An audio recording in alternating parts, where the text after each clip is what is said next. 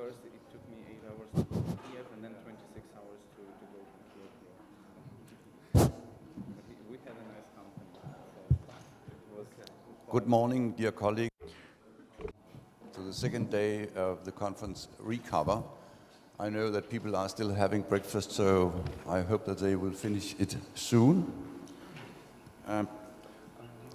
Today we have a little, the setup is a little more practical for us. Everything is on this floor, meaning the hall here, the other tracks, workshops, coffee breaks and lunch. Everything will be here on the same floor.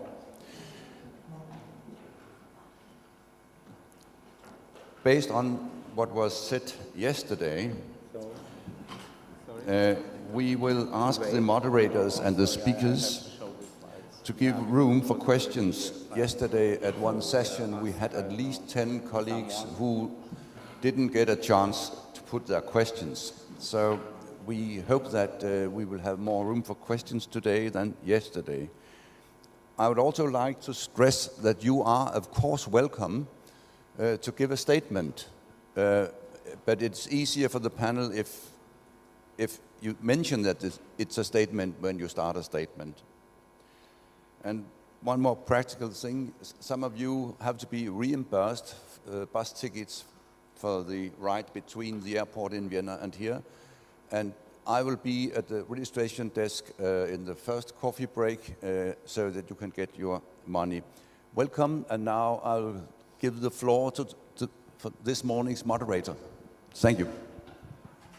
Thank you very much. Dobré ráno, good morning. My name is Michal Horecký and I'm very honored to be here with you. Welcome to the Saturday morning session of Recover conference.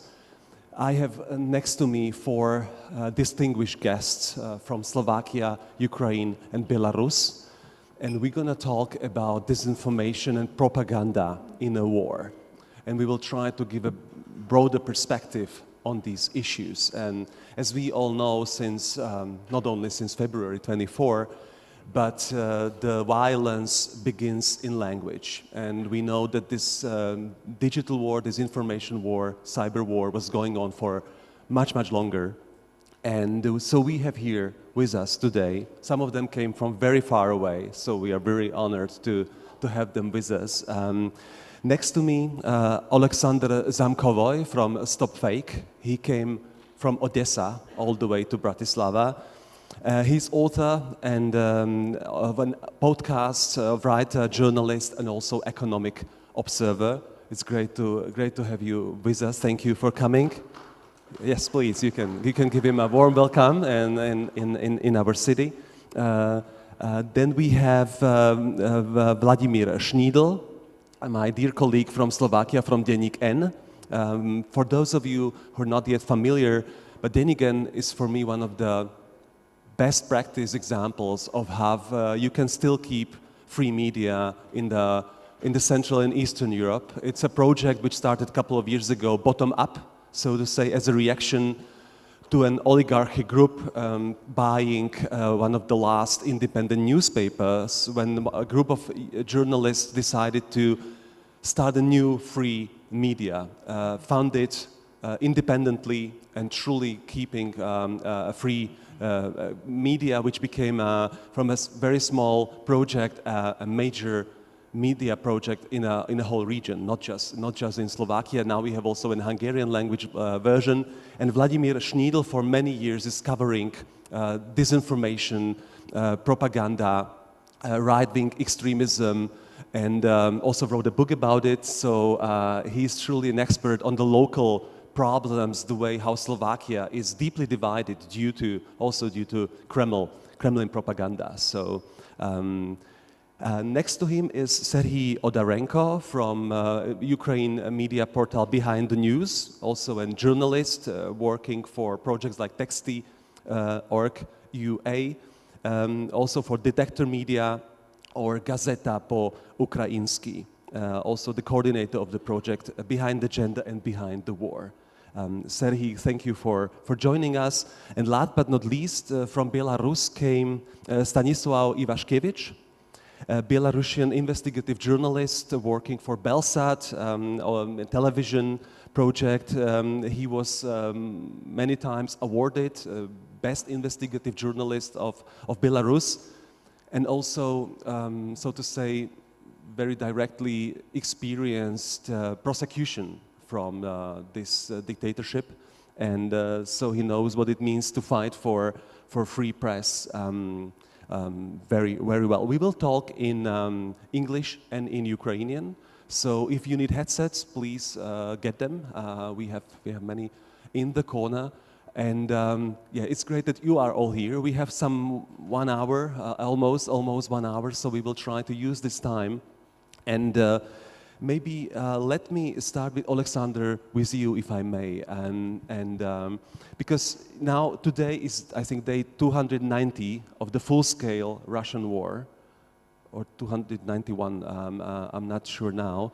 But we know that this war began digitally as well, and it became with information war. I would like to ask you how do you think Ukrainian public reacted?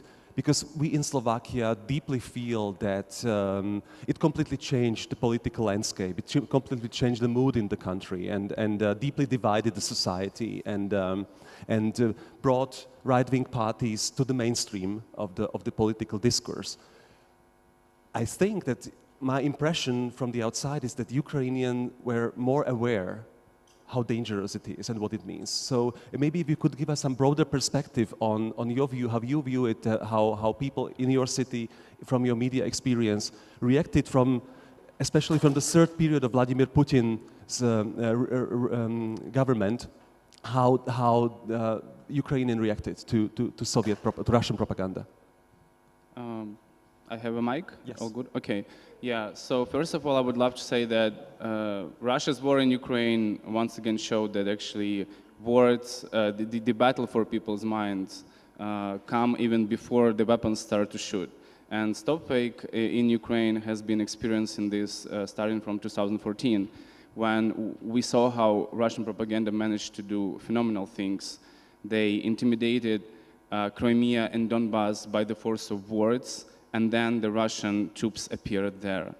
And throughout these years, we also see how Russian propaganda machine worked properly, and we now see the results that they convinced their own population that Ukraine isn't even worth existing.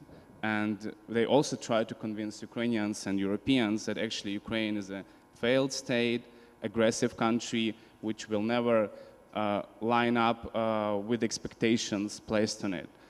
And now we all understand why, because when you use the force of words, you can intimidate, and it also gives you the idea that you can repeat one more time what has already been done. I mean, the invasion of Ukraine, which started from Crimea in 2014, and it happened painlessly for Russia. So I have a slide that I prepared as an analysis that we in my organization in StopFake made based on the 500 fakes we debunked during the full-scale invasion, starting from the full-scale invasion of Ukraine. I think this will give you a clue how Russian propaganda really communicate with the world, aiming at Ukrainian audience, soldiers, and international audience. If I may have it on the screen.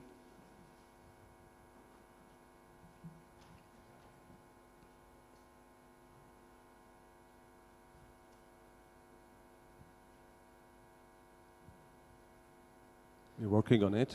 Yeah, so quick explanation based on 500 fakes that we debunked starting from the full-scale invasion. We tracked 18 narratives that are still relevant, and they really do not differ much from what we had before February 2022. But also, of course, the big war put some adjustments to the narratives of Kremlin, and I just want to show you how Russia invent new narratives and also keep the old ones, because they have been building them throughout the years, and also they based on them the idea of the invasion of Ukraine. And of course, Russia won't deliberately refuse using them.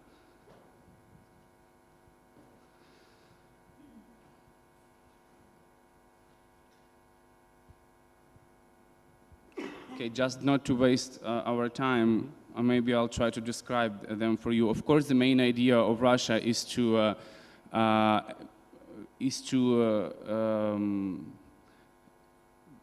justify the invasion of Ukraine and to discredit Ukraine, but you may probably be surprised that the top one narrative that we tracked is top fake, and the biggest majority of fakes that we debunked during these 9 months were mostly related to the discrediting European Union and the United States, which was a big surprise for us. These are the topics like that the Western countries won't support Ukraine anymore, and for example that the grain deal actually enriches European Union and devastates Ukraine, that the Western media are quite corrupted and there is a censorship in European media, they can't speak the truth. Also there were fakes about, they tried to quarrel the European Union and the United States because this is what Russia actually does all the time. Another top 5 narratives which are vital for Russian propaganda are discrediting Ukraine in the world, keep saying that this is a failed state, and discrediting Ukrainian armed forces, actually the biggest, in our society now, the trust towards the Ukrainian armed forces is probably the biggest one and the biggest level we ever had. Also, they try to discredit the government and local authorities, and they claim that Ukraine is still a Nazi state, a terrorist state, with the illegitimate Kiev junta. They spread the narratives, the myth, the cultural and historical myth about, let's say, that in Ukraine the Russian-speaking population is still oppressed, and the Ukraine was historically a part of Russia. Of course, like if we go deeper, for example, now the newly baked narrative is to demoralize Ukrainian people, saying that we have spreading the fake news about the losses of Ukrainian army on the battlefield, and also spreading fakes about victories of Russia on the front lines. Also, they try to use the Russian attacks on our energy system as a pain point, and they also try to divide our society from within, because this is what they try to eliminate, because when Ukrainian society is united, there won't be any chance for Russia to win. Okay, very briefly, other narratives would be, of course, like the staged Ukrainian videos, so-called. They tell all the time that all these videos that were shot on the occupied territories actually are staged. And what is interesting, they also claim that European Union government helped Ukrainians to shoot these videos, and they claim that the Western media just doesn't want to notice it. Also, there were plenty of facts about the economic and energy crisis in the EU, the US biological weapons, of course, in Ukraine, and nuclear dirty bombs that Ukraine allegedly prepare. But all that, of course, these are like, even though they have the significant part of these narratives on the list that you unfortunately can, okay, so finally. All right. Thanks for that. All right, so you can now just see what we got based on the 9 months analysis and 500 false messages, which are actually fake news. So you see the top 5 narratives. I've already described them, and also some of them are on the bottom of this list, but that doesn't mean that they are not so popular. I just want to show you that Russia is still trying to use those narratives they built throughout the years, because they justified with them the invasion of Ukraine. And very interesting fact about the pro-Kremlin agents that are now in Europe actually trying to say that they saw on their own eyes how, for example, in Ukraine, the Ukrainian military shoots civilians and bombed their houses and civilian objects.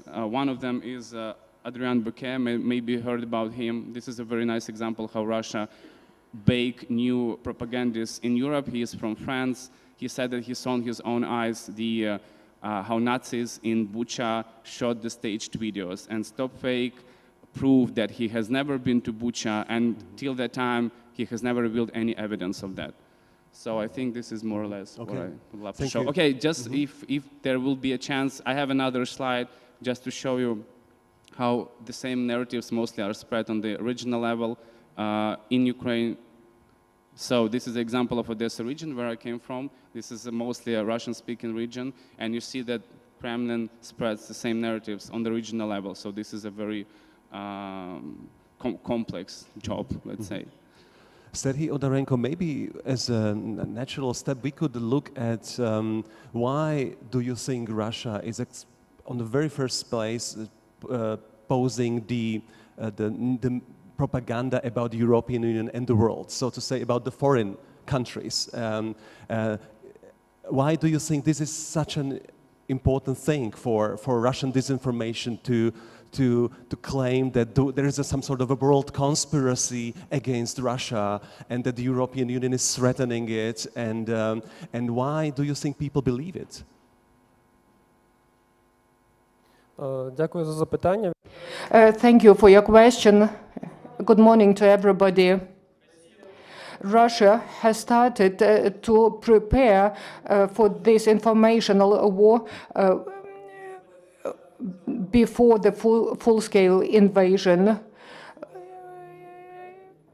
2020, a lot of narratives were around coronavirus fakes, anti-vaccination fakes started in Russia mostly, not only in Ukraine but worldwide. Russia did it in order to undermine the trust of the population, the trust for the government worldwide to instigate protests. And you could follow how this topic was changed to the war. Take as an example biological laboratories. Maybe you have heard during the pandemic they dissipated the news that there were US-American laboratories in Ukraine, and coronavirus escaped those laboratories, and after the 24th of February, this fake was reanimated. The fakes of Russia have become more sillier. Reasonable people understand they are not worth being believed, but even Goebbels said the sillier is the news, the higher the chances that people will believe. And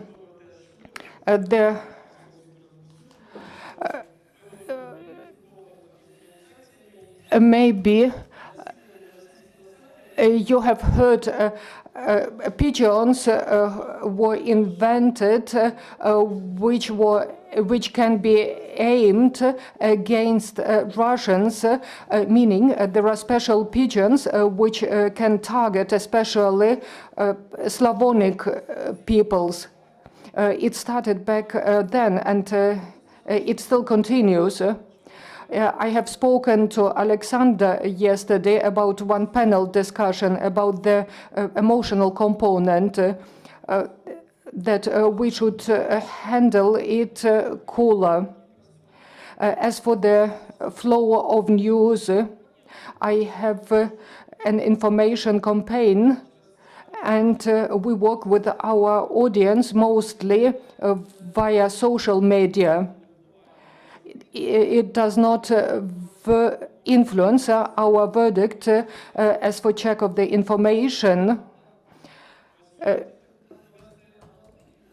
meaning whether it's authentic and true.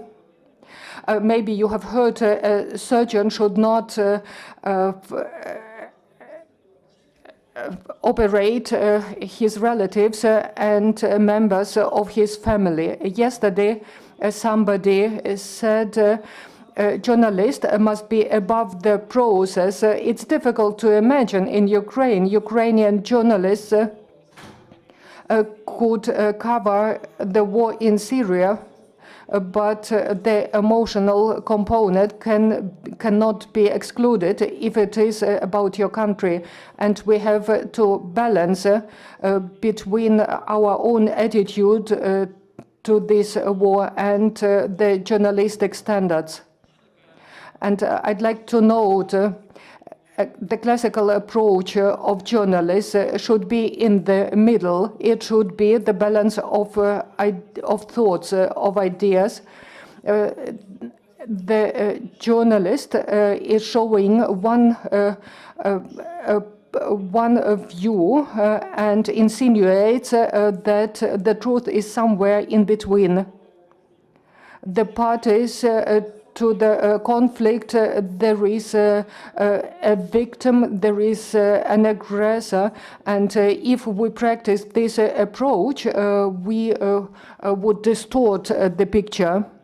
If you have another questions, I am ready to answer them.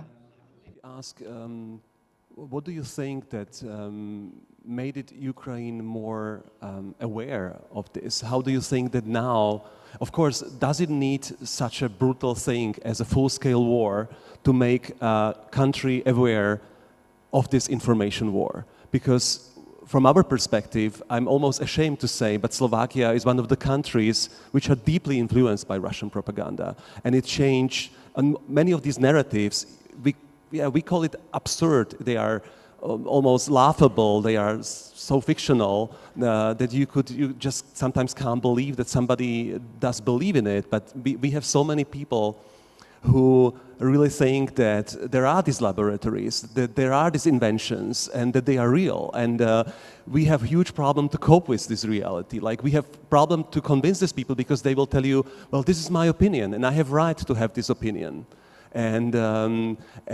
So what do you think, Ukrainian people more able to cope with it from the very beginning?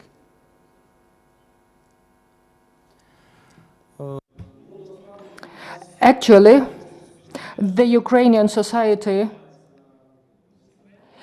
is also susceptible for these fakes. But the unity, which could be followed back to the February 2022, it is a resistance to the fakes. But if you live in a different country and you don't have personal experience, it's difficult. I have spoken a lot to foreigners, and I see that they do not show understanding of our position, of the way how we see the war. How I see the way out of this situation is to work in advance and to educate people to think critically. I think it would be the way. By the way, in some schools in Ukraine, children learn to think critically. I don't know how it is dealt with in other countries, but it would be a good practical way. We have a problem with many teachers. There are quite many teachers who also do believe propaganda in Slovakia, as one poll has showed us. Vlado Šnídl, so with you are coming back home. We're going back to Slovakia, to Slovensko. For many years you have been following the impact of disinformation on Slovak political life, on the Slovak society, and also on the Slovak educational system. And you also want to show some pictures, yeah? Okay, if we could show pictures which Vlado sent, it would be great. You also experienced how the rise of not only Kremlin propaganda helped right-wing political parties to get to parliament, to get elected on the local level, but also on the national level, to a national parliament. Why do you think, and in many polls, comparing with Visegrad countries or comparing with Central and Eastern European countries, Slovakia is, so to say, very often number one as a country where people do believe in many conspiracy theories. They do believe mostly that there is a world Jewish conspiracy and many, many others. So where's the problem? Why are we so bad in coping with this problem? Yes. So first, I just ask whether I will have my pictures that I brought. Yes, in a couple of minutes, I will talk about Slovakia first because you are in Slovakia, and thank you for that.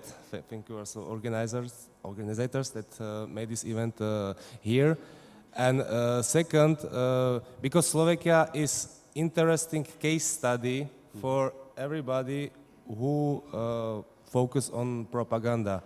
Because Slovakia is, even though it's in the European Union, even though that currently Slovakia has government that is quite pro-Western and it helps Ukraine, the society is very vulnerable on propaganda. And if the presentation will run, I will show you it on some data. No? No? Okay. Okay, so you have to just trust me. When we take a polls, or comparative polls that, for example, think tank Globsec does in several countries in a region, you can see that in Slovakia is Vladimir Putin has the biggest preferences in all the region. When people get a question, how you find Putin, positive or negative, only in one country, in the European Union, in this region, Putin has bigger popularity, or before war had bigger popularity, and was Bulgaria. So first, according to these polls, the most pro-Kremlin is Bulgarian, or are Bulgarians. Second are Slovaks. Even though, for example, Hungary has government that is considered as, or is called as a Trojan horse of Putin in the European Union, even though Hungarian society is not so much pro-Russian as Slovakia, or as Slovaks are. According to these surveys, half of population before war was considered Putin positive. Half of population, according to these surveys. In certain time, Putin has a bigger popularity in Slovakia than in Russia. And now, why? Why is it? There are some national specificities this kind coming from history that I will not talk much about, but one of key factor are social media. Currently, the main playground of propaganda, of course, are social media. In Slovakia, the most dominant social media is Facebook for adult people or for people in middle age and more maybe higher age. For people the lower age is of course Instagram, and for teenage is TikTok. But most of the population is in Facebook, and this propaganda is of course reach these people via Facebook. And the point is that these people, or many of these people, think that they love Russia, or think that they have positive sentiment towards Russia, towards Putin. But point is that they have positive sentiment only towards its imagination of Russia. It's imagination of Putin, because these people find Russia in a way how they see Russia in Facebook. And so if they, for last years, saw Russia as country that is a technological superpower, as economic superpower, they saw Putin as a leader that is against homosexuals and so on, that works on part of society. They have sympathy for that. And in Facebook for last years was mainstream the main narrative of Russian propaganda that is saying that not Putin is aggressor, not Kremlin is aggressor, West is aggressor. They saw for years and years articles, pictures, memes, in where, for example, Russia was surrounded by military bases of NATO, when there was the narrative that Putin is just defending himself, West is aggressor. So when on 24th of February war started, and these people was in default that West is aggressor, of course that they will not believe that Putin is aggressor, and they will still believe propaganda saying to them that West is aggressor. So unfortunately, these people, or when I say some conclusion, what is the main problem? This society, and maybe also society in your countries, is not prepared on social media. Is not prepared on social media.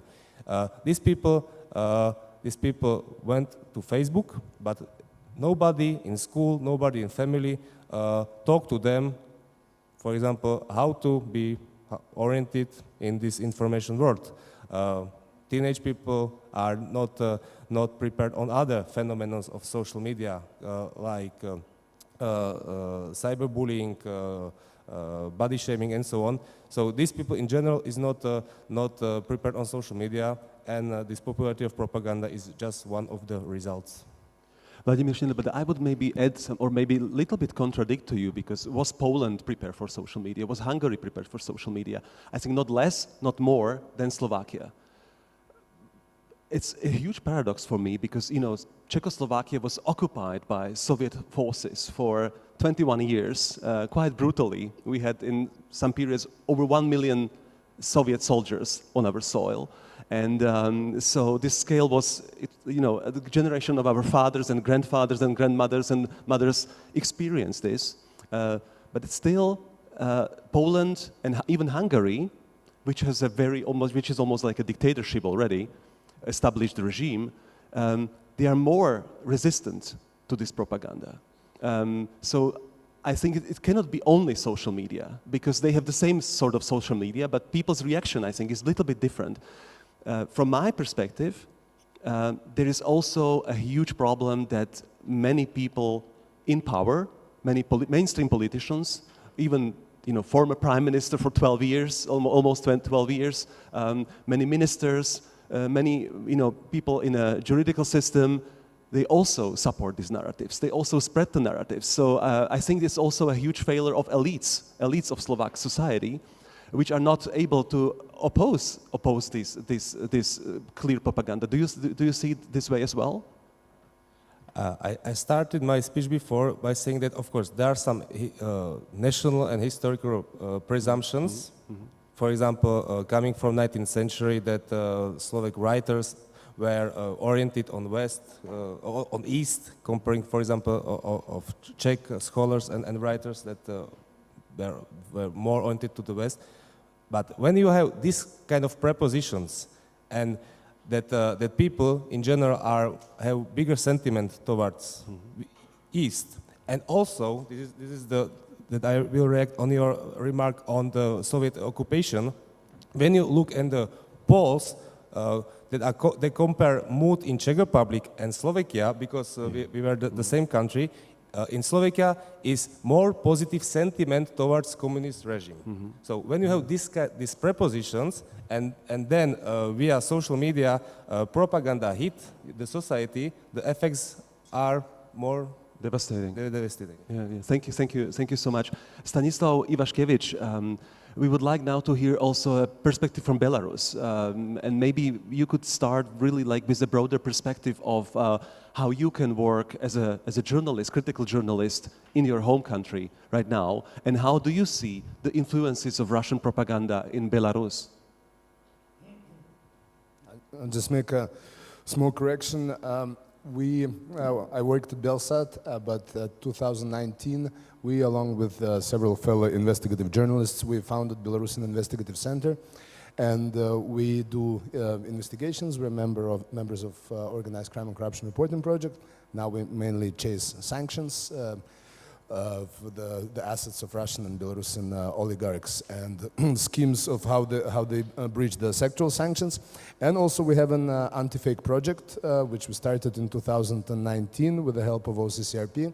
And actually now it has it has about 1 million views per episode, which we do per week. And yeah, so several things that we've noticed there. We chose a format which is very minimalistic, and which is basically here's what they said, here's the document, how it's right, checkmate, with very short things like this. It actually turned out that that it has its own audience, because whereas when you make a little humorous comment, you know, and everything, it's actually fun. It's more fun to watch, but this minimalistic approach actually found a big audience, especially now during war in Ukraine. We have found to have a lot of Ukrainian audience and Russian audience on Facebook video, because sometimes they go, because we are used to saying that, okay, there are the normal people who don't support any of this, and there are the idiots or orcs, right? But both in Belarus and in Russia, there are many layers of these neutral people, and there are various approaches how to basically penetrate these bubbles. And a lot of them who are undecided, we usually call, yeah, there are the normal people, the idiots, and in between is like marshland.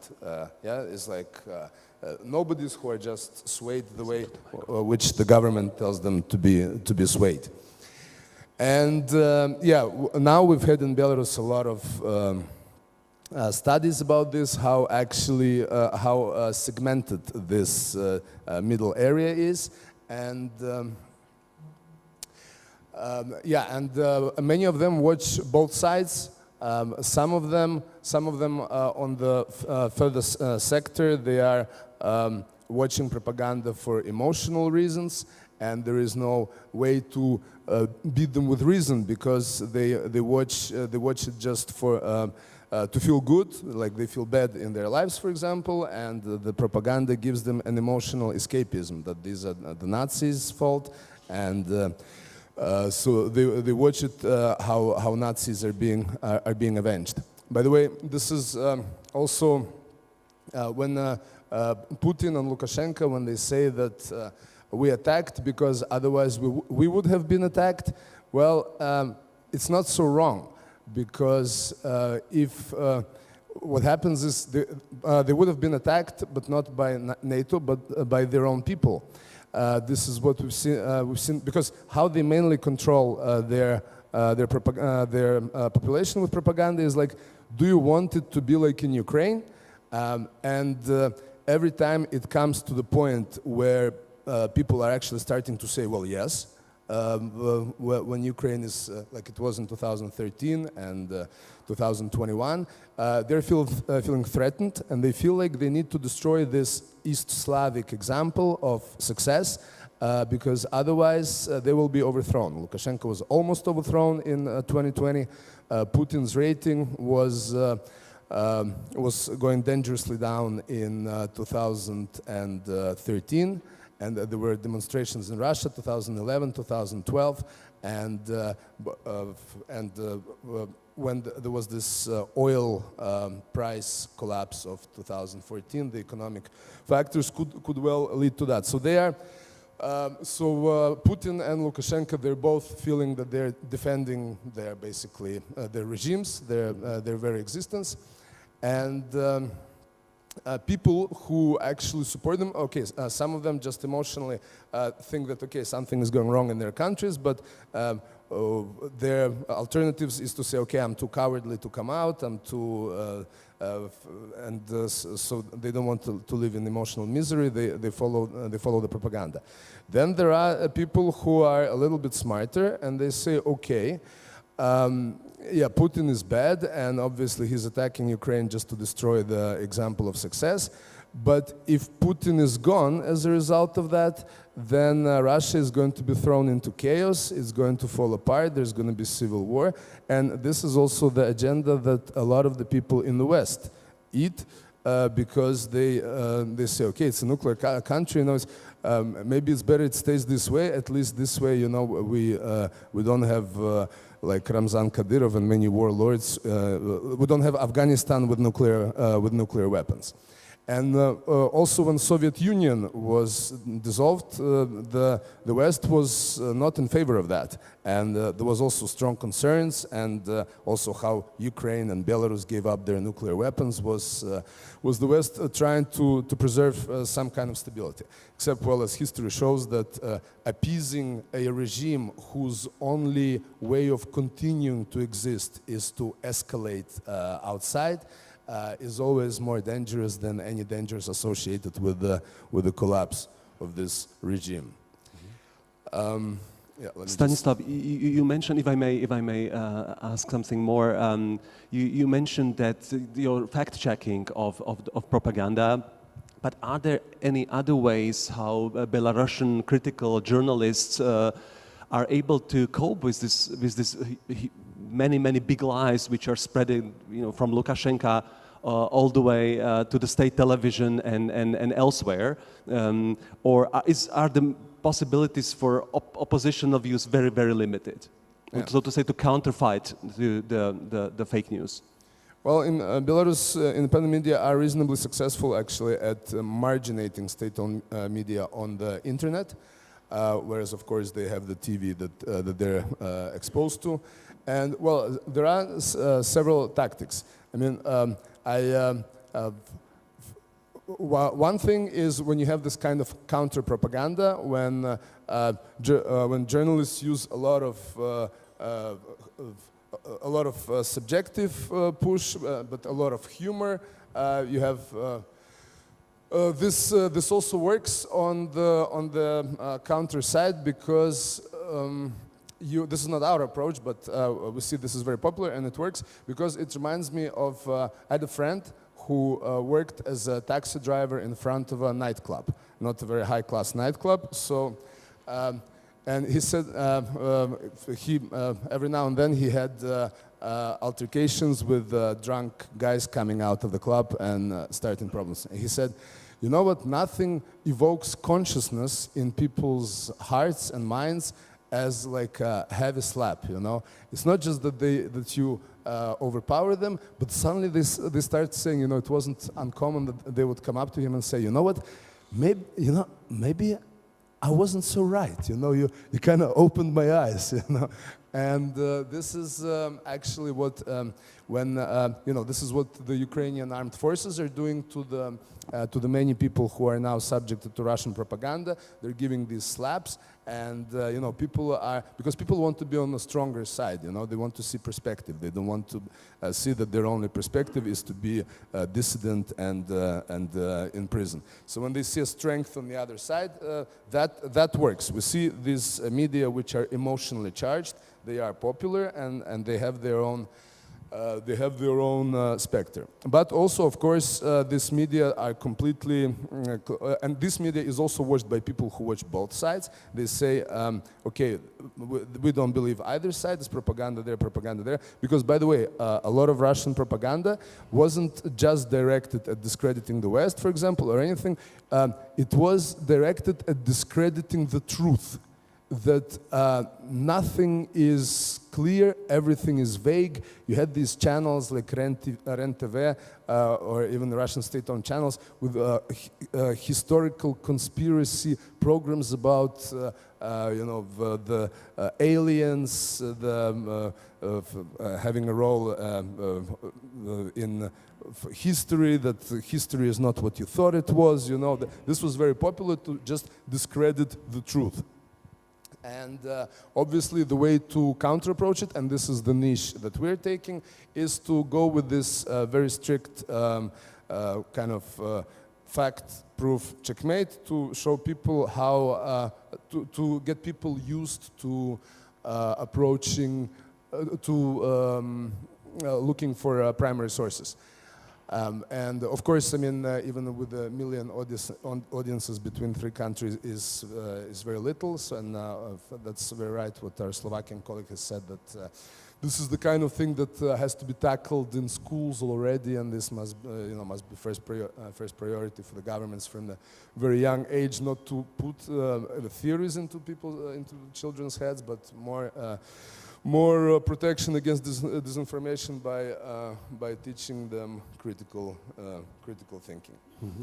And yeah, finally, that a lot of people who are just who want to be away from everything. So we saw, for example, from even Ukrainian SBU that the phones that they tapped, that sometimes people from Ukraine are talking to their relatives in Russia and telling them all the terrors, and there is a woman on the other side in Russia who is like under Putin's propaganda, and she's like, okay, please just stop talking at me this, because my heart is like, I'm starting to feel bad, I'm gonna have to call ambulance. So these people, they are very fragile because they have the emotional connection to the propaganda on one thing, but they kind of go away from any kind of stressful content. So of course there is and that specter has to be approached through very, very careful unjudgmental and objective content. There is also a whole specter which Russia is stronger at because of their higher budget, is the entertainment industry, which has nothing to do with politics, but which gives subtle messages. Yeah, Russia has invested huge amounts of money into that, and there is and the counter side doesn't have so much resources to counter propaganda in the entertainment industry. But yeah, this is also one way to approach them, is subtly and very carefully, so that maybe you don't convert them now, but they're ready to be converted when there is a stronger information wave. Mm-hmm. Thank you, Stanislav. Alexander, I would maybe add, because we already mentioned that one of the problems why propaganda is spreading, why it's getting more popular in certain countries, is failed leadership. We heard about Lukashenko, we heard about Slovak top politicians who are helping to spread it. On the other hand, especially since February 24, the whole world literally was watching Volodymyr Zelensky becoming a sort of fascinating figure also in the way how he communicates. He became, so to say, himself impersonification of a fight against fake news and lies, and the big lie of the Russian imperial war. How you see his role in this fight for, so to say, the truth in this horrible war against Russia? Okay, it's an interesting question. Yeah, the example of Volodymyr Zelensky, I think this is like his moral case of coming from the actor to the president and one of the most important world leaders nowadays. He was pictured on the Times magazine, and him and Ukrainian people, the latest cover. Yeah, but if we talk about how he really corresponds to the fighting with the fake news and propaganda, I would say that he is a good example of establishing a great communication with the society. This is what, this is actually, when we have the information vacuum, Russian propaganda get the advantage. And if the politicians and the establishment of the country understand how to communicate with the people, with the organizations, how to encourage the society, how to be all the time online, a lot of fakes, they just don't have the opportunity to exist, because there is a very small gap between the appearance of the fake and the debunking. And now we see how a lot of state organizations and state authorities in Ukraine, they are constantly online with our society, because they have the channels on social media. They have, of course, like TV. They have they are present all the time in media. They communicate because when you communicate, you really, don't get a lot of chances for the propaganda and fakes. And I think that this is one of the options for the countries where this communication probably is not so effective. If you develop this, I think that Russian propaganda would be more confused in dealing with the country than in other cases. Thank you so much. Well, we have some 12 last minutes. Please, we are very welcome. You are welcome to ask questions. We have the first one right here. I don't know if we need a microphone, probably for the interpretation. So, could anyone help, or maybe just scream the question, and I will repeat it for the interpreters. Please, lady in red.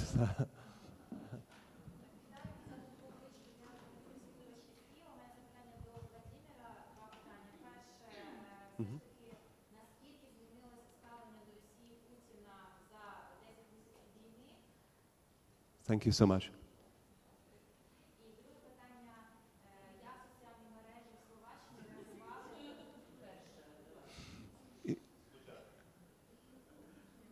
Just very shortly repeat the first question, please. Запитання номер. Number one question. Can you let me know how the relationship of the Slovak citizen changed towards Putin during the first months of war, and how mass media reacted to your help to the people in Ukraine, military help, military assistance, I mean?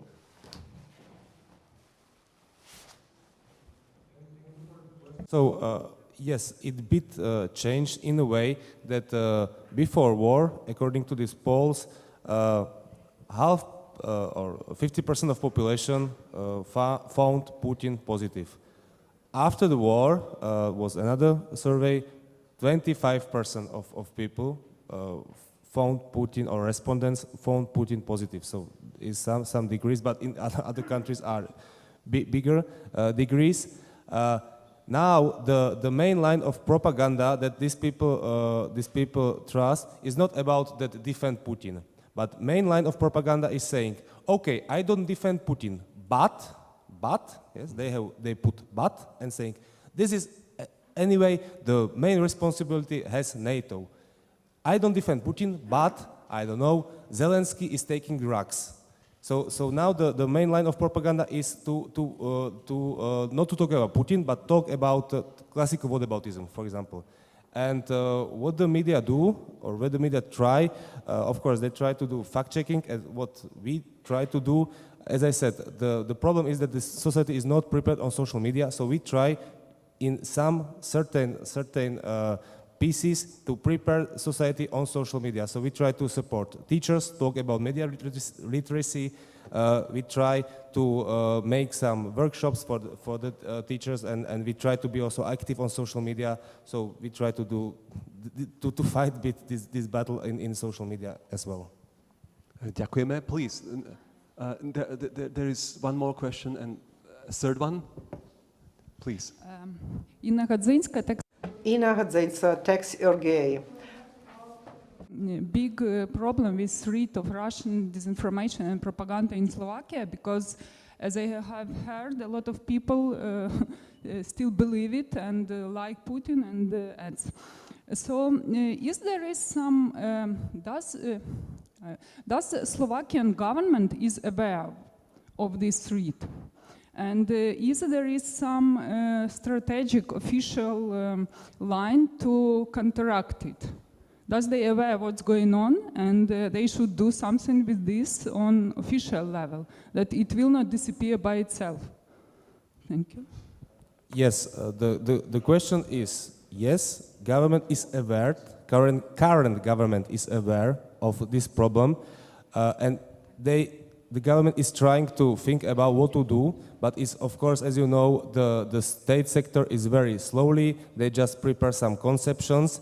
So, in general, they woke up very late, and now they just think about what to do. So, my attitude is that we don't have to wait for government. We have to do something by ourselves, and there is still threat that after next elections, will come another government, another political parties who are in other way that they are okay with propaganda because they benefit from propaganda. So yes, government, the conclusion, current government is trying to think about, but it can be just temporary issue.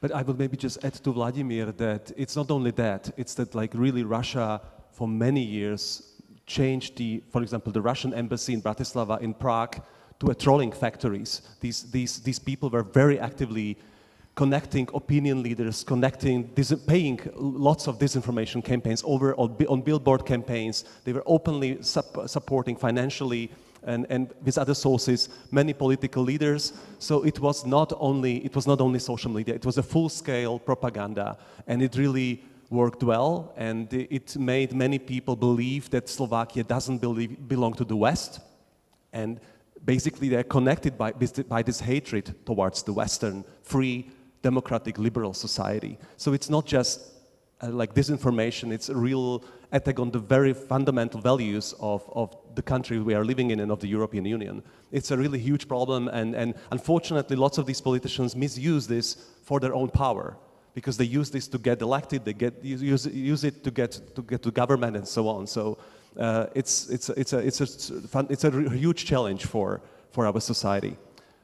So thank you. More questions, right here and then there. You have the next one. Добрий день, мене звати Валентина. Hello, my name is Valentina Bekova from the Center of Fighting the Russian Propaganda from Kiev. I have a question and I would like to compliment my colleague who has just spoken. He said when fighting propaganda there are two factors. First factor is to debunk the fakes, and the second is to work with society and to provide for informational hygiene. But I would like to compliment that the Russian propaganda is much more than just fake news. The Russian propaganda narrative is present in modern literature, in cartoons for children, in their their comedies and their stand-up comedies and humor programs. And another factor that is quite important is that they are very accurate about the channels of distribution of their information. They are reaching out to their audiences effectively. And the problem is that in 2017, that is at the time of President Poroshenko, the Russian social media were suspended. And then in 2020, Zelensky confirmed this option of stopping the Russian-speaking social media. I know that in the West they were critical about it because they thought that that was a threat to democracy.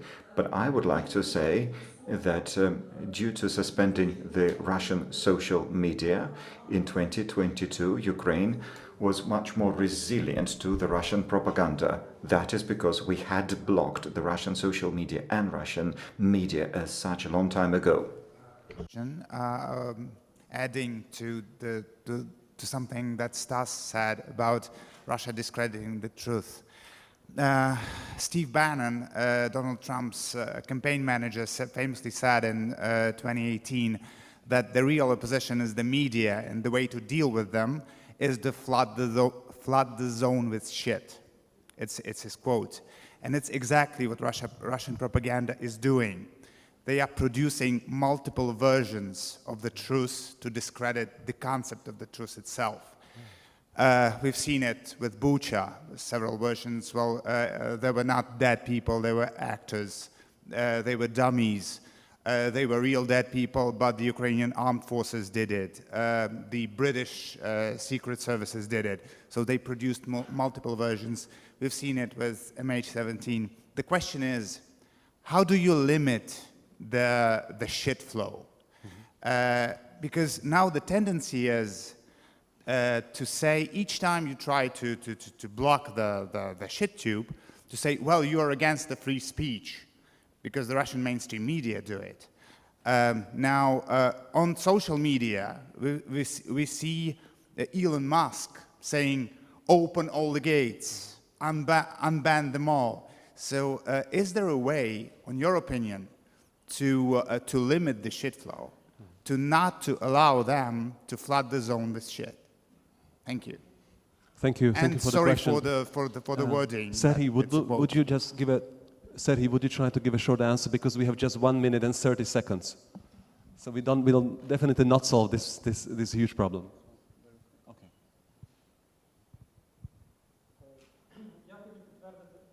Microphone, please use the mic. The mic doesn't work.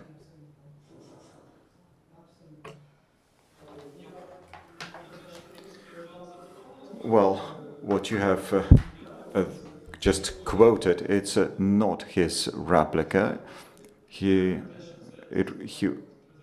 But indeed, this is correct.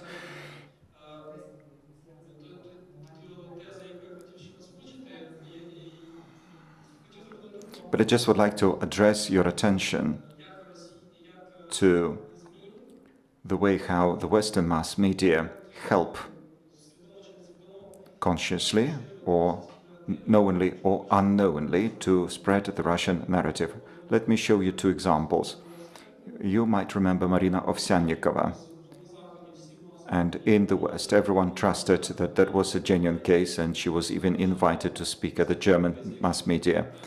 But if you follow that story with her, her main task actually was to spread the narrative about the sanctions against Russia being unnecessary. That was her main message. And another case, less known in Ukraine, but better known in the West. There is this Russian soldier, Filatyev, who was killing Ukrainians in Kherson. And there were many articles about him, and there was a lot done by France 24, Gazeta Wyborcza, Guardian were writing a lot about that soldier. Now, what is his story actually about? There was some health problems with him, and he was hospitalized for some time. So he was demobilized from the front line and taken to hospital. And then, all of a sudden, he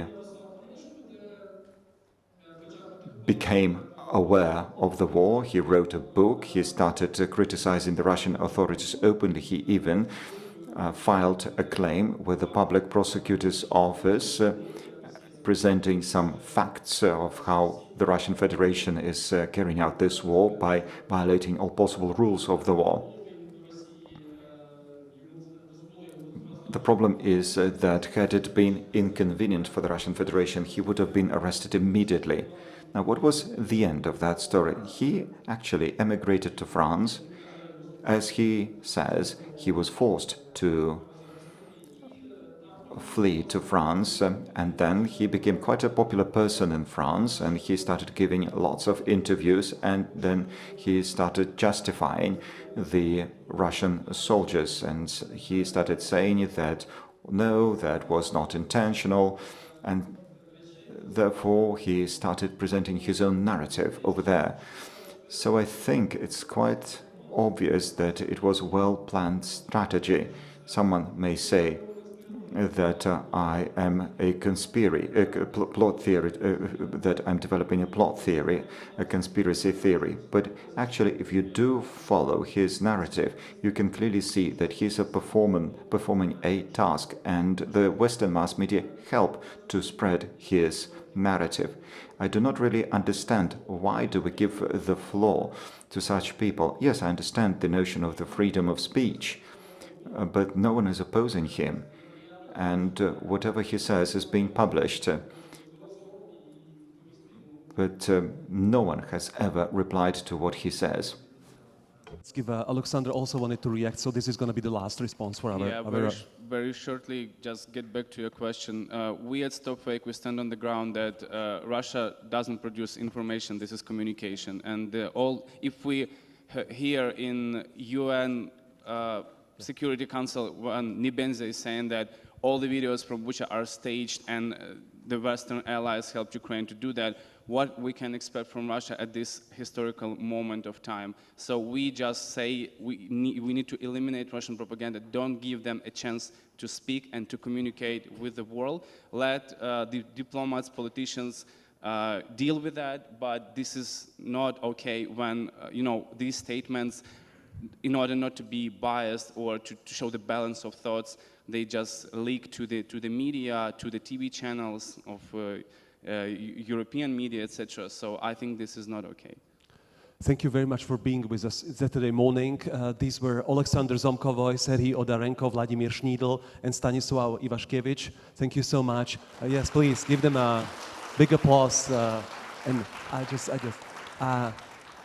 thank you so much. The program continues. I just want to tell you, please, because we are a little bit late, get fast to the next programs. Sorry, I'm Henrik, just for a few moments, and he's very strict on time. The next one here is reporting about peace, Georgia, Moldova, and Kosovo in this room.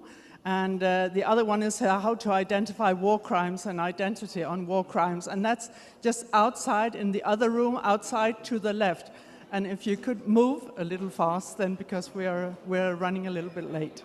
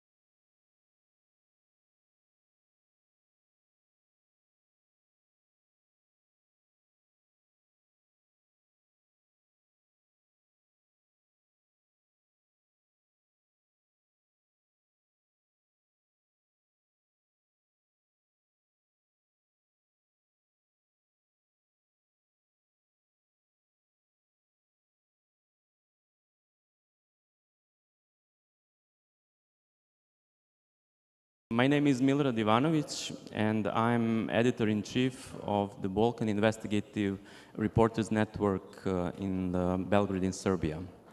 And today's session is about reporting about peace, and we will take examples of Georgia, Kosovo, and Moldova. A few days ago, I saw on Twitter a video by Bosnian singer Laka. He was a representative of Bosnia in Eurovision in 2008. And he said one very interesting thing.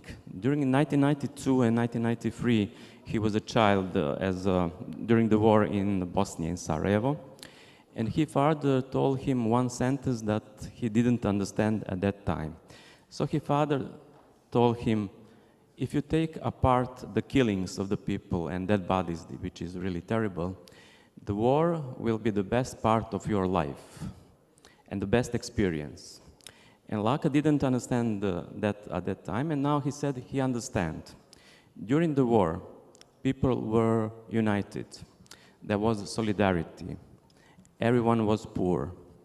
Everyone was one enemy and one goal. Now, people are divided. Some people are becoming rich. There is a lot of divisions in society. So this is something that is, for me, was very interesting, and I think that, at least from the Balkans, we can say that this was true. On the previous session, there was talks about Slovakia, and during the Yugoslav wars, Slovakia also played a very interesting role. The then Slovak president, Mačar, was supporting Serbian dictator Milosevic. And Slovaks were able to travel to Serbia freely without secret police following them, and so they were traveling freely. Americans realized that, and they thought that it would be great to send help to opposition through Slovakia. And I was the one who was contact between the Slovak organization and the Serbian student organization Otpor. And I organized the first meeting between Slovak students and one Serbian student who was at that time very poor. Through this Slovak organization, Americans sent a lot of technical equipment, a lot of money, and this revolution was very successful. This Serbian student who was on that meeting is today one of the richest person in Serbia. And I'm still the poor journalist who think that by writing about criminal, you can change the country. But I think he was, I think, much more clever than I am. Today, I have really pleasure to welcome excellent and really fantastic group of people who will be today with me. So let's start from my left side. It's Una Hajdari from Kosovo. She is now living between Italy and Germany. She is covering issues of European development, and she's writing Politico Europe, yeah? Her interests are identity of former Soviet countries, and she is the recipient of many, many awards, fellowships, and grants, and I cannot mention all of that. And she said that she given up from most of her hobbies because of work, so maybe you can change that. Then we have a colleague from Georgia, Temur Kiguradze. She's now working in IREX as a journalist and safety trainer. Before that, she was a contributor to IWPR, Radio Free Europe, BBC Russia. In 2008, he was wounded in Tsinvali, and he also covered wars in Afghanistan, Libya, Egypt, and Syria. And finally, we have our dear colleague from Moldova, Alina Radu. She's investigative reporter and co-owner and manager of the largest investigative reporters team in Moldova, Ziarul de Garda. They are publishing in 3 languages, in Romanian, Russian, and English. And they were named as the most trusted media in Moldova. And also, she also received many awards for her work. Okay, so welcome. And The point of this session will be to give you some examples from our countries and what are the lessons we'll learn from conflict and the peace. And I hope that our Ukrainian colleagues will have some benefits from it. Well, yes, and this is also planned to be a dialogue, so we'll have just a few set of questions and then we will open the floor to you, and we hope that we will be able to answer all of your questions. So let's start with Una. Una, you are familiar with both the war in the Balkans and the Ukraine.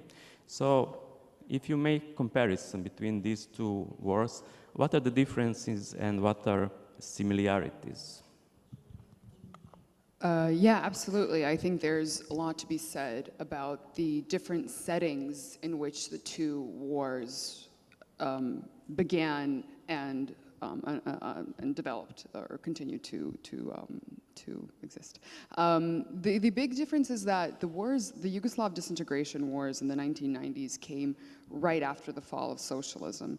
And they also came after a period when the Federation, as such, I mean, the younger generations and stuff like that had experienced significant cultural, artistic sort of rebirth or blooming in the 80s. So the society had become more open, more progressive, more tied together. And so when the wars were launched, the respective wars, so very briefly in Slovenia and then in Bosnia, very briefly in Slovenia and then Croatia and then Bosnia and going south as things tend to. And there is still a very fresh memory of these nations living and working together and collaborating. And I think that the ties between the nations were much stronger. The thing with Ukraine that is completely different is even in 2014, you've had 2 decades of Russia the independent Russian Federation and independent Ukraine, you know, Russia undermining Ukraine's independence in various forms, be it during the Kuchma period and the revolutions or through Yanukovych and so on and so forth. You know this better than I do. And I think there is, because yesterday we were talking a lot about these broken bonds and this lack of trust. And the bonds hadn't been broken, the trust hadn't been broken to the extent that it had in Ukraine in 2014, and then especially this year in 2022, after 8 years of active war in the eastern part of the country. This, on top of the fact that the journalism scenes, because here we're talking about journalism, the journalism scenes had also not suffered from these deep divisions.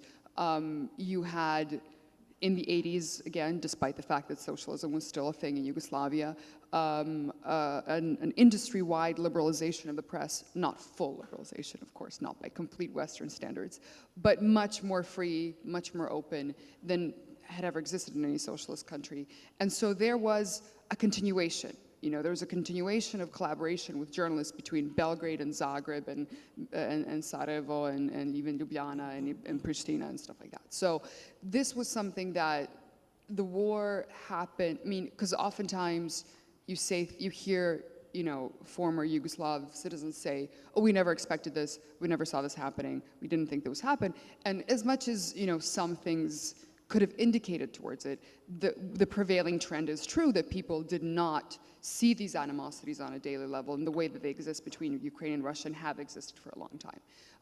So this is an important difference, and it creates a different setting for the war too. You know, it was much easier for a colleague who perhaps until a couple of months ago had worked for the same newspaper in Belgrade and Sarajevo to collaborate than it would be for a colleague who for 20 years one side has been, whether forcefully or not, having to sort of support Kremlin lines while the other side has been working for Kiev to suddenly say, oh, well, you know, I'm going to give up everything. And so I understand that gap, and I see it a lot on the ground in Ukraine, both in the reporting that I've done before February 2022 and after it. And do you have any advice how to solve this problem? Because cooperating with the journalists from the opposite side, let's say, is very sensitive and not always very pleasant. I will give you just one anecdote from my work. In 2015, I became editor-in-chief of the Serbian edition of Newsweek magazine. And I wanted that in my first issue have an article written by Albanian journalists, because I wanted to send a signal, that this is kind of editorial policy we will have. And I asked the correspondent of Albanian media from Belgrade to write an article without any editorial interference. And I was very proud of that article. But the morning when the article was published, he called me and he was very upset. He asked me, why did you change my article? And I said, I didn't change your article. What's happened? My newspaper was working as independent, but we were using photographers and proofreaders from state company. And in that company, proofreaders had obligation that whenever some journalist sent word Kosovo, they have to change it to the Serbian version of it, Kosovo and Metohija. And Metohija is land by the church. So the proofreaders in his article changed everything Kosovo to Kosovo and Metohija. And that made a huge problem for him in Kosovo. And since then, we had a problem. He cannot believe that this was a proofreader's change. So for the several years, we were making kind of trust between us, but this small mistake really ruined it. So Una, what would be your advice? How to solve this problem? Well, if I had the perfect bit of advice for it, I think I would have shared it by now. I don't think there's a shortcut to it, but yesterday, again, we were talking a lot about what constitutes objective journalism. And even I have met individuals from both Russia and Ukraine, and what people consider to be objective on one side is very different to what other people consider to be objective on the other side. And objectivity in journalism, as we found out, through countless examples, especially of Western reporting that tends to be, very a simplified version of local events, it's a moving target. It's not always as clear and as straightforward as we in journalism hope and like to believe, sadly. Having said that, I think that a massive amount of humility is extremely important, in coordination with the fact that journalism is not a perfect profession. I said this yesterday during the heated debate. Your proofreading example is such a great example, because so many times I've written about all these tensions in the Balkans and everything, and I go to painstaking lengths to make the article as, all-encompassing and objective and, and all that kind of stuff. I send it off, and in print, the headline gets changed, because especially in the English press or English language press, so American or British, editors have final say only on headlines. The content they can't change without your explicit approval, but they can change the headline. And now the editor doesn't necessarily want to ruin your headline, but they don't have the level of sensitivity that you do, especially if it's someone who's based in London or New York. And so that has caused problems for me a lot of times. Or, as you said, photographs and stuff like that. And so humility is a really big issue. The other thing is, and this is really important, because this was something that had to be taught, that I think is passed on in previous generations in the Yugoslav wars, is always be aware of whether the position that you are supporting, or what you think is objective, is oppressive to another group.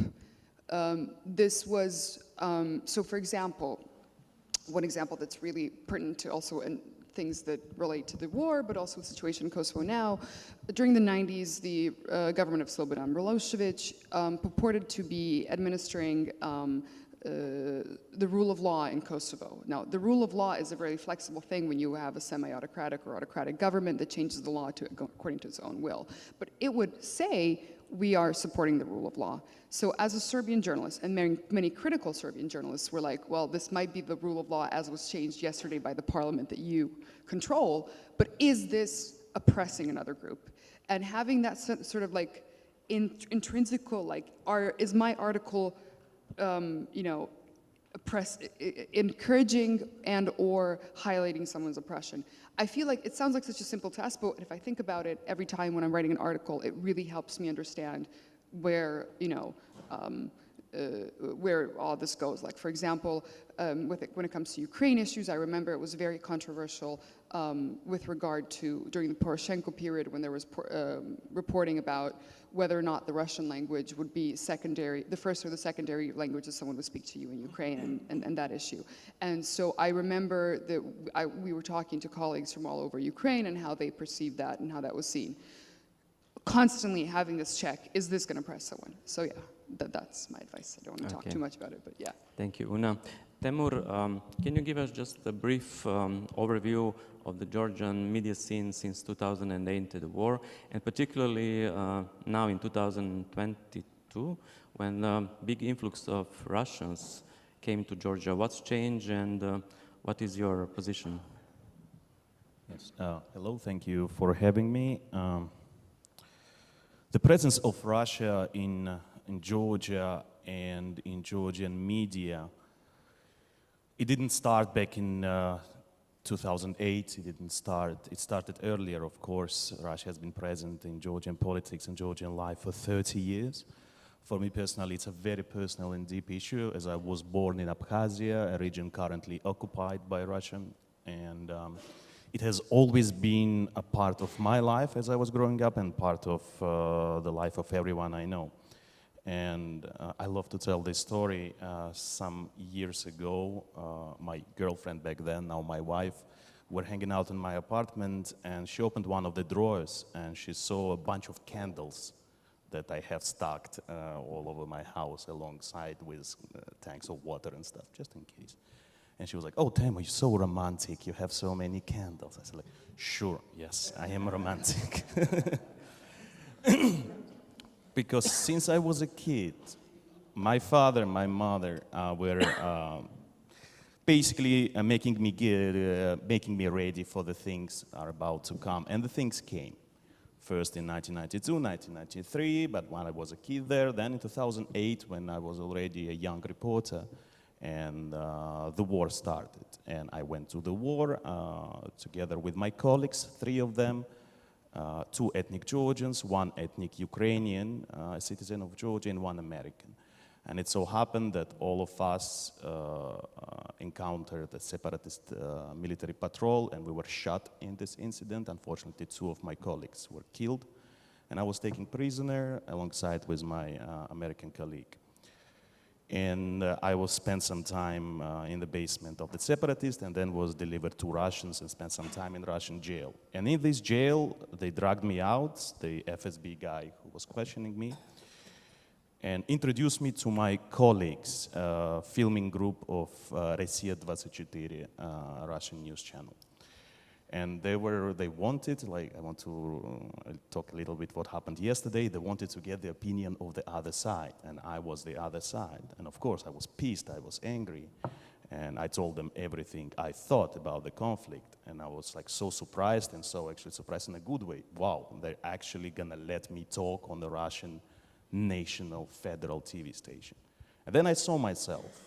The next day, they actually brought me to watch myself speaking on Russian news.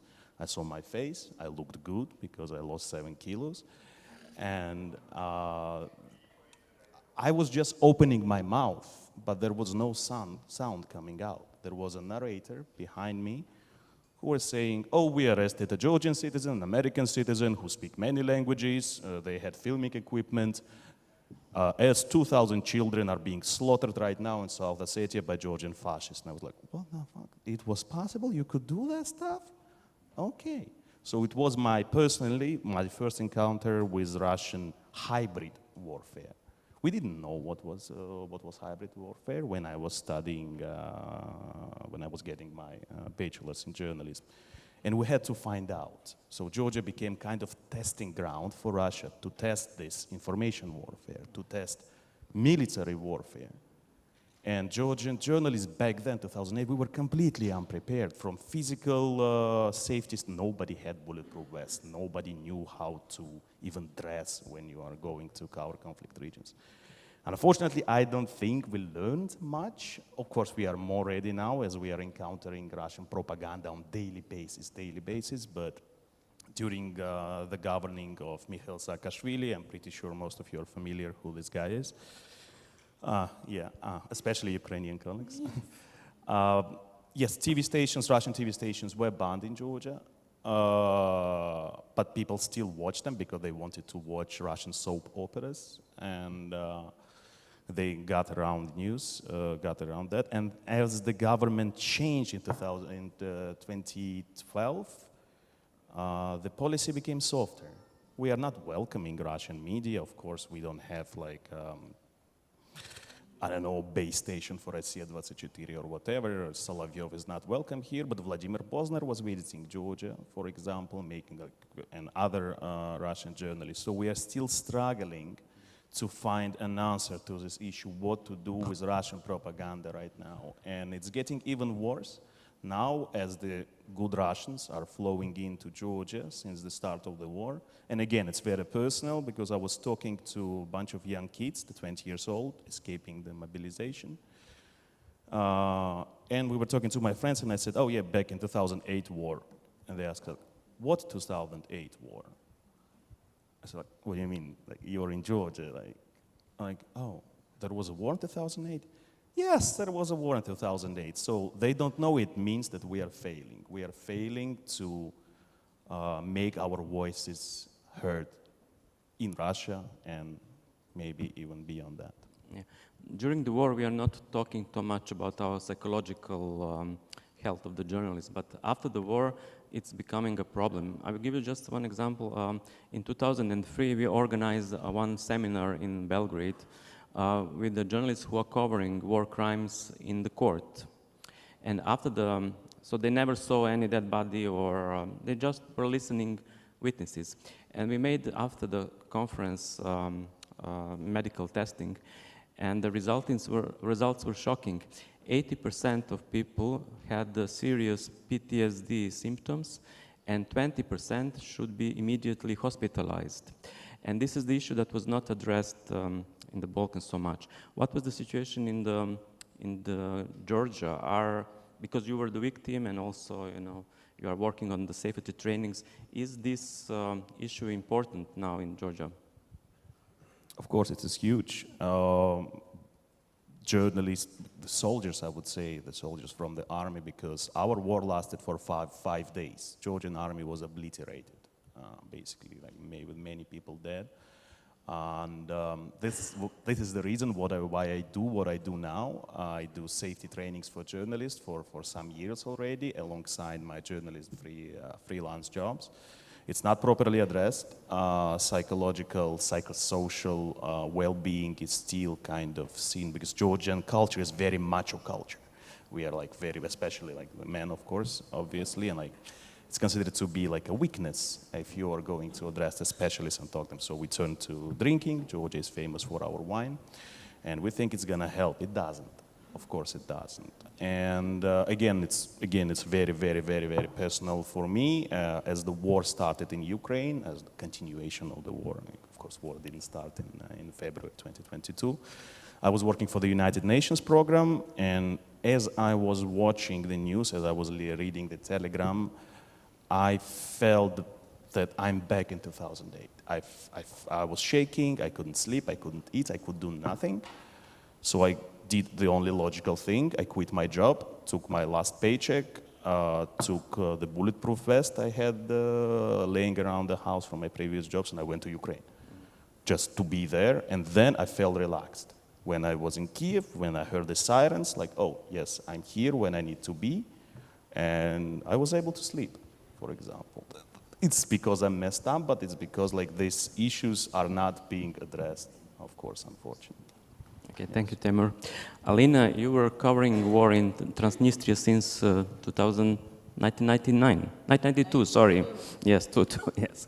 And after the war, you continue with your investigative work covering corruption and similar things.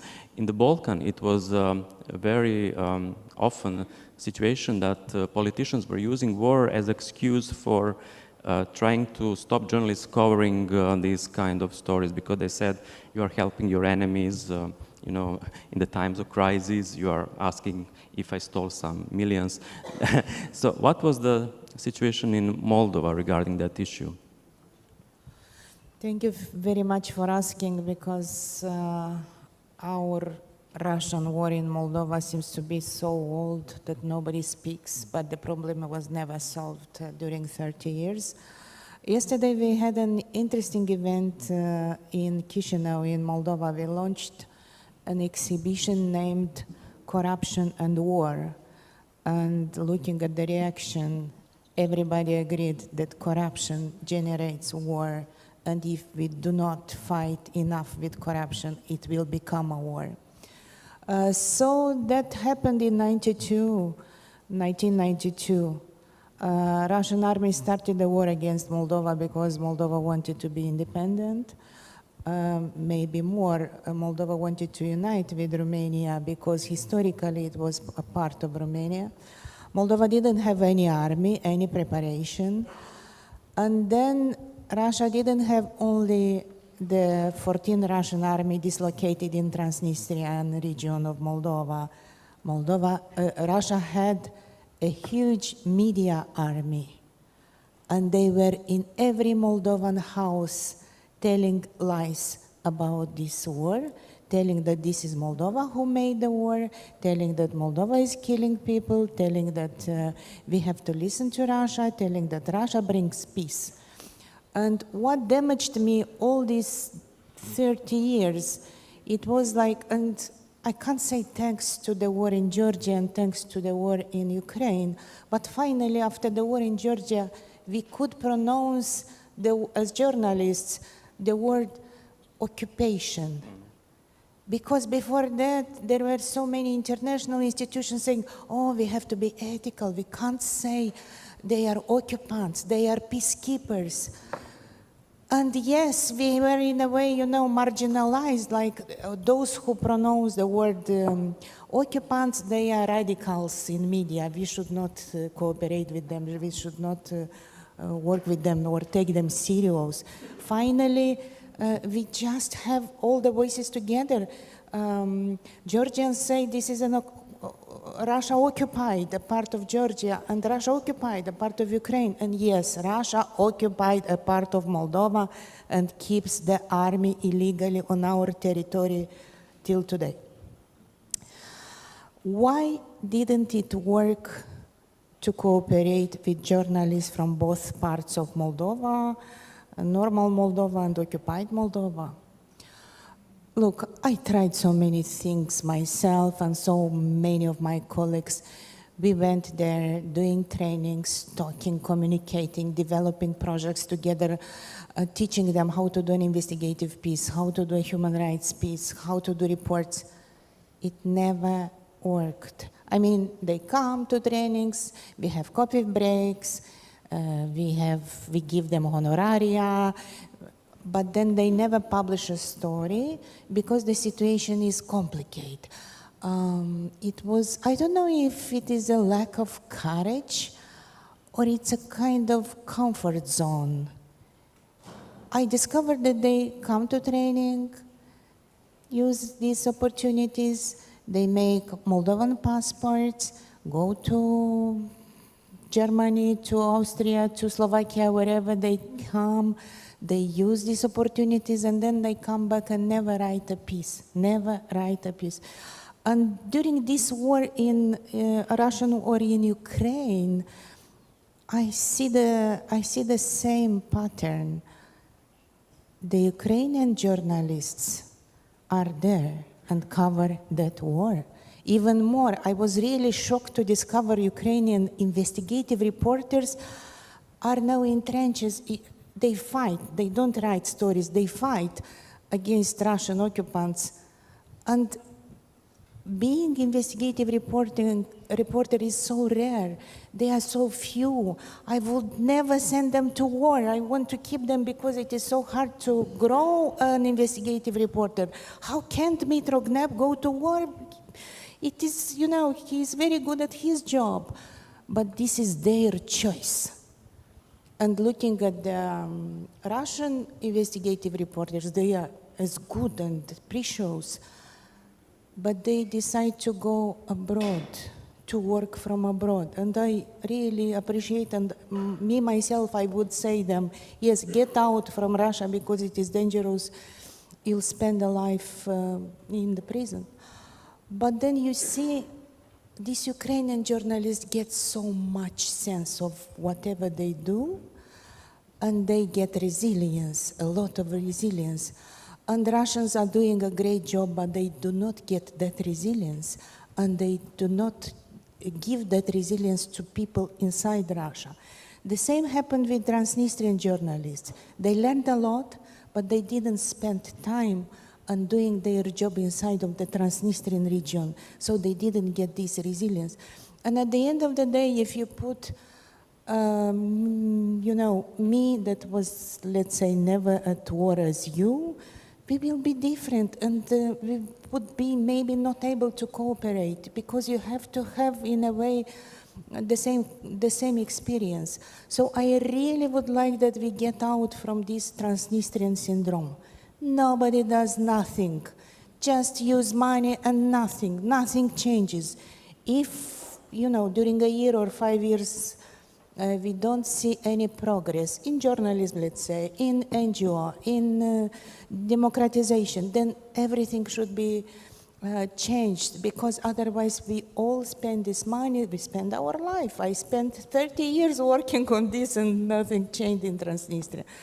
Thanks to this war, again, sorry to say that, finally, it is first time in history when Moldova and Ukraine are on the same part, and they, you know, Transnistrian region is just between two parts that understand correctly the war and are willing to fight the war and to fight corruption. So this might be the solution. Okay, thank you, Alina.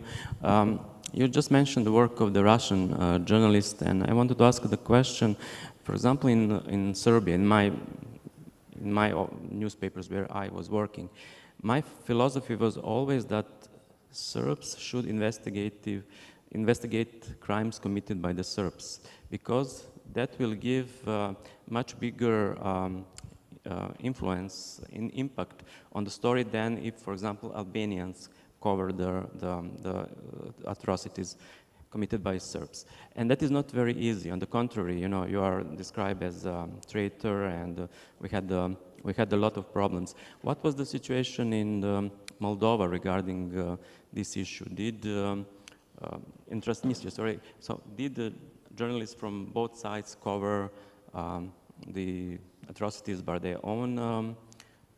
Why I'm saying this? I think that in one moment we have to bring Russian journalists to some kind of this kind of meetings and influence on them that they should be the one to investigate war crimes committed by the Russian. Because, you know, if Ukrainian journalists discover some massacre, the public in Russia will say it's a Ukrainian propaganda. But if the Russian journalists discover some atrocities, it will have the different impact.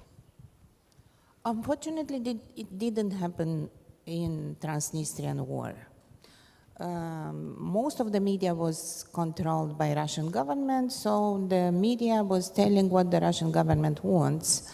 But also, I would suggest that there is a problem with the language. I mean, I speak 4 languages, and I'm sorry for my English. I was not allowed to study English during my Soviet Union school, so I just studied it by myself, so if I make mistake, that's it.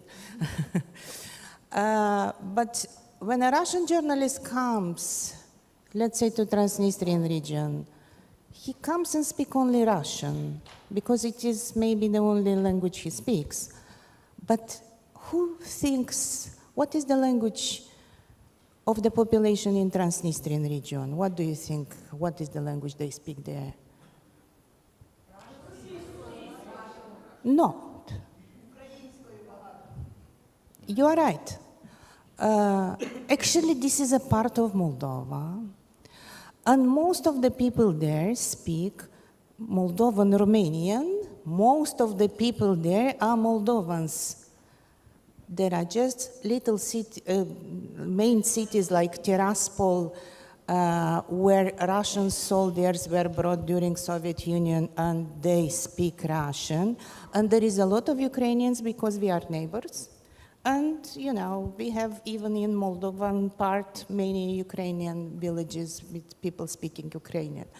So when a reporter comes and speaks only Russian, he will speak only with Russians or with those who may express themselves in Russian. And you'll never get the total sense, and you'll never get the sense of the majority who are Moldovans and who are Ukrainians. I am sorry, but you know, and then it depends on who controls that media, for whom do you publish a story, and what language do you speak, and with whom do you speak. And then, of course, you'll make an honest story, but only from a part of the information you may gather. Okay, thank you, Elena. I will now like to open the floor to the public, so if anyone has a question, so we have 3 hands, so we need a microphone.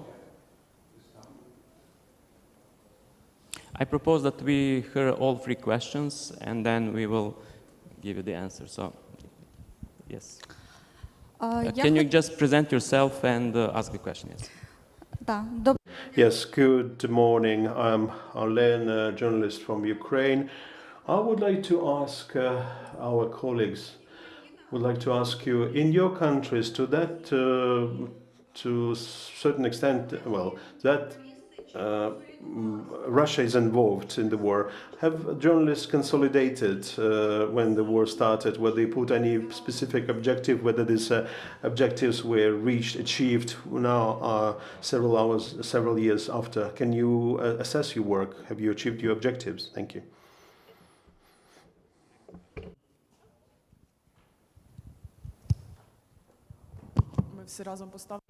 We'll put our questions in. I've got 2 questions. First of all, to Timur, more kind of personal question.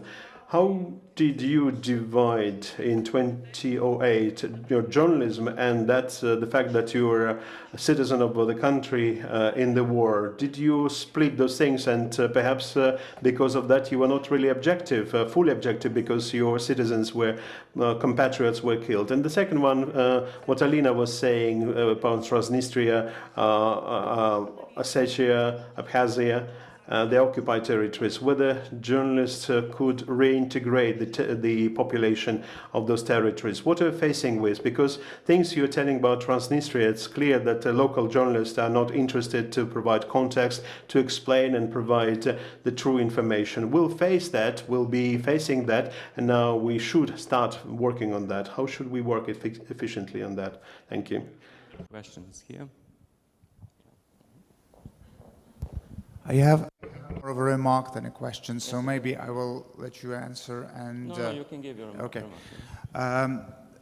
I just wanted to point that we were talking before and we are talking now about Russian propaganda as if it was something new. For example, Timur said that in Georgia in 2008, Russia tested the hybrid warfare. I think I know what you mean.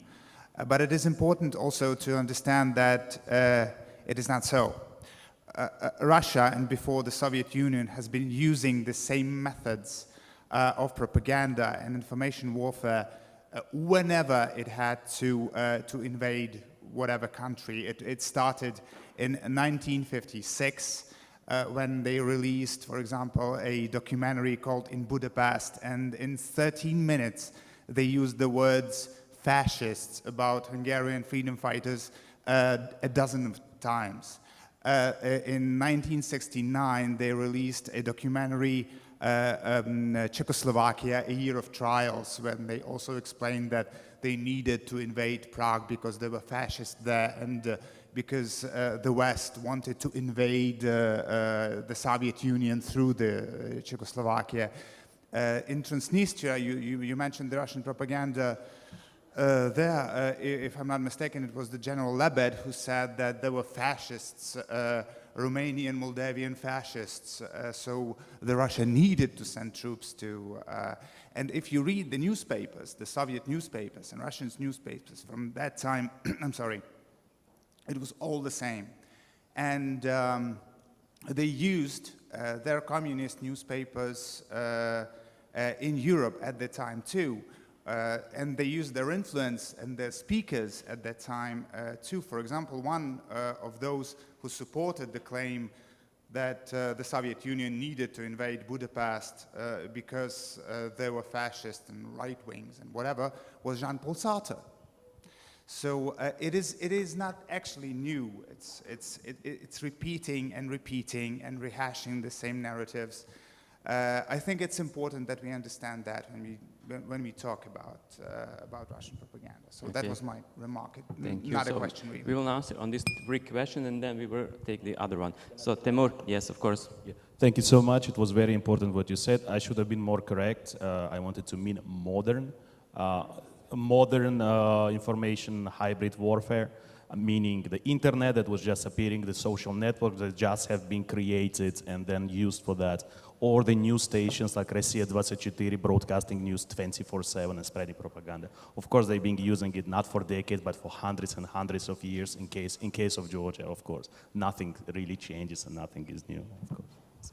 And the question was also, you were, let's say, wounded in the war, and were you objective?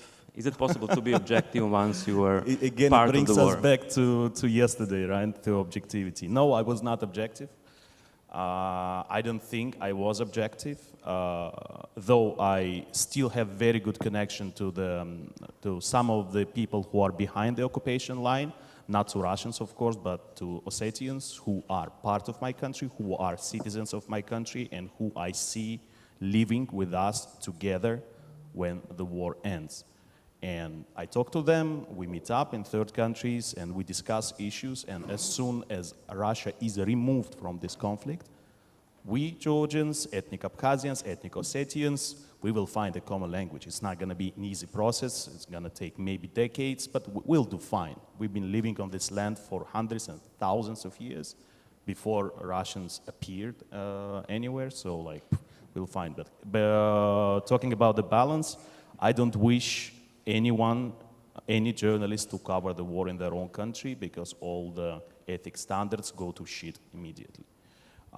Whether we want it or not, I'm so sorry, because how can you be balanced when your family is threatened, when your houses are on fire, when your neighbors, your brothers, husbands, wives, I don't know, serve in the army?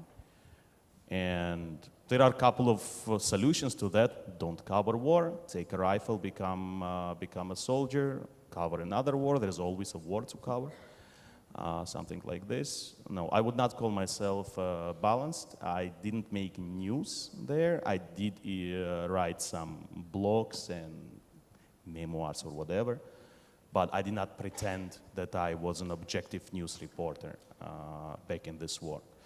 And in Ukraine 2014, I think I was objective as I was working for the BBC, despite my own personal beliefs. Of course, I'm more prone to support the Ukrainian side. But yeah, that's briefly. Thank you. And I will continue with Una about this objectivity. You mentioned that you noticed one difference between the Yugoslav wars and the Ukrainian, and this is identification with the nation. So can you explain what did you mean by that, and about the objectivity of reporting from the country that is attacked? Yeah, I mean, to talk about this, we should have like hours, but I'm going to try and be very concise. We oftentimes, again, the biggest difference between the way Western reporters cover all these wars and the way we cover them, people from the region or who've lived in the regions, various I've reported on the Moldovan identity issue. From Moldova, I've reported on the Georgian war, and I know where it is because it happened right after the independence declaration of Kosovo, so it's very closely tied to the... Yes, exactly, and so I would never forget that, but, and obviously Ukraine. One big difference is the way in which identity was approached in the former Warsaw Pact, FSU countries versus Yugoslavia. There was, because of the very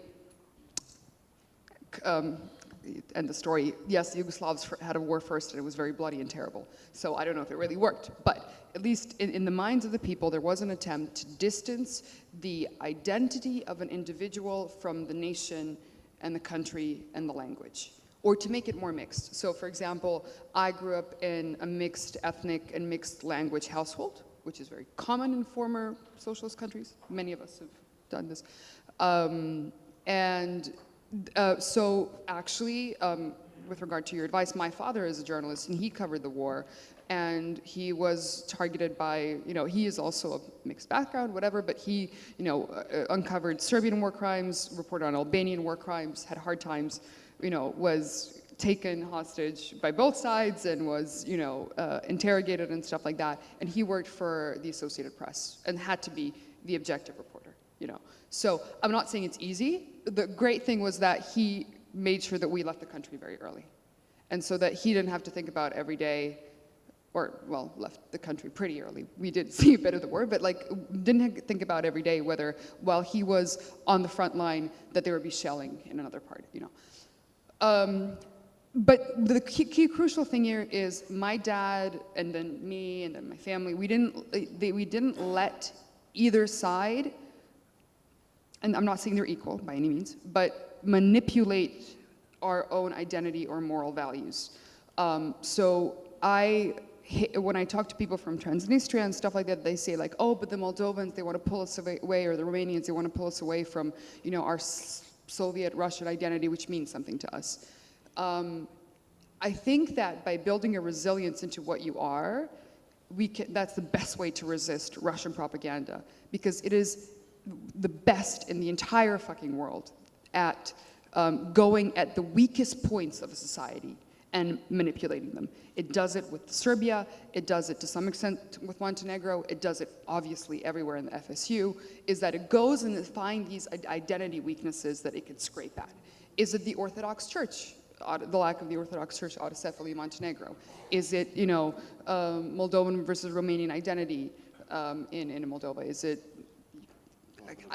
I don't know where I would start with Georgia, because there's so many things, but you know what I mean. And so one good thing, and this is my key lesson, and something that I talk to all my colleagues in Ukraine, don't let them get into your heads, and don't let them get into your heads about the weaknesses that you. Be complex, be different, be someone who has grown up speaking 2 languages. If you want to choose to speak Ukrainian right now, absolutely support you and completely understand it, but don't let them get into your heads. And this is something that I had to, I grew up with, but also so many of my colleagues in the Balkans today, because I guess the panel is about when does the war end. It really never ends. So, but today I never let these people, look, I get, I have ended up a couple of times in Serbian tabloids. They're some of the worst ever. And I never let the way that Serbian tabloids talk about me, my background, my work, affect how I write about Serbia. Then again, the war is over in our part of the world, so I have a bit of a comfort zone. So, okay. Yeah. Thank you, Uno. Alina, would you like to add something? There was a question, when you look back to your work and the work of your colleagues, how would you describe, were you satisfied with their results? Yeah, we are very satisfied by results. I mean, we are doing an investigative newspaper, and we started as the smallest newspaper in the country, and there were big, huge newspapers full of propaganda like Komsomolskaya Pravda, and during 30 years of independent country of Moldova, the biggest newspaper in that country was Komsomolskaya Pravda, and we as an investigative reporting team grew little by little with our very difficult job and become now the biggest newspaper in the country. So this is a national newspaper. People choose to read investigative reporting. We convince everybody that we should provide information to people, they subscribe us. So we are very pleased. But the question, I suppose, from the Ukrainian colleague was, how do we work further to reintegrate these territories? Hopefully Georgia takes back the territory, Ukraine takes back the territory, and then also we together with Ukraine manage to take back Transnistrian region. This is a very hard thing. We have now protests organized in Moldova illegally by paid protesters. An oligarch who is abroad, he just pays people to come to protest, to say we want to be with Russia, not with Europe.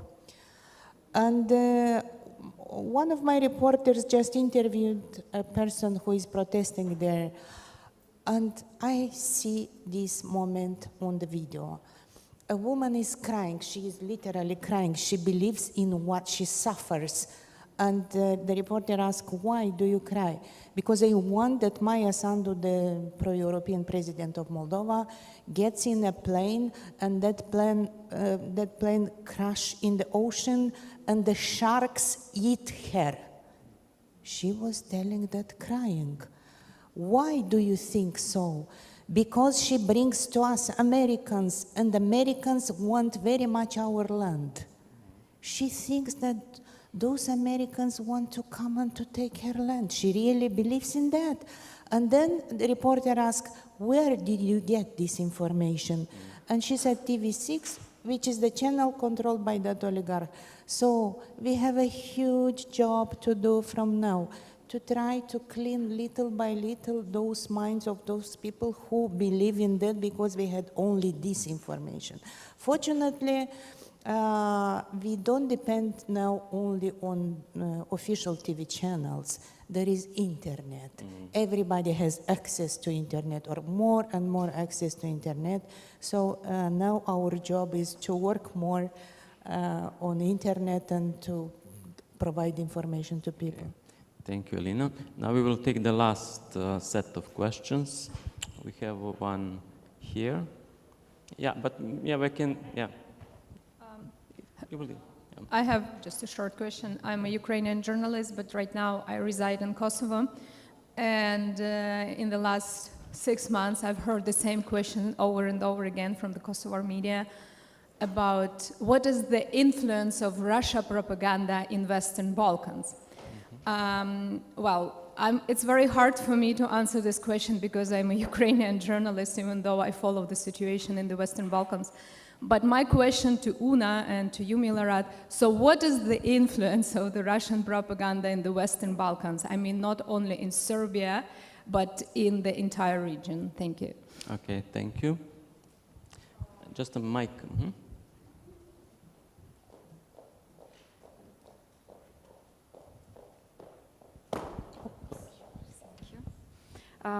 Hello, my name is Olena. I'm from Mariupol, and I have some experience living in the war. But my question about fixers who help foreign journalists, and what about your experience in your countries about rights of fixers? Because, for example, local journalists and associated professors of journalism chairs work as fixers in Ukraine. So it's very interesting, your experience. Thank you. Okay, thank you. Any other question? No. Una, Russian propaganda in the Balkans. I keep getting these questions that require hours to answer properly. So I think the best way to talk about Russian propaganda in the Balkans is to talk about Putin and his obsession with the Balkan War, Yugoslav wars. I mean, I'm sure Milorad and my colleagues who cover the Balkans and covered the wars in the 1990s agree. So many of the patterns of behavior, of rhetoric, of propaganda are very similar to things that were seen not only in Serbia, but primarily in Serbia, but during the 90s. I mean, Croatia and is another serial offender in that respect as well. So we literally see the textbook, copycat textbook ways of trying to get, for example, Western leftists on one side, or trying to get intellectuals to cover, to philosophize or rationalize sort of the conflict. This is the same thing that happened in the 1990s. We see things like talk about NATO bombings and NATO interventions. Then we see the absurd moment of like Serbia having this very strong relationship, or still strong relationship. I'm trying to think about have they joined the sanctions packages, but generally good relationship in one way or another with Russia. And then on the other hand, Putin using the Kosovo precedent as sort of a basis for, I have a minute and a half to explain this, dear God, or less actually, and for Donbass and Crimea. I think there is, there was always an interest by primarily Putin, but Russia, to have an influence in these countries since they were, after obviously the expansion of the European Union and NATO into Poland and the Czech Republic and Slovakia and so on forth, they were the countries that were involved in, that were going to be the next front line of expansion of Western institutions. And getting, not being able to stop Romania and Bulgaria from becoming part of all that, there was a personal obsession with messing with the West that was done through the Western Balkans in particular. Again, we would have to talk for a very long time for me to explain how effective it was and how it was done and stuff like that, but there was a massive vested interest in just causing problems for the region. Maybe whether or not it was effective is a different thing, but sort of like poking the rod or poking issues that were the most sensitive along very similar lines. Identity, religion, role in World War II, fascists versus partisans versus this versus that. I think that was the main obsession in the Balkans, and I wrap it up there. We can talk privately if anyone else wants to know more. Yeah, and this summer I finished my master thesis about Russian-Serbian relationship, and my thesis is that this brotherhood is the fake narrative. So if you look into details, you will see that there is no real friendship between these two nations, and that they are basically misusing each other. So it's on 62 pages described, so I will not tell you, but I can send you a copy. So the foreign journalists and war regions, maybe Temur or Alina. So what was your experience? Or with the fixers, right? Yes. The question was about fixers. I will briefly answer my experience as I was a fixer in 2008, as I was going to South Ossetia. I was hired by a big Western media company, I will not name it, as a fixer to accommodate their needs or whatever. In a couple of hours, I was shot and I was taken prisoner. I tried to contact this agency. They never replied, neither during the war, neither after the war. So fixers in Georgia are being treated like fixers are being treated in all the other war zones, unfortunately. Situation improved after Syrian war, after 2011, more or less, when a bunch of Syrian fixers actually got killed. And big media outlets got a lot of backlash for not taking care of them. So situation improved a little bit, but in Ukraine we still see huge problems, of course, with fixers getting paid or getting proper safety kits and proper safety equipment and trainings, of course. As I am conducting trainings for Ukrainian journalists, including fixers, I can see that those people, Ukrainian fixers, have not been trained properly in safety. Sometimes they don't have access to proper kits. So there is a huge, huge work that needs to be done in Ukraine, especially now because it's one of the hottest points in the world. Thank you so much. Thank you. And just last week there was a big debate on the LinkedIn because one of Politico is looking for a Ukrainian correspondent, and they are not offering full employee agreement but contract. And there was a big debate why for such dangerous position you are not offering some full-time employment. So this is the issue that is very, very important. Okay, we are at the end of our... Because it's very expensive when a journalist dies in a war. Just briefly on fixtures, I'm so This is sorry. what I wanted to say. One last sentence for every one of you, but only one sentence, okay, as kind of message. Maybe. Maybe I can tell you what what is my message, and then you can... On fixers, just briefly, and this is really important to me. I started out, so my dad was a journalist, and I had a lot of help in avoiding being scammed, especially by Western media. I was very lucky to have grown up abroad, and so I write and speak English at a native level, so I can fit in with the Westerners. and write for the same outlets and stuff like that. And my sort of mini mission in life has always been to sort of be like, of course, stick to completely legitimate news reporting standards and be very, very, very good at my job, but also try to include as much context and background and color into my pieces that will make it different from sort of dry, basic Western reporting, and to almost shame Western reporters for doing their job badly. So that's, start as a fixer and learn from them and then be better.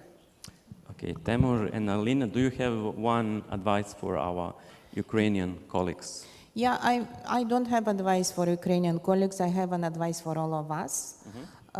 We all have to understand when we want to cooperate together that the journalism brought by Ukrainian colleagues is here, not here. Mean they work in a war, they work without support, they work in difficult conditions, they are very resilient, and we all have to look at this standard and from this standard to start, because there is no, no place to complain now, being a Russian or a Moldovan journalist or anybody.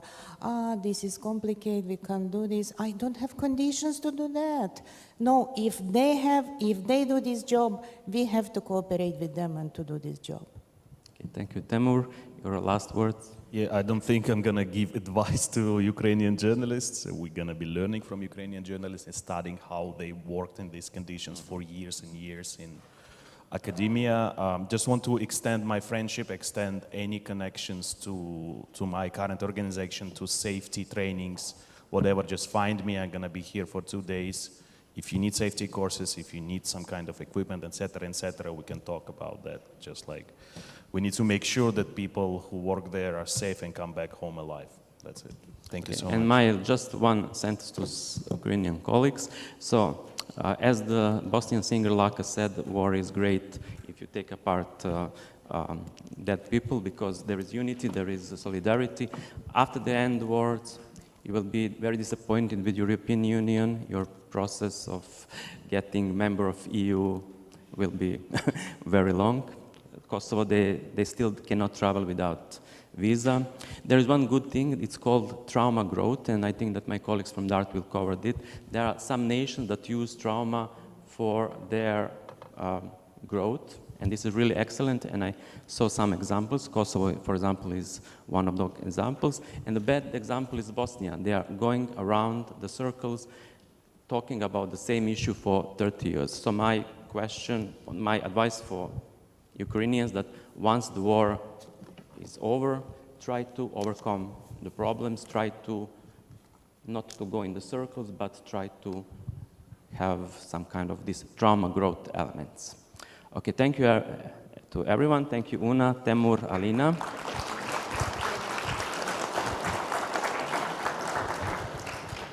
And we're now going to have coffee, and we will meet again here in half an hour.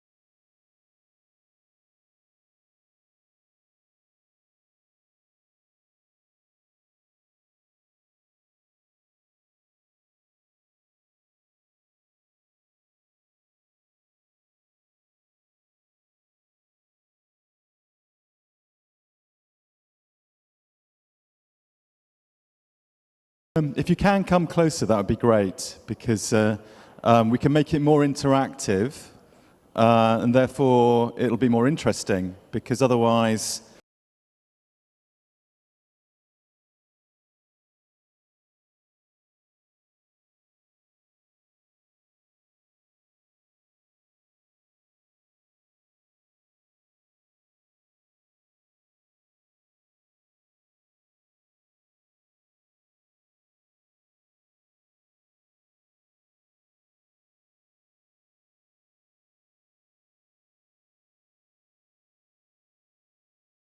Gavin Rees, as you can see there. Gavin is working for the DART Center, and this is about traumas, how to avoid them, how to use the knowledge that we have. And we have 2 sessions actually with Gavin, and this one is more about the background, the knowledge, what do we actually know and what are your experiences. And then the next, where we are joined by a psychologist, it's a little more character of a workshop, questions answering all the time. Please, the word is yours. Great, so thank you. So actually there are 2 sessions talking about trauma and its impact on us folk, so people working in the media community. And then after lunch, there's a session in which I'm going to be talking about interviewing. So concentrating on interviewing. So thanks very much for joining and coming here. There's a very attractive session on OSINT, I know, so it's good that you made it. But this is an important and very necessary conversation because of this moment in time and the pressures and the crises that we're dealing with. So just a very quick thing. I work for the DART Center for Journalism and Trauma. We have a website. It's important to know. It's got some resources on it in Ukrainian. And the website's a bit hard to navigate, but if you're working on a story that involves, for instance, children, there are specialist resources on the website for interviewing children and working with children. And just to say what we are, is we're a bit like you. So we have RPDI, it's a network of investigative journalists. You've been coming together for years and years to swap tips and advice on how to do the job better, to share info. And so the DART Center is a network of journalists and filmmakers who are interested in understanding how to report on trauma and violence and how to do that better and more effectively. And so our origins are with journalists who've been reporting on wars in Iraq and Syria, journalists in America who've been reporting on gun crime and school shootings, journalists all over the world who've been working on issues to do with intimate partner violence, and then there are tragedies, and there's a whole bunch of stuff. And you can find out about that on the website. This is obviously a time of enormous challenges. And what I'm going to be talking about, it's slightly different from the billing in the guide. So I'm not going to be giving any of us magic tools and tips for pressing a button and everything gets better, but really some ideas about psychological safety when working in very challenging situations. So when working in Ukraine, working in a war zone, and also for people outside of Ukraine as well who are covering the story. So we just think about all of the sorts of things that people are facing. There's basic needs, physical safety. At the moment, thanks to the new attacks on energy infrastructure, brutal attacks on energy infrastructure, there are concerns about meeting basic needs, heat, electricity, communications, all these sorts of things. There are people who are separated from their friends, their family, in complicated ways.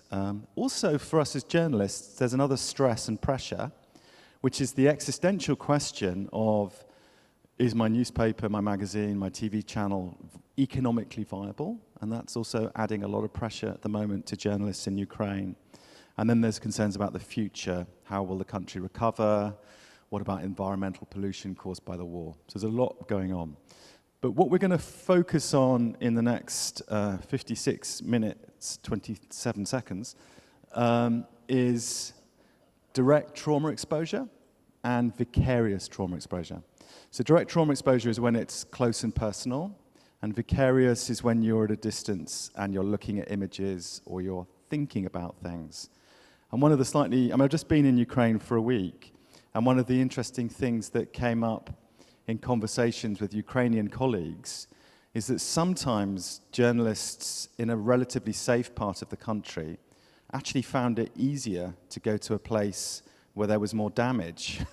Now that sounds crazy, but the reason why is they could go to this town and they'd see like some bits had been bombed, but when they'd been in the safe place, looking at all the images, it looked like the whole town had been destroyed.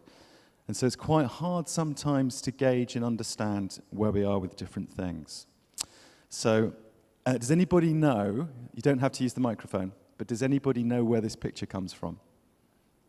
I know it looks like a Ukrainian romantic story, but it's actually set in Scotland. Anybody know? Okay, I'll tell you. It's a picture from a film adaptation of the play Macbeth, right? And I'm not showing you this just because I'm pretentious, although I am fairly pretentious. The reason I'm showing you this picture is just to say that lots of these issues to do with metabolizing and dealing with trauma have been things that have been affecting our societies for hundreds, thousands of years. And there's a very important scene in the play in which a character called Macduff, and he's witnessed all of the terrible murder that's being committed by the brutal tyrant Macbeth. And what he does is he comes up to the front of the stage and he looks around and he says, "Oh, horror, horror, horror, tongue nor heart cannot conceive nor name thee." So that's posh English for saying that he's trying to talk about the experiences, but the words don't come out somehow.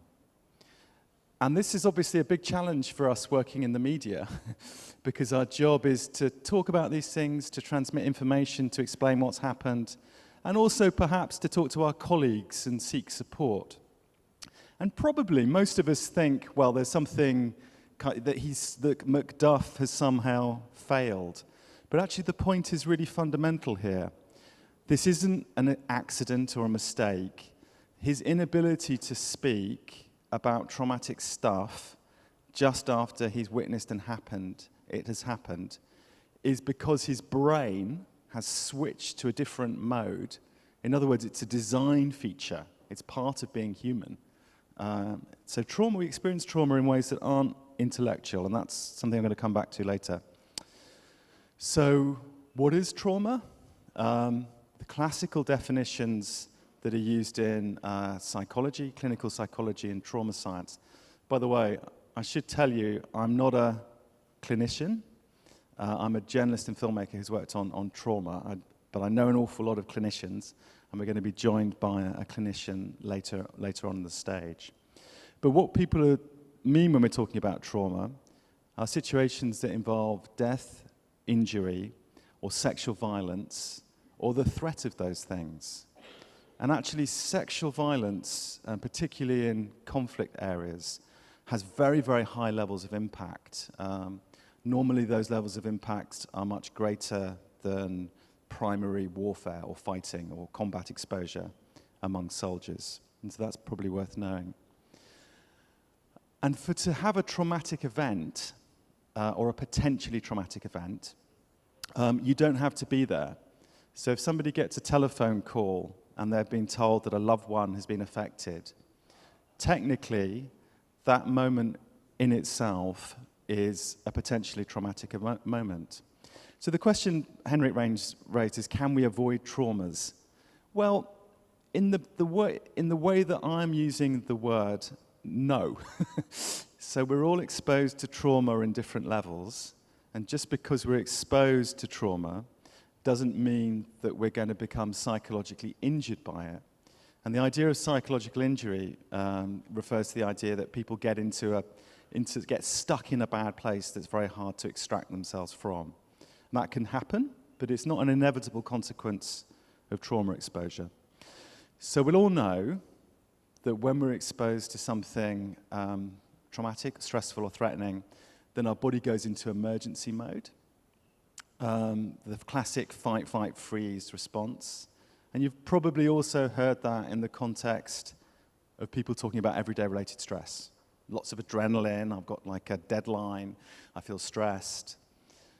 But it's important to understand that there's a distinction between stress and trauma, but the two are connected. So both stress and trauma use some of the same kind of hormonal systems in the body. So if we have a lot of traumatic stress and a lot of stress, then that's taxing the same system in different ways. So what are the differences between ordinary stress and kind of traumatic stress? So you've probably read some book, self-help book, about being very stressed, and they'll give a description of the cave person who's out in the wilds, and they go into a kind of emergency mode situation because they're threatened by a tiger. Well, one way of looking at the differences is to think of everyday stress as a bit more like that cave person worrying about where the food, the next meal is going to come from, how they're going to eat, how they're going to survive. And traumatic stress are the reactions that kick in the instant that that person feels threatened, that the tiger is going to get them. So we'll talk about that in a bit later. But the key things to understand are that when we're in trauma mode or trauma response mode is often very powerful, the emotional engagement is much deeper. And very often extremely powerful feelings come up. And sometimes those feelings can appear kind of strange and out of proportion. And the particular feelings that we're talking about are feelings like guilt, shame, helplessness, fear, of course. Maybe fear is a kind of obvious one. So I'm sure all of you have been in a situation, perhaps, a little bit like this. Like, say, imagine that you have a friend who's just come out of a nightclub, and as they're coming out of a nightclub, somebody pushes them to the ground violently, steals their bag, and runs off. And when you go and help your friend and pick your friend up off the ground, perhaps the first thing your friend says is something like, I'm such an idiot. I'm being really stupid. I should have been looking behind me. But if you think about it, that's a little bit irrational. Why should they have expected that to happen in that situation? And I'm sure a lot of you have interviewed victims of crime and victims of sexual assault. And during the conversation, you notice that they start blaming themselves. And so these emotions can come up in powerful and complicated ways. And at the moment, because Ukraine's in a war situation, having talked to Ukrainian friends and colleagues, lots of people are feeling guilty for things. So people who moved away, who took refuge in another part of the country, feel guilty for leaving. And people who stayed in that part of the country feel guilty for staying and then making their relatives worry. So somehow you can't win. All these very strong, powerful feelings are floating around. And another signature of traumatic experience is memory. So the feeling, unlike stress, the experiences tend to come back. We tend to have strong pictures or memories or associations of what happened. There's a persistence. So what I think is quite helpful in understanding trauma is to think of impact from a potentially traumatic event as being a bit like a rock landing in the water. So if you're a journalist and you're really near the front line, and let's say you see a car or a vehicle hit in the street by a missile, and it's a few hundred meters away, which is what you're likely to have is a really big impact. So huge displacement, lots of reactions. But those ripples also travel through time. So if you're a journalist in another part of Ukraine and you're watching video of that, or you're a journalist outside of the country watching video of that, then by the time the ripple gets to you, it's probably a tiny, tiny, tiny little ripple. But if your job is like the people in the other room doing OSINT work, and you're looking at hundreds hundreds of pictures of vehicles exploding, dead body parts all day long, then those little tiny ripples can stack up to a big pile of ripples. And those ripples also go down through time as well.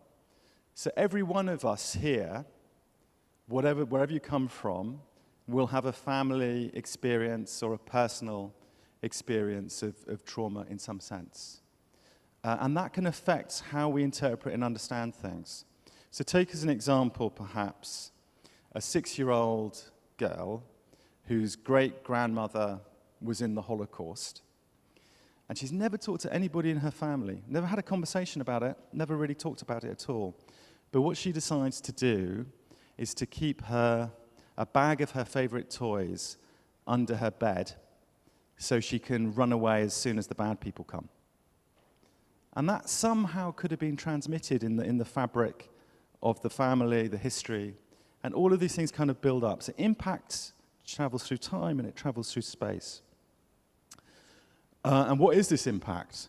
A colleague of mine from Australia, Kate McMahon, came up with this idea, is that when we're exposed to a traumatic stimulus, we go beep, okay? It could be a huge beep, or it could be a tiny, tiny beep. And so the first aspect of that is behavioral. So perhaps, we'd be feel a bit tired, a bit less reluctant to cover a certain kind of story. Maybe we become slow with deadlines, a little bit angry, frustrated, take it out on our friends and our colleagues. We're not quite sure where these feelings come from. We're not necessarily sure, but we're kind of affected in some way. There's the emotions we've talked about. I mentioned guilt and shame. Helplessness is a huge one. I'm not Ukrainian.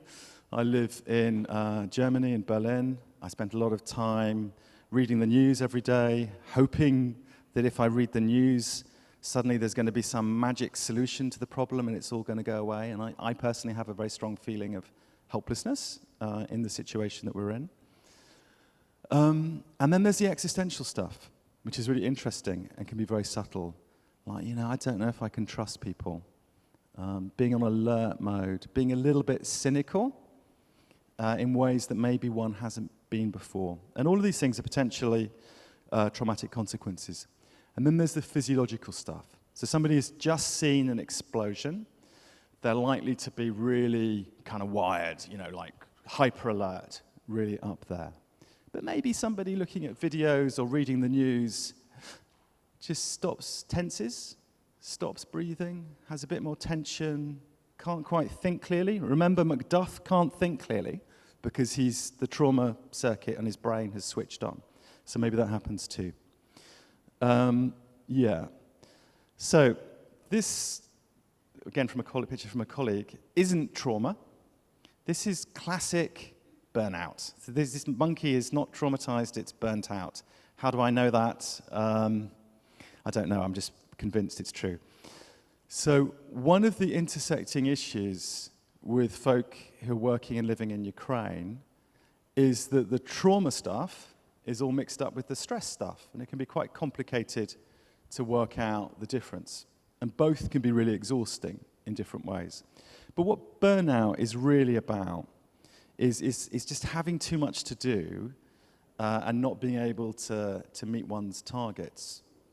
So the first most important thing I didn't say earlier, I should have said really, is that stress is great. So if I wasn't stressed right now, I wouldn't be speaking to you. I'd still be in the hotel watching daytime television or something. So having a kind of stress impetus makes us more productive, it makes us think faster, it makes us meet deadlines, it can make us make better decisions as well. The problem is when we have too much stress, then we can get exhausted and overloaded. So this is a question for you guys. Word resilience, we had an excellent session just now, really good session, lots of kind of thoughtful comments. And the word resilience was used a lot. And it's a very helpful word, but it has quite complicated meanings in psychology. So if we could pass the mic around, I wondered if somebody could help me and offer some definitions of resilience. Yep, so gentleman here. Yeah, over here. Great, thank you. The ability to deal with stress and to rebound from to rebound. Yeah, To the rebound. ability to rebound. Okay, to kind of bounce back from adversity, yeah. difficult situation. Great, that's really helpful. Any other definitions? There are lots of different definitions, by the way. There's not just one. There's a gentleman at the back, I think, as well. Great. Yeah.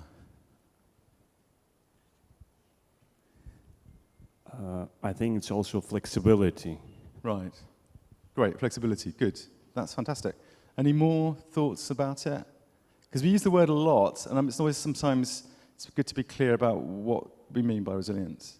And this lady here.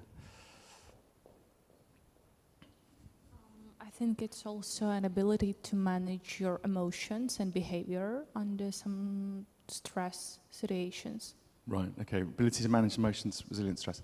Okay, so there's one more here. Yeah, Ola, yeah? Maybe to manage to restore. To restore, to come back. Great, good. Plasticity, emotional plasticity. Okay, you're all very good. I was hoping you'd give me answers that were less good. So let's carry on, okay. So the first, really when people have different ideas about what resilience is. And one idea of resilience is that it's resistance.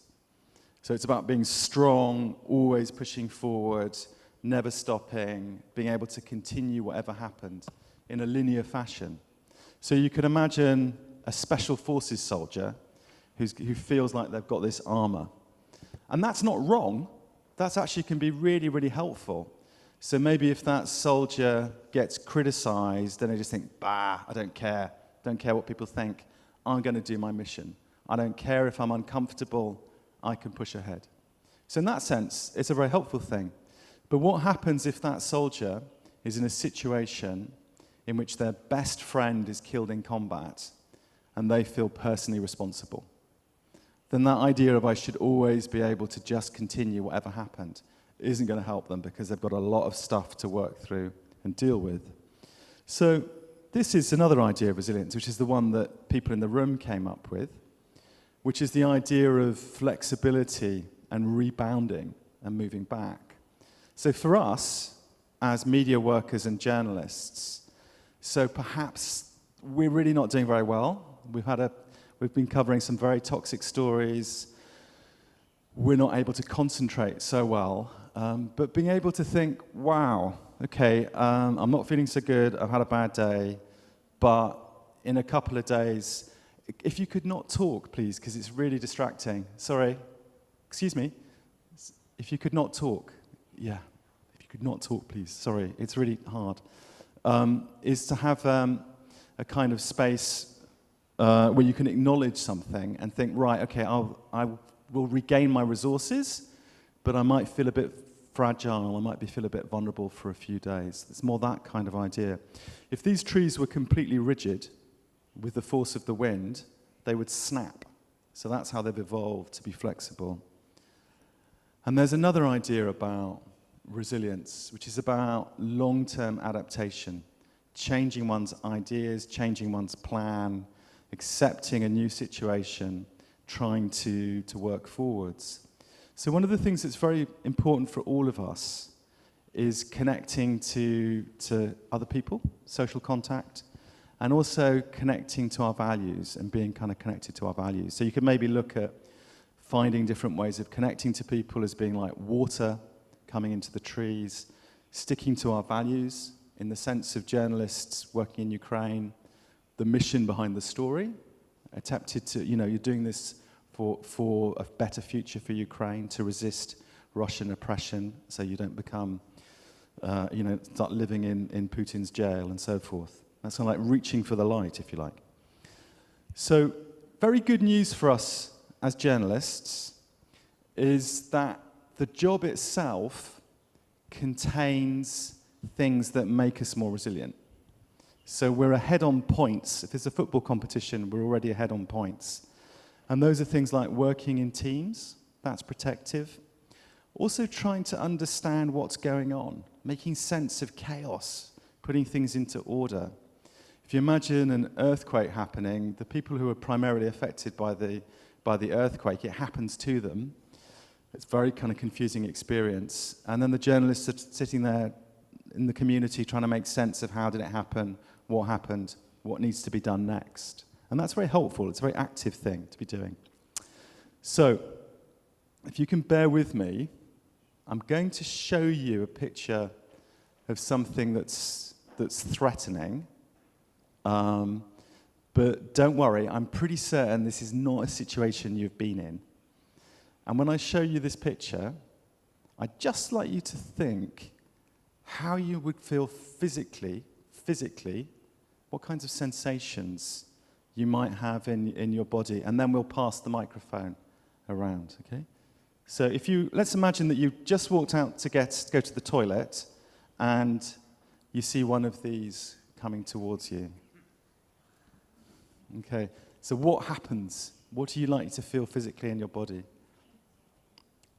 So the anxiety was said here, but what does anxiety feel like? I mean, more detail, please. More detail. Raised heartbeat goes up. Yeah, it's fine, yeah. Any more thoughts? What happens? There's a colleague here. Yeah. The first reaction would be to freeze. And then to slowly move back. Maybe, but you have a freeze reaction, yeah. The first one, yeah, the initial. Yeah, this is what I'm interested in, is the very first reaction. Okay, so any more physical sensations and feelings, physically? Yep, this lady here, colleague here. Цікавість. Interest. Yeah. Curiosity, yeah. Curiosity. Good. Yep. Як би це не звучало?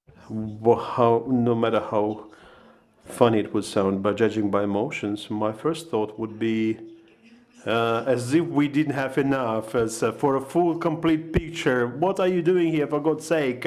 We had enough of that without you. Right, okay. So Maybe one of the reaction would be, I don't want anymore to go to toilet. Yes, right, okay. So actually, what I'm really interested in understanding is the reactions that you have before any thought comes into your head, okay?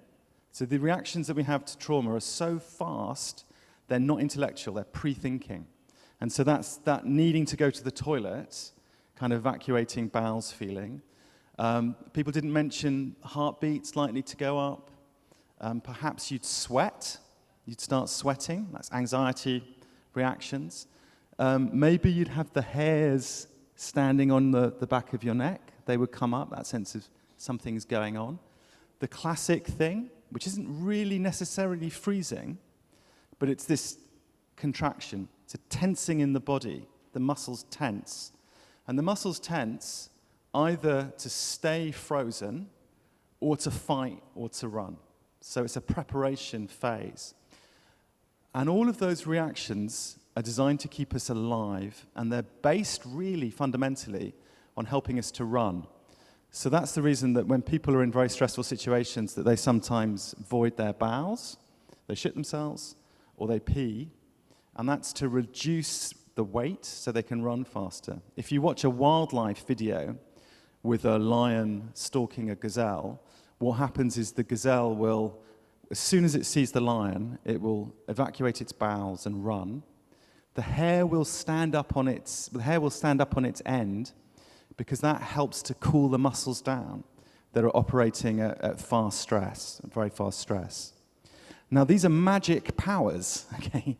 So also, if we were to go out there and we were to be attacked by a tiger, we'd probably not feel anything for the first 90 seconds because that's not useful to survival. So physical pain switches off, we become much stronger than we would be normally.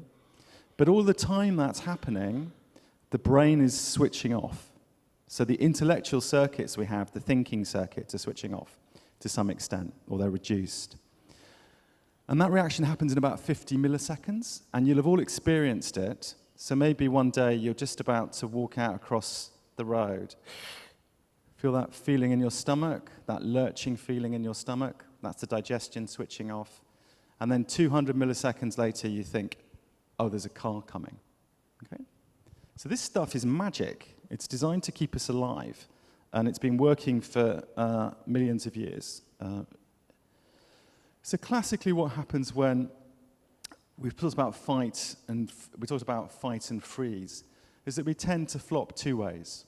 So there's the tiger response, which we call hyperarousal, which is about becoming very, very alert. And then there's does anybody know what the animal on the right is called? It's a possum, yeah. And it does the reverse kind of thing.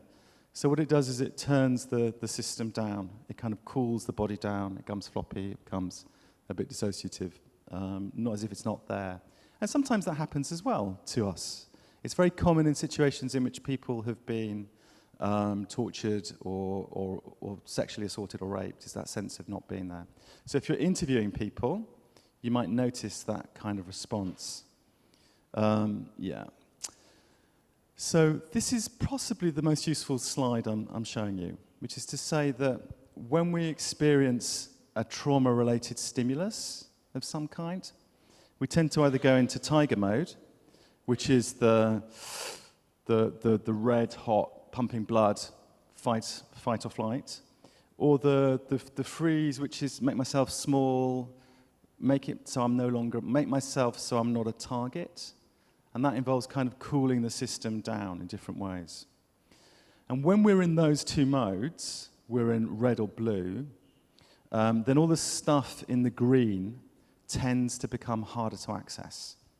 So in other words, feeling connected to ourselves, feeling connected to other people, having complicated thoughts, being fully present with our ideas, being curious. Somebody here said they were curious, which is probably a little, we wouldn't the first few seconds anyway, that would happen a bit later, maybe.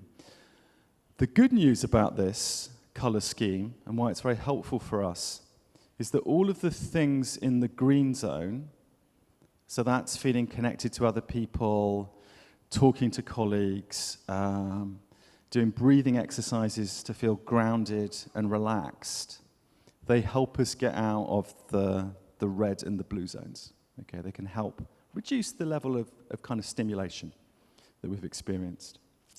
So trauma is a biopsychosocial experience, which means that it starts in the body, and then we have to make sense of it. So if you'd gone out into the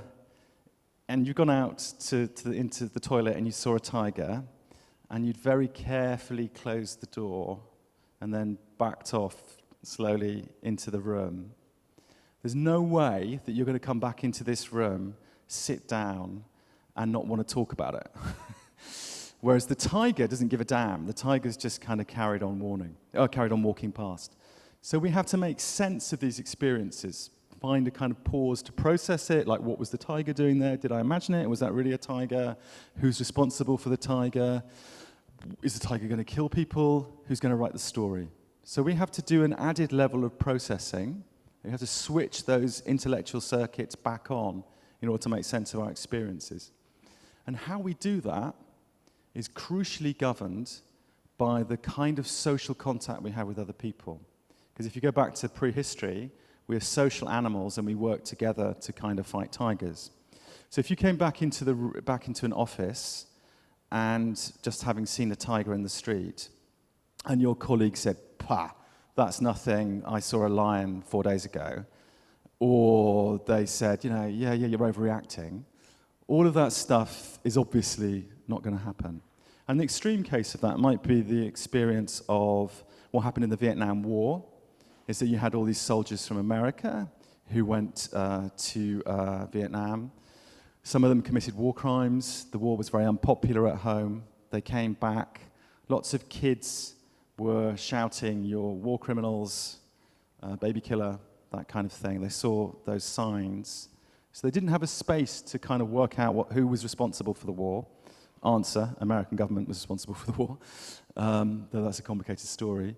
but they didn't have space to process things. And so what happened, rather than seeking social support, people would do things like they'd isolate themselves, they'd go away, build a hut for themselves in the forest, and bang, a few years later they had raging, a few years later, they had raging PTSD, post-traumatic stress disorder. So this is a fundamental point. So anxiety reactions that we have in conflict situations are weird, uncomfortable, strange, but they're actually really part of us. They're part of what it is to be human, and they're very useful things to have. And so sometimes people, the reaction to the reaction is more problematic. So let's say, imagine you have a journalist, he's been near Kharkiv or somewhere near the front line, goes out of the country, is somewhere very safe, and 3 or 4 weeks later, they hear an explosion in the street, and it's like a car backfiring. And the first thing that journalist does is that they dive to the ground and they do all their training, and they feel like a complete idiot. But basically what's happened is that their brain-body system has just been really, really clever, and it doesn't want to take any risks. It understands the reality of violence, and so it's not going to allow the lazy intellectual part of the brain to get in the way of an immediate reaction. But if people feel like I'm going crazy because I have that reaction, that can actually create more trouble as well. So usually, what happens with trauma, this big displacement, trauma happens, stone hits the ground, lots of reactions, people might be agitated, might have trouble sleeping, might see pictures of the events coming back, might have all of those kinds of classic trauma reactions. What normally happens is that within 4 to 6 weeks, they settle down and the water reaches the kind of same level again. Now, the real difficulty in Ukraine or in any war zone is that these stones keep on hitting the water. So actually, a lot of people, particularly in frontline areas, will have high levels of reactivity going on because there isn't the opportunity for the mind-body system to reset in the way that it normally would do. And so that's why in a war zone, technically you can't get post-traumatic stress disorder, really. And the reason you can't is because post-traumatic stress disorder happens post-trauma. So if one's living in a country in which the trauma is continuing all the time, then there's always stimuluses, and so it's not possible to tell whether people aren't able to recover in the same way. So we expect people to be jumpy and to have all kinds of things going on. As I said, that as media folk, we're very resilient. I mean, you can see it in the fact that how incredibly well everybody's been reporting. But also, we're not bulletproof, and there are extra things that can get to us. And one thing is that as journalists, we're not only, well, I mean, I'm not because I'm not in Ukraine, but as a Ukrainian journalist, the issue is you're not only living the story, but you're also reporting on it. And that reporting on it can be really, really helpful, and that reporting on it can make us more resilient, so it can bring down the level of arousal, increase our sense of control. But say, for instance, you're working all the time, very little breaks, not relaxing, and doing lots and lots of interviews with torture survivors, then it's possible that those stories can increase the loading, can increase the sense of impact as well. And there's also something called moral injury, which is a very complicated thing. I'm not going to talk about it in detail.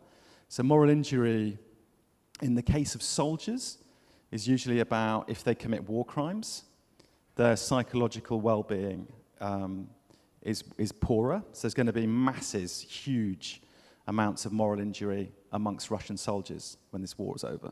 Absolutely staggering levels of it. But sometimes journalists get moral injury, and that's not from, well, unlikely to be from committing something immoral, but it's from witnessing it, and it's that sense of violation. And so particularly for journalists working with, we talked about ethics earlier, but the best solution for moral injury-related things is kind of ethical conduct. And I'm not talking about objectivity. This is not about objectivity. It's about, it's about respecting witnesses, doing good interviews and respecting people we interview. It's a really important part of our resilience, is to feel that we're doing that well. Yes, I can talk about this later. That's fairly obvious as well.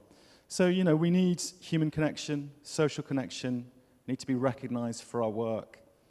Even that journalist who's really stoical and just gets on with things and never wants praise, it's very important that journalist occasionally, gets a little bit of praise, even if they appear to be a bit like a cactus.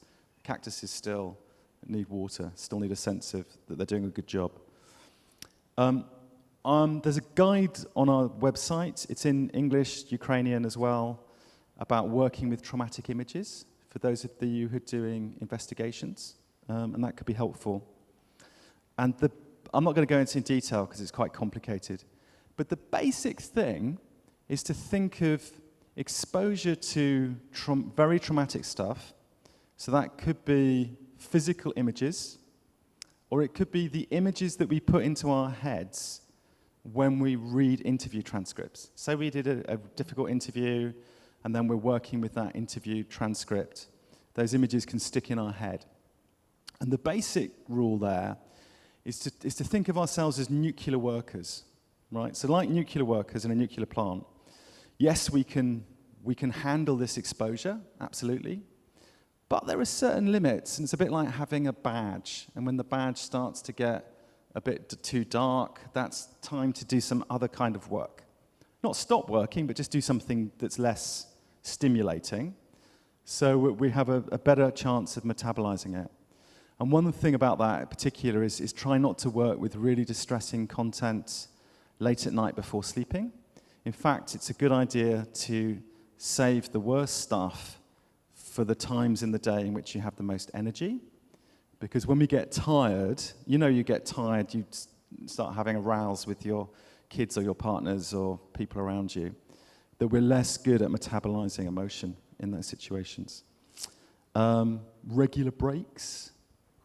Some of the journalists I've been talking to from Ukraine have been telling me about how important it is to find tiny little vital moments, like really small things that just make them feel grounded, connected to good stuff. And that could be as simple as staring at a plant, actually. Obviously, I really like plants personally, but there's something quite amazing about looking at green things. And the Japanese have done, who are tree worshippers, have done experiments in which they measure people's stress levels looking at plants, and they found that actually stress hormones go down quite fast when people are exposed to nature in different ways. So whatever that small thing is that helps you reset, it's a good idea to do. So some more thoughts on staying well. This is not just the war, this is pre-war, this is just working. It can be exhausting and tiring in different levels. So what as a community are we doing about this? My doctor said, only 1 glass of alcohol a day, I can live with that. By the way, if you want to get hold of one of those glasses, please don't ask Henrik. If you send me an email, I'll see what I can do, but it's not an official conference thing. So alcohol's an interesting one, because on one level, alcohol can be really helpful in the sense that it helps people relax, it's pro-social, so it brings people together into a community, people talk, they share experiences, they feel connected. If they drink too much alcohol, they might not remember what they said, which is probably less good.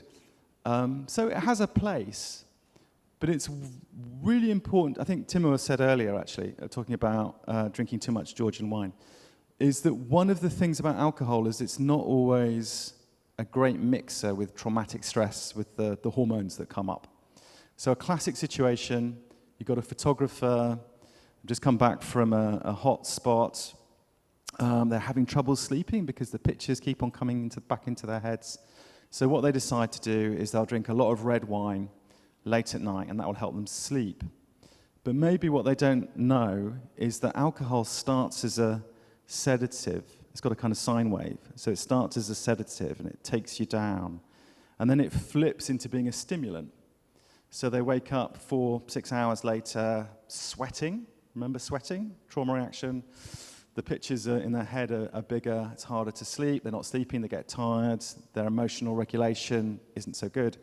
So I like a drink, but also I think just we need to be a bit careful about levels and so forth. So if we can pass the microphone around. So one of the things I was saying about kind of trauma is that we can work very well, we can work hard, but sometimes we just need to take the movie that we're playing, which could be the movie that we've put into our heads after interviewing somebody. Like empathy is really important. What did this person experience? What did they see? But we got to get away at times from having that movie constantly playing in our heads because it's stimulating us too much stimulation. So if we can pass it very quickly, what do you guys do to get thoughts of work out of your head? How do you switch off? What helps? Anything? Mike, yeah.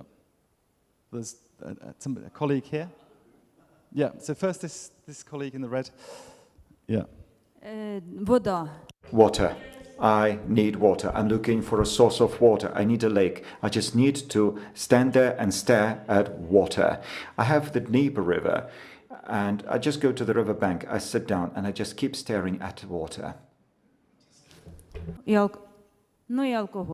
And alcohol. Alcohol sometimes, from time to time. In my case, what helps me is keep walking. I just take a long walk until I'm really tired of walking. This is how I discharge the negative emotion by being physically tired. Yeah.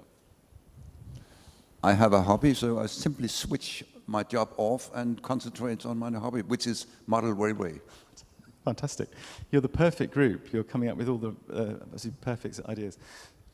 I'd say reading a book or Netflix, watching a movie, but I have to say that it was impossible to read or to watch a movie in the first month of the war for me. It was impossible to concentrate, and it was impossible to be interested in what I was reading or what I was watching. So it works now, but it did not work in March and April at all, like at all. Yeah, no, absolutely great. So one more, I think is, or I don't know if you see others. Yes, so first this one and that one. That's very helpful. Okay. So maybe go for work, but also switch the activity and do something with hands. I have noticed I don't like cooking, but since the war started, when I started to cook, it actually helped a lot when your hands are busy. Fantastic. Yeah, thank you so much. And over, so if you go over there first, it'd be quicker. Sorry, you haven't, yeah. Oh no, okay. Ignore me. Yeah.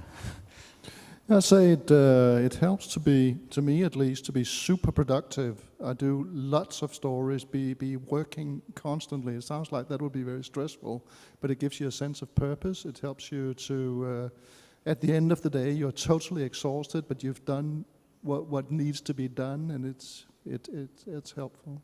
Good, great, thank you. Thanks for that. So if we just take the last two over there, and then we'll wrap those things up again. Oh, there's another one here. Sorry, apologies. Sorry to say, but I just remember that I couldn't watch any Netflix, couldn't read any book, couldn't listen any music during not 1 month, but about 3-4. And the problem when we get older, I am sorry to say, when we are younger, if there are kids, you get interrupted with something.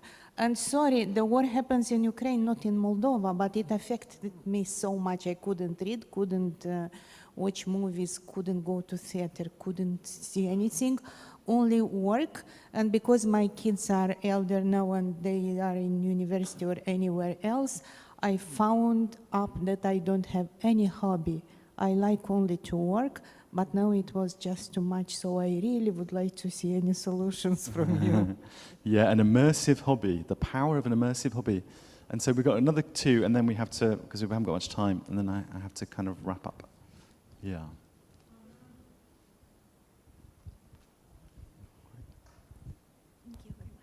Thank you very much.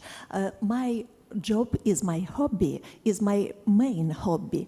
But when I tired in my job, I like drawing, and especially Ukrainian Petrikivka art.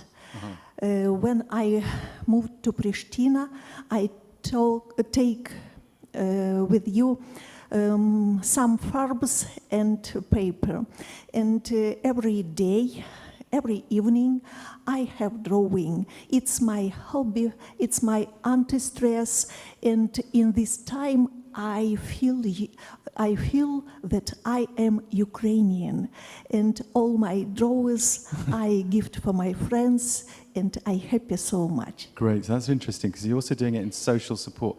So very quickly, because very short answers, because otherwise... I speak Ukraine, okay? Yeah.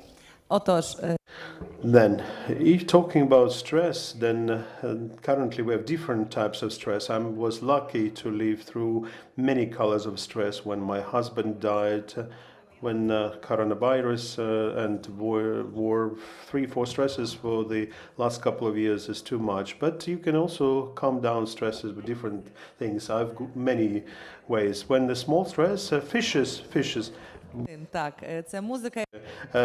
Music and fishes, yeah, and my thoughts. And also, quite often I know that people like eating sweet things, eating or savory things, whichever you like, and travel. Small stress, small journey, and big stress, big trips and big journeys. But what's the most difficult thing that stress taught me to write songs. I don't have any musical education, but when there's a big stress, I start hearing music in my head, I start singing, and it turns out to be a very nice song.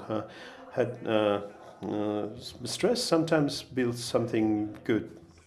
We can mention it afterwards. We'll talk about it in the corridor, just because otherwise I've only got 10 minutes, and I'm going to cheat a bit and go a couple more minutes over. So what I want to kind of round up on things is that certainly work can be very helpful in the sense of achievement, getting things done, dopamine, success, focus on the mission, really, really, really important. But it's also, I think, a good idea to have something that interrupts the movie. Particularly, depends what you're doing with work. If some of the work is procedural, maybe that's not such an issue. But if the work involves putting dramatic pictures in your head, then it's a really good idea to do something different. And you could think about it maybe as the Japanese do. The Japanese they say they dig 2 holes in their life. They dig 1 hole is their work, and the second hole is their hobby. Only one hobby, the hobby outside of life, whatever it is. Very quick, hands up. Nobody has to say anything. Who's tried meditation in this room? Yeah. Okay, several people have. Yeah. Do you like it? Is it good? Helps? Yeah, right. One of the interesting things about some of the things that you described is that they're not classically meditation, but things like absorbing hobbies, like making model railways, or drawing, or cooking, is that they have a same feature, is they have this very narrow focus on just one thing. So when you meditate, you tend to focus on the breathing, breath coming in, breath coming out, or a picture in your head. And somehow when you focus on that one thing, what it does is it separates us from what the meditators call monkey brain, which is the part of the brain that goes, oh, you should have done this. It's the kind of worrying brain. And just focusing on one thing outside of it can make all of that worry appear to be a bit more distant and vague, and they're not necessarily real. These are thoughts in my head, they're not facts kind of thing. And so cooking, like trying to cut the onions perfectly, getting the temperature right, doing things with your hands, can be a really kind of helpful, restorative thing to do. So movement, exercise, moving the body in nature. You mentioned water, which is a bit like the tree thing, because water is always the same, always changing. And somehow seeing that can really soften us. It's a kind of act of meditation as well, I think, to stare at water. Right, so we've done that. So, each one of us will have a sign that our trauma stimulus level is a bit too high.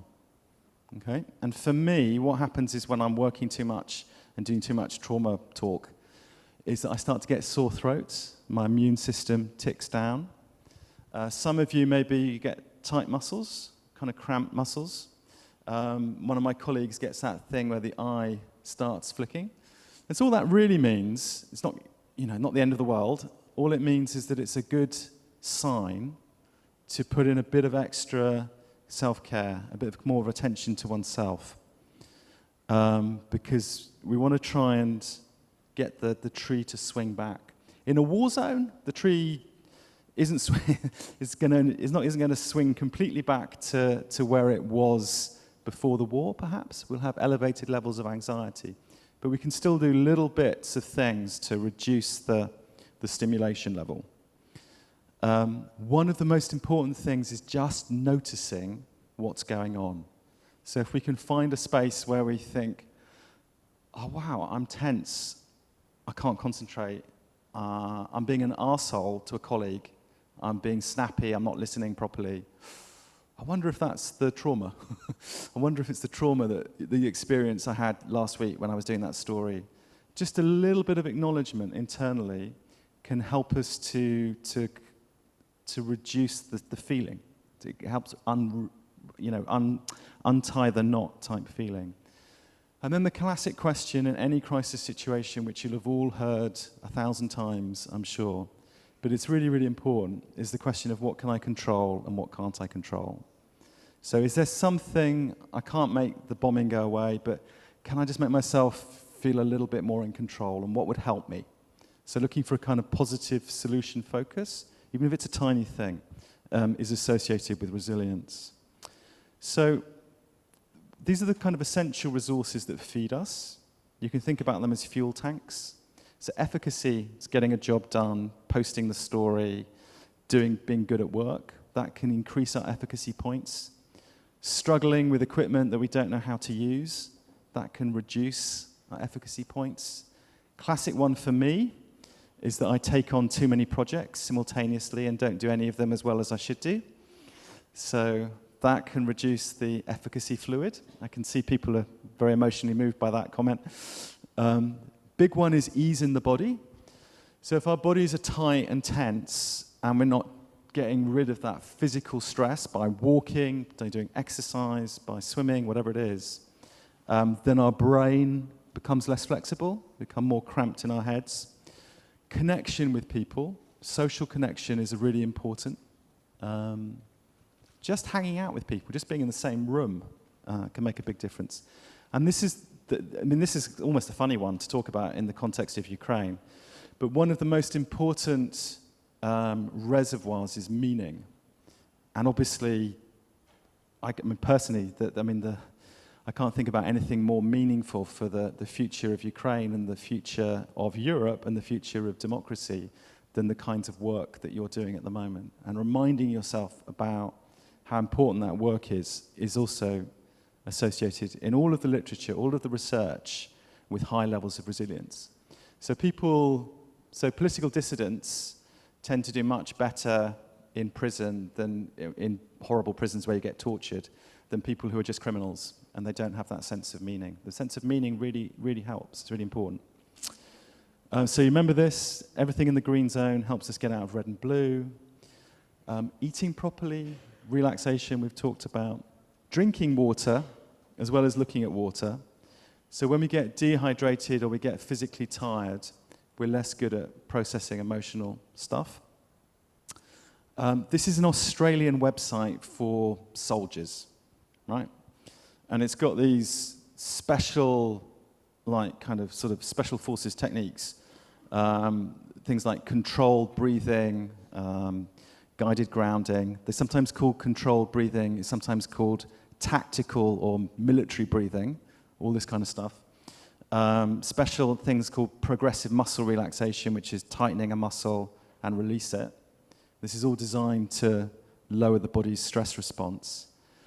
Basically, all of this stuff is stuff that you'd find in yoga or Pilates or something like that. but yoga and the Australian military have a marketing incompatibility, so they give these things special names. But stuff that relaxes the body, whatever that is really helpful. Mindfulness we talked about.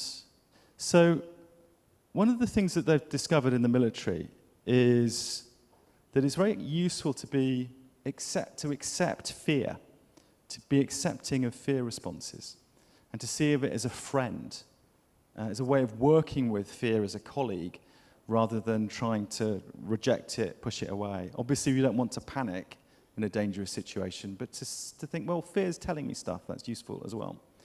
The other thing that they've worked out with soldiers, this is relevant to journalists, the soldiers who are experiencing lots of combat stress, so they've been in a combat situation, they come back, huge impact, having real difficulty functioning perhaps for a while, is that it's not a good idea to tell that person, right, that's it, you can't work in this zone, you can't do this kind of work anymore, you need to get out of the country, be really safe, get away from everything. What's more helpful is to take somebody away from the most stressful part and to give them reduced work.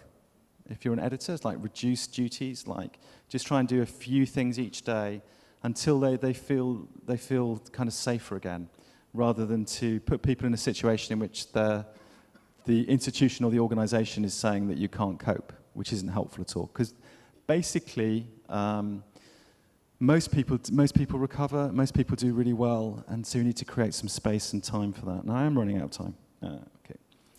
So social support is massive.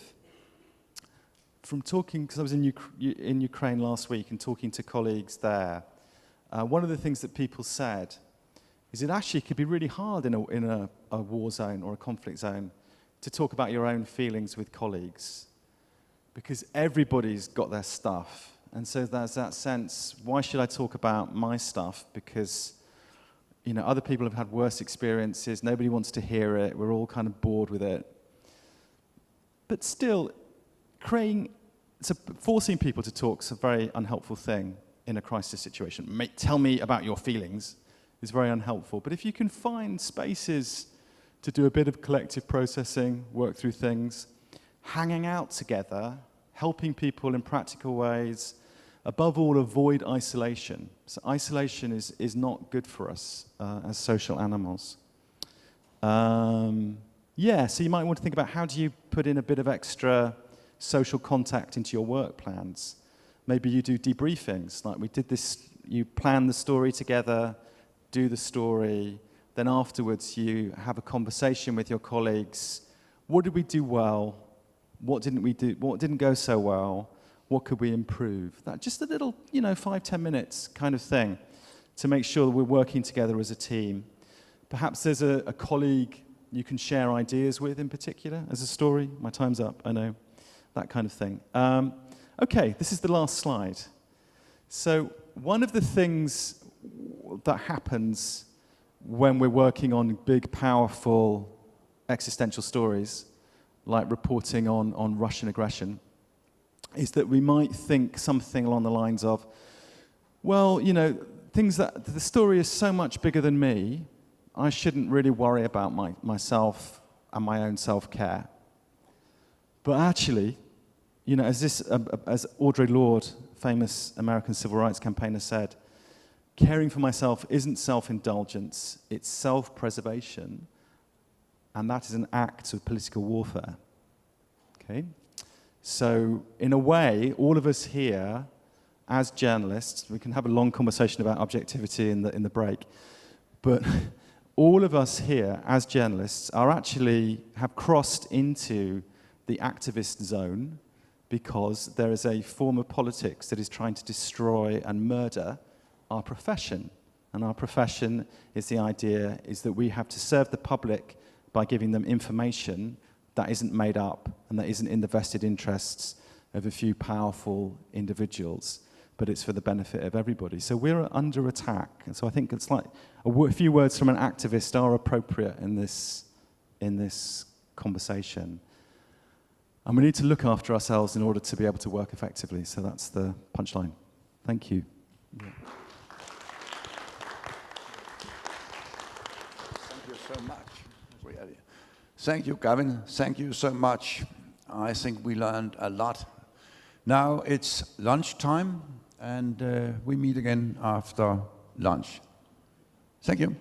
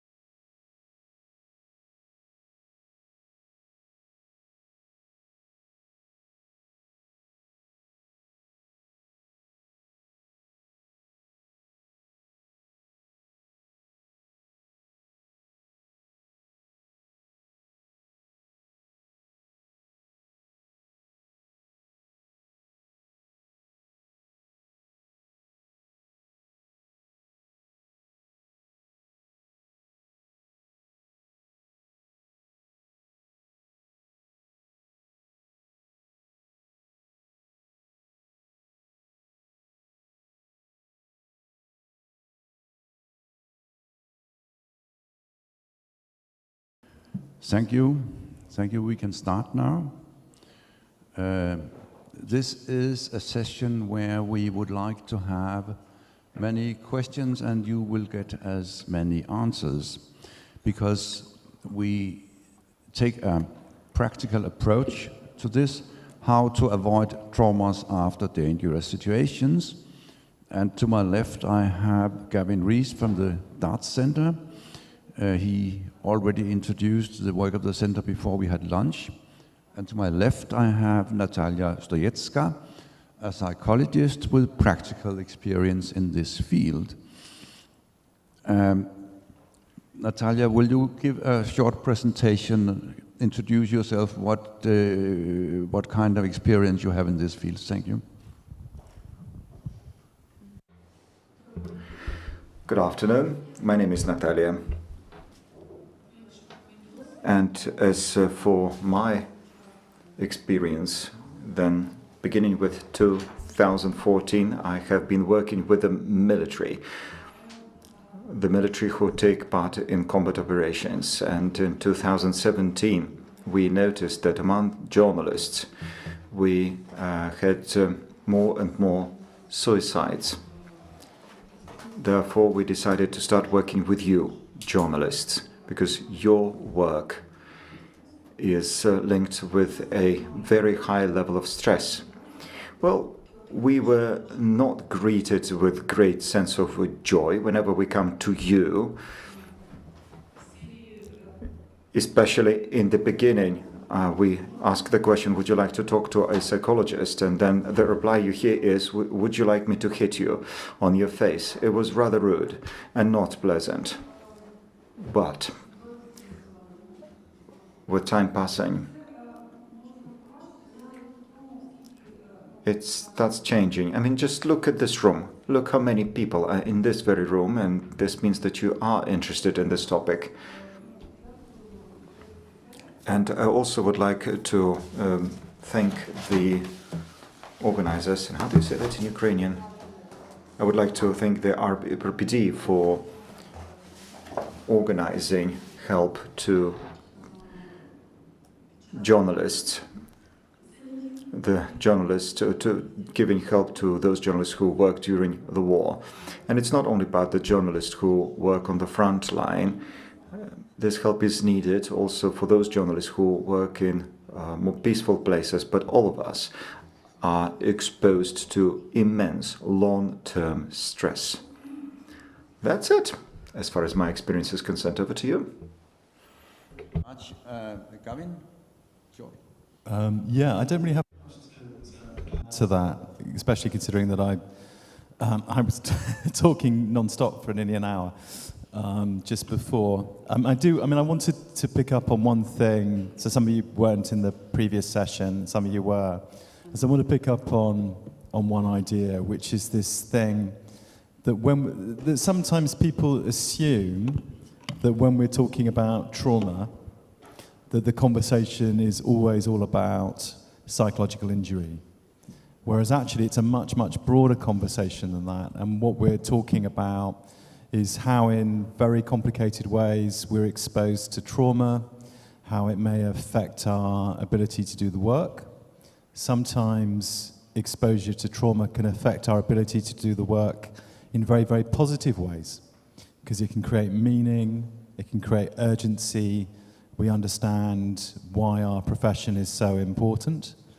And sometimes the kind of negative impacts of not being able to concentrate, finding it difficulty to process distressing content is also part of the stuff that we need to talk about professionally in order to become better at things. And if I think about the history of trauma intervention outside of Ukraine, one of the big problems, the issues that a lot of the big broadcasters have had, is that they treated the trauma agenda as all about making sure their staff didn't get post-traumatic stress disorder.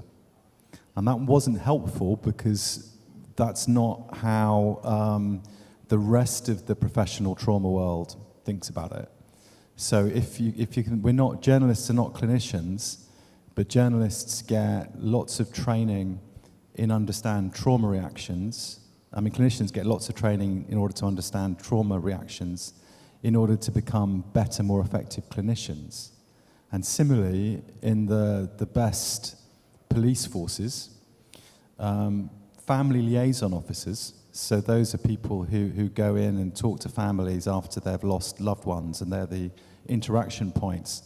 They also get lots and lots of training in trauma so that they can do that job effectively. And it's similar, I think, for journalists. So later on, they're going to be talking about interviewing techniques and how important it is to know or understand a little bit more about trauma in order to be effective in the job. So there is that aspect of things which we also need to talk about and explore. And then there's the issue about looking after ourselves as well, and what it takes to maintain our own resilience, what it takes to support colleagues, and what we need to think about if people do get into trauma trouble, because it's a occupational risk. As we said earlier, journalists are really resilient, and they're probably more resilient than the general population because of the work they do, but still there are dangers, and sometimes that can emerge in not being well, and sometimes that can emerge in making very consequential reporting mistakes. So sometimes the errors that we make in our work may be to do with trauma exposure. So it's a very big, holistic topic, and there are lots of different aspects to it that I think we need to be open to. I will then put the first question. Natalia, Ukrainian journalists didn't have a choice. I mean, Russia invaded the country, so they couldn't prepare themselves for what they were up to. But now we've had the war going on for some time, and it will probably continue for some time.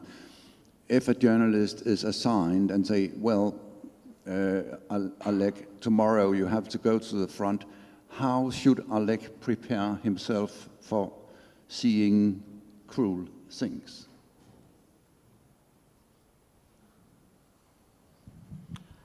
Ну, Well, first and foremost, as far as I understand, like directly, like tomorrow you go, if we speak directly tomorrow, verbatim, tomorrow we go into the front line. Well, that never happens. For a journalist to go to the front line, a journalist have to be accredited first. The accreditation is issued by the Ministry of Defense. Such a journalist has to be trained, and only after this, the journalist may be sent to go to the front line. Therefore, it cannot happen overnight. It's not that I wake up and go. No, that's not the case. Still, there is some training, and there is some psychological preparation as well. That's the first thing. The second point.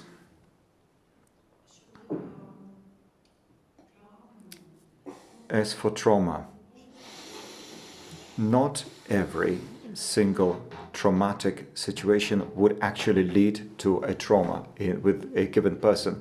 We are all exposed to different traumatic experiences, but our psyche is very flexible. This is what Gavin said. And we have this capacity to adjust. However, if there is a journalist who is exposed to such a situation, of course we are touched by such events, then the first question I have to ask her, how does this affect me? How does this affect me? Yes, there is a lot of horror all around. There is a lot of horror we have to deal with. But the question is, what of it affects me, but some other things do not affect me? Something has become a horrible situation for us, and something may turn into trauma, firstly. And secondly, I'm saying about this both when advising individually and collectively in a group. Before you tackle something in a job, you should know your limitation, you should know your limits. That is, I do not work with those who were subjected to sexual violence. It's too much for me. I can work with those who collect bodies or parts of bodies, but I cannot work with the children and those who were subjected to sexual violence. That's why I won't take on these kind of jobs. I have knowledge, I have skills, but I won't take it on me, because here I cannot be efficient. If I can see and advise 5 to 10 people, those who are in need of assistance, if it is among them is a person who was subjected to sexual violence, that would be the person after working with whom I would need a long time to recover. So what I'm saying is, everybody needs to know his or her limits, what you can work with and what might be too much. As far as I know, the editorial offices don't really make or push someone into going to some frontline and to do reporting from there, dispatches from there. If if you feel that it will be too much for you, it will be difficult for you, better just refuse. Don't go. Have anything here, Gavin? Yeah, I've got a couple of things to add to that, which I think the idea of knowing your limits is really, really helpful. And it's a complicated question as well. It's not just the limits in terms of the experiences that one can digest and absorb. It's also limits in terms of what one can do as well. So one of the most stressful things often in doing this work is face-to-face conversations with people who've been affected by trauma. So people who are bereaved, they've lost loved ones, maybe they've been tortured. This is hard. It's difficult to sit next to somebody and to hear those experiences.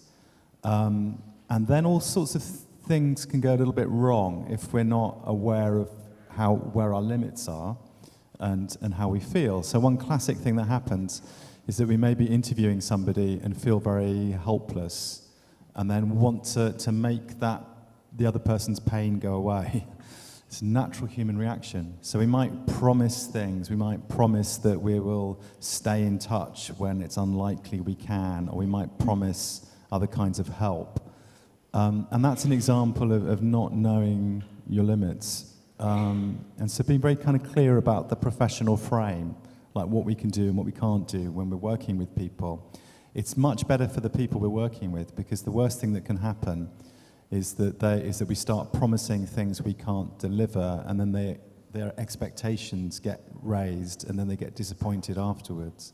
So this is I think also partly what clinicians mean when they talk about understanding limits as well. And one of the things that I find quite interesting is that also sometimes we get used to stuff. So I work quite a lot with journalists who do war crime type investigations. I worked a lot with people who are investigating Russian bombing of Syria, for example. And there are some people in some organizations, it's a crazy job, who spend all day, every day, looking at pictures from war zones, trying to understand how many civilians were killed and injured and this kind of thing. And then actually what happens sometimes is that when I do training with those groups of people, is that people will say things like, do you know what, I don't actually feel anything when I look at these pictures. And, am I becoming a psychopath? And the answer is no. Well, not normally. The answer is that what happened is that they've worked out ways of adjusting their reactions so that they can work with that material safely. And so a bit like a clinician who works with a lot of, it can always be affected, but they can get used to people telling really challenging materials, that sometimes we can get used to this stuff. And so understanding our reactions. I mean, that said, if there was a journalist who always felt numb, so not, when they're playing with their kids or they're out in society and they're feeling numb, then that's probably a bad thing. But if we're working with stuff and we get used to it, that doesn't mean that there's anything we're not malfunctioning, if that makes sense. And so thinking about these things in a complicated way is helpful. We are open to questions all the time, so if anybody has a question, please raise your hand. Have you been in situations where, yes, we have two here. Microphone is coming in a minute. I think you can start with the lady back there. Yes. Yeah. Thank you. Hello, я розмовлятиму українською. I will speak Ukrainian. I've got a question. Because we talked a lot about the war and talking about emotions when you see something. For example, when we have refugees arriving, I've told you that in Poland, the prosecutor's office and the police in Poland want to collect evidence of those, the evidence base of war crimes against civilians in Ukraine.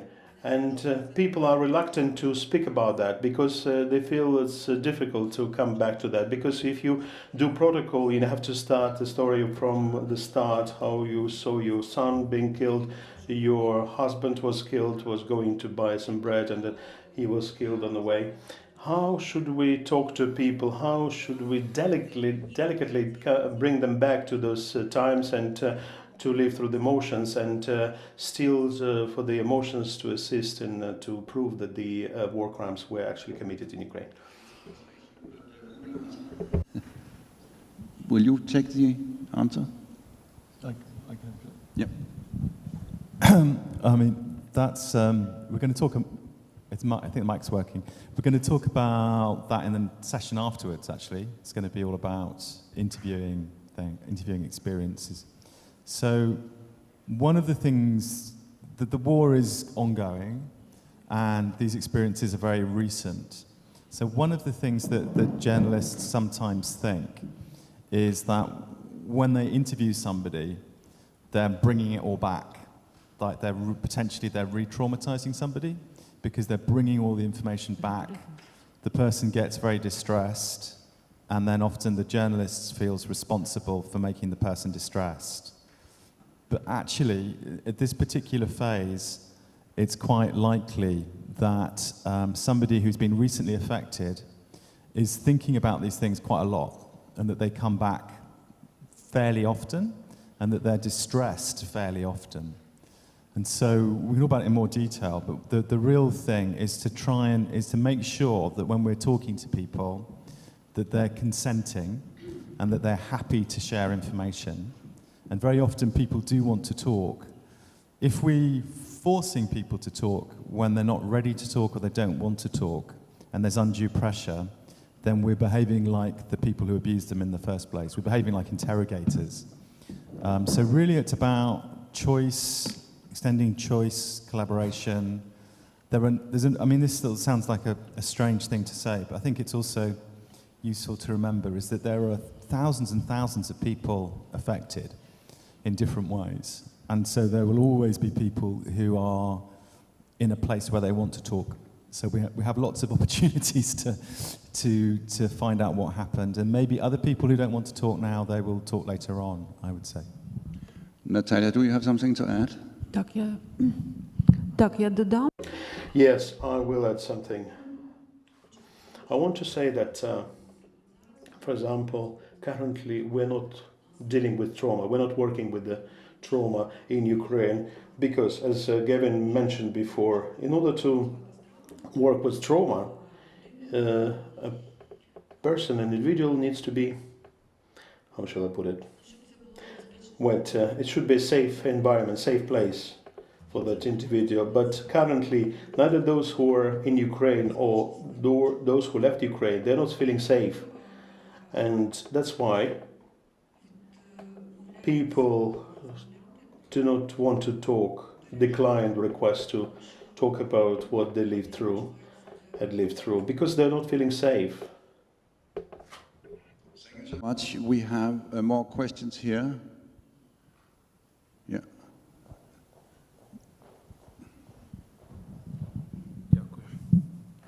Thank you. Thanks. Mr. Kevin, at the previous session, showed us a tiger and was talking about traumatic situation. And etc. And I think and I believe that Ukrainians are not scared of the tiger anymore, because it's not something inevitable, because a tiger might change his mind and turn back, while a rocket won't. And they're flying above us, above our heads, on a daily basis almost. I'm not about traumatic experience, but rather about the powerful long-term stress Natalia was talking about, in which Ukrainians live, editorial offices live, Ukrainian journalists live. Is it the adaptation, or if you put yourself in the head of the editorial board, editorial office, how would he or she see and understand the state of his or her subordinates? This editor is not going to the front line. He's based in Odessa or in Lutsk. It's a nominal back side, but it's nevertheless it's a daily stress. How would a chief editor should behave? You were telling about the behavior of a typical journalist, but what about those editors? How should they behave towards the? Well, first of all, you need to be careful and attentive to your subordinates. Behavior changes. A person becomes less attentive, less careful, starts missing deadlines, or is failing basically. It's not performing his or her duties. That could be a signal to start talking to this person. What's happening to you? What's going on? Something like this, because we all are different, and we live through stress differently. Someone might take loads of work upon themselves. So someone is slowing down, or someone is running ahead. But you need to pay attention to the changes in behavior and the person's behavior to find out what's going on. Yeah, no, thank you. It's a really, really valuable question, and I think this is actually a new phase that we have to think about as well. Is the opening this conversation up with editors more, so that there's more kind of sharing of information between editors.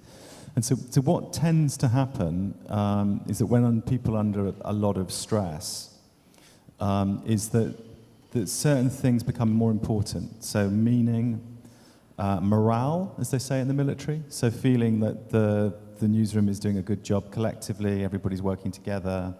And also something in psychologists called attachment. So when people have authority and control over junior members of staff, then those kinds of feelings of wanting to be understood by bosses, wanting to be respected, wanting people to appreciate how difficult the experience is, they become more acute. And the other thing that we know from the military is that when things are really stressful, people become much more susceptible to much more, what's the word? Not susceptible, much more triggered, or much more vulnerable to criticism. So criticism that's not carefully timed in different ways. It's like a classic situation is you might have a journalist who's been in butcher, and they've been counting, bodies, and it's been a really hard, horrible day. They've done a very, very good job. And then suddenly they get a phone call from somebody in the accounts department saying, why are your expenses so big? And then it's not the counting bodies, it's my organization's not supporting me. Flares up, and they get very upset, and kind of big problems as well. So I think, as Natalia said, this kind of added sensitivity.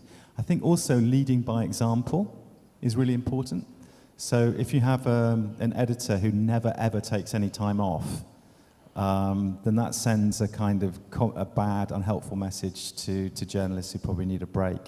And then the last thing I'd say on this, which is a really, really important thing, and it's need a bigger conversation about this, is it's very stressful being an editor, even if you're not necessarily in the front line, because you're sending people on assignment, you may be worrying about people's health, you may be worrying about keeping the organization running. So it's also very important that editors look after themselves as well. Yeah. Thank you so much. And there's one more there. Hi. I just wanted to ask if you can also talk about the phase of healing. Maybe we'll come to that later, because every trauma at some point needs a healing. And I know by experience that this is definitely an individual approach. Everyone has to find the phase of healing by itself.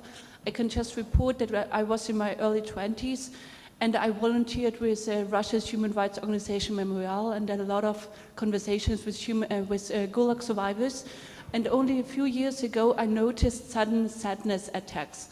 And I learned for myself that for me, writing helps. I wrote a speech, I booked a flight to St. Petersburg, and I told my colleagues what I have gone through, and this helped me. And the sudden attacks passed, and I built up resilience. And just last year I went to women's shelters in Odessa, and I listened to a lot of stories by the women survivors for a week. And only half an hour I got really angry, but afterwards it went by. So when you said that resilience is something we learn as journalists, this is really important, and I'm glad that we have it, and then we can also learn resilience, I think. Yes, who will answer?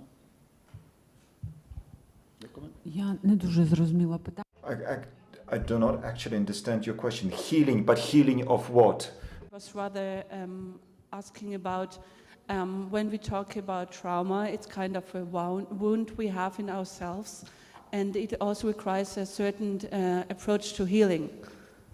There are different situations which will bring us healing, and I think that every journalist, after having experienced a trauma, will have to find an individual approach to this healing. What do you think? Can you share some experience in this case?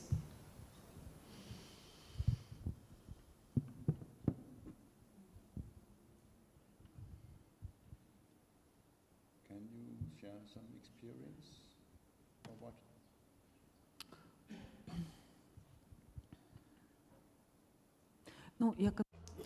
Well, I said that now we do not work with trauma itself.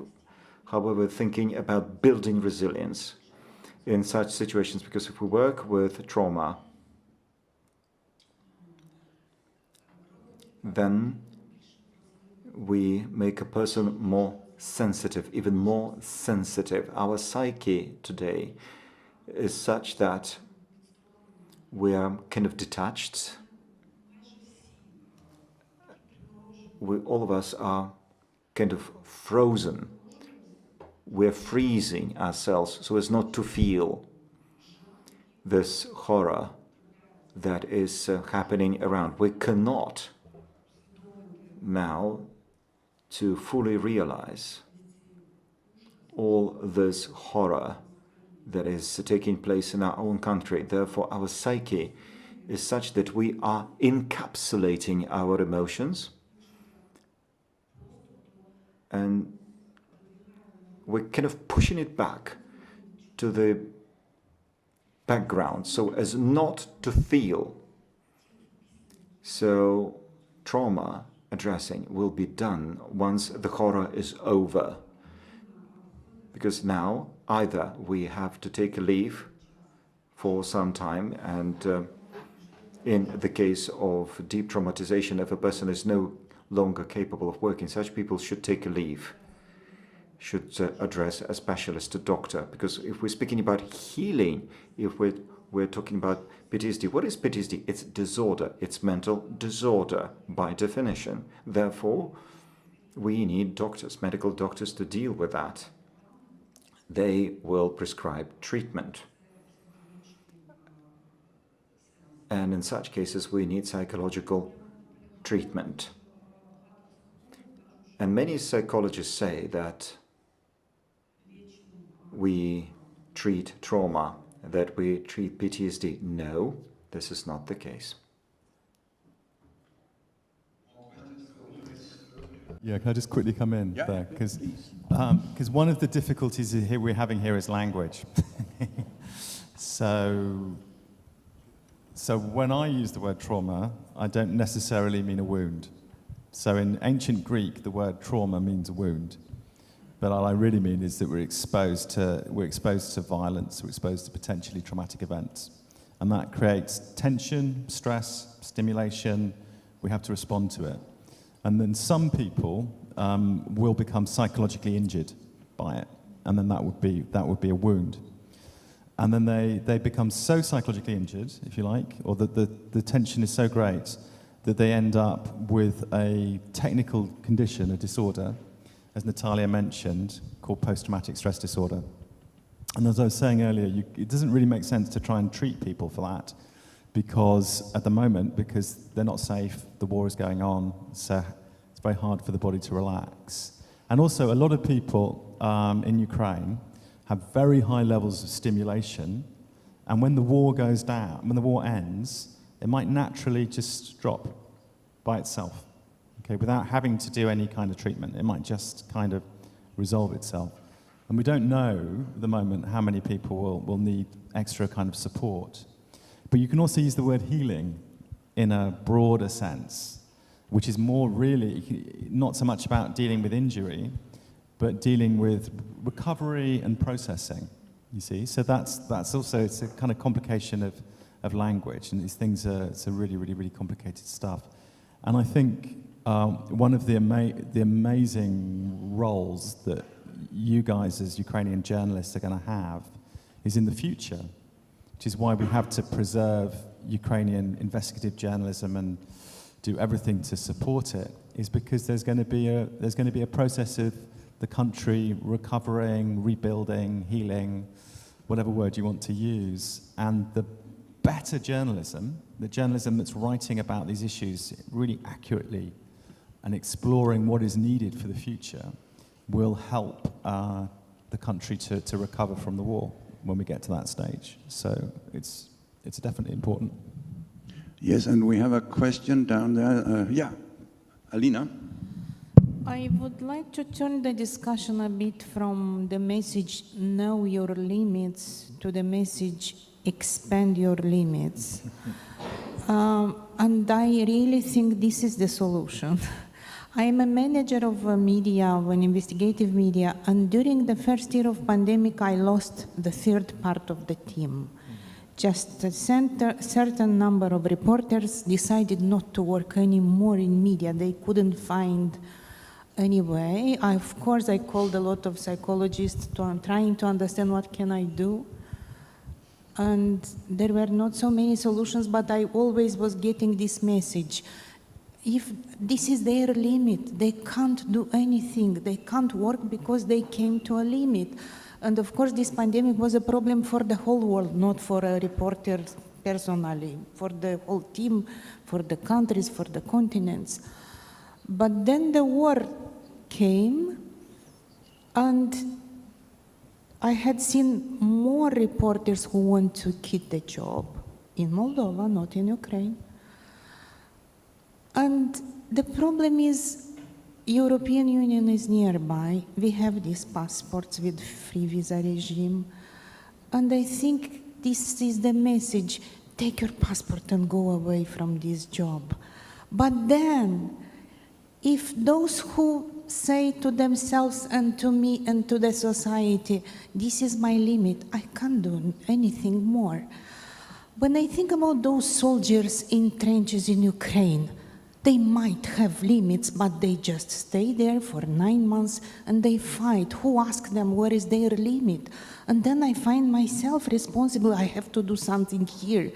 I have to expand my limits as reporters in Ukraine or soldiers or doctors or anybody expands their limits. It is much more useful to know that I may expand my limits than just to say, okay, this is my limit. I go to Europe. There is good weather, good everything. You understand? Thank you. Who will take that? I can have a go. Yeah, I think it's an interesting conversation. It's a really interesting way of looking at things. And the first thing I would say, just from a kind of human viewpoint, is that everybody has to make their own decisions about what to be, where to be. But I do agree that one of the key tasks for any newsroom is to try and find a way of developing staff nurturing them, and in that sense, increasing limits. So one of the interesting questions is that how do you increase somebody's limits, if that's something we want to do? And the answer is never pushing somebody into higher and higher and higher and higher levels of stress. And so what does work, if you think about sports people or people who do amazingly complicated, difficult, challenging things, is that what happens is that you approach the limit and then you just slightly over it, and then you rest and recover. You build up more resilience, expertise, knowledge. The person who was very scared thinks, actually, I can do this. Yeah, I did that. That's okay, I can do this. Then somebody gives them positive feedback and says, you did that really well. That was great, really good. I want you to take a little bit of time off maybe, and then next time we'll do a little bit more. So it's like building muscles. So actually, emotional, physical, craft muscles. And one of the interesting things about weightlifting, if anybody's ever tried weightlifting, is that when you're lifting the heavy weight, your muscle is getting weaker. So it's actually losing strength, and that's why you have to stop the exercise, because the muscles are tearing. Then you rest a bit, and then the muscle gets stronger. So this is an idea about being sensitive to people's limits, and certainly not, I think one thing I definitely agree with, is not telling people what their limits are before they've discovered them. Because then maybe actually they could do a bit more. And so being sensitive to people on an individual basis is really important, I think. And if some people, if it's really toxic for them to do a particular kind of reporting, maybe they have a very heavy personal trauma in their family, and they can't, or maybe they were sexually assaulted and they don't want to work. If they're really clear that they don't want to work, then they obviously shouldn't be forced to.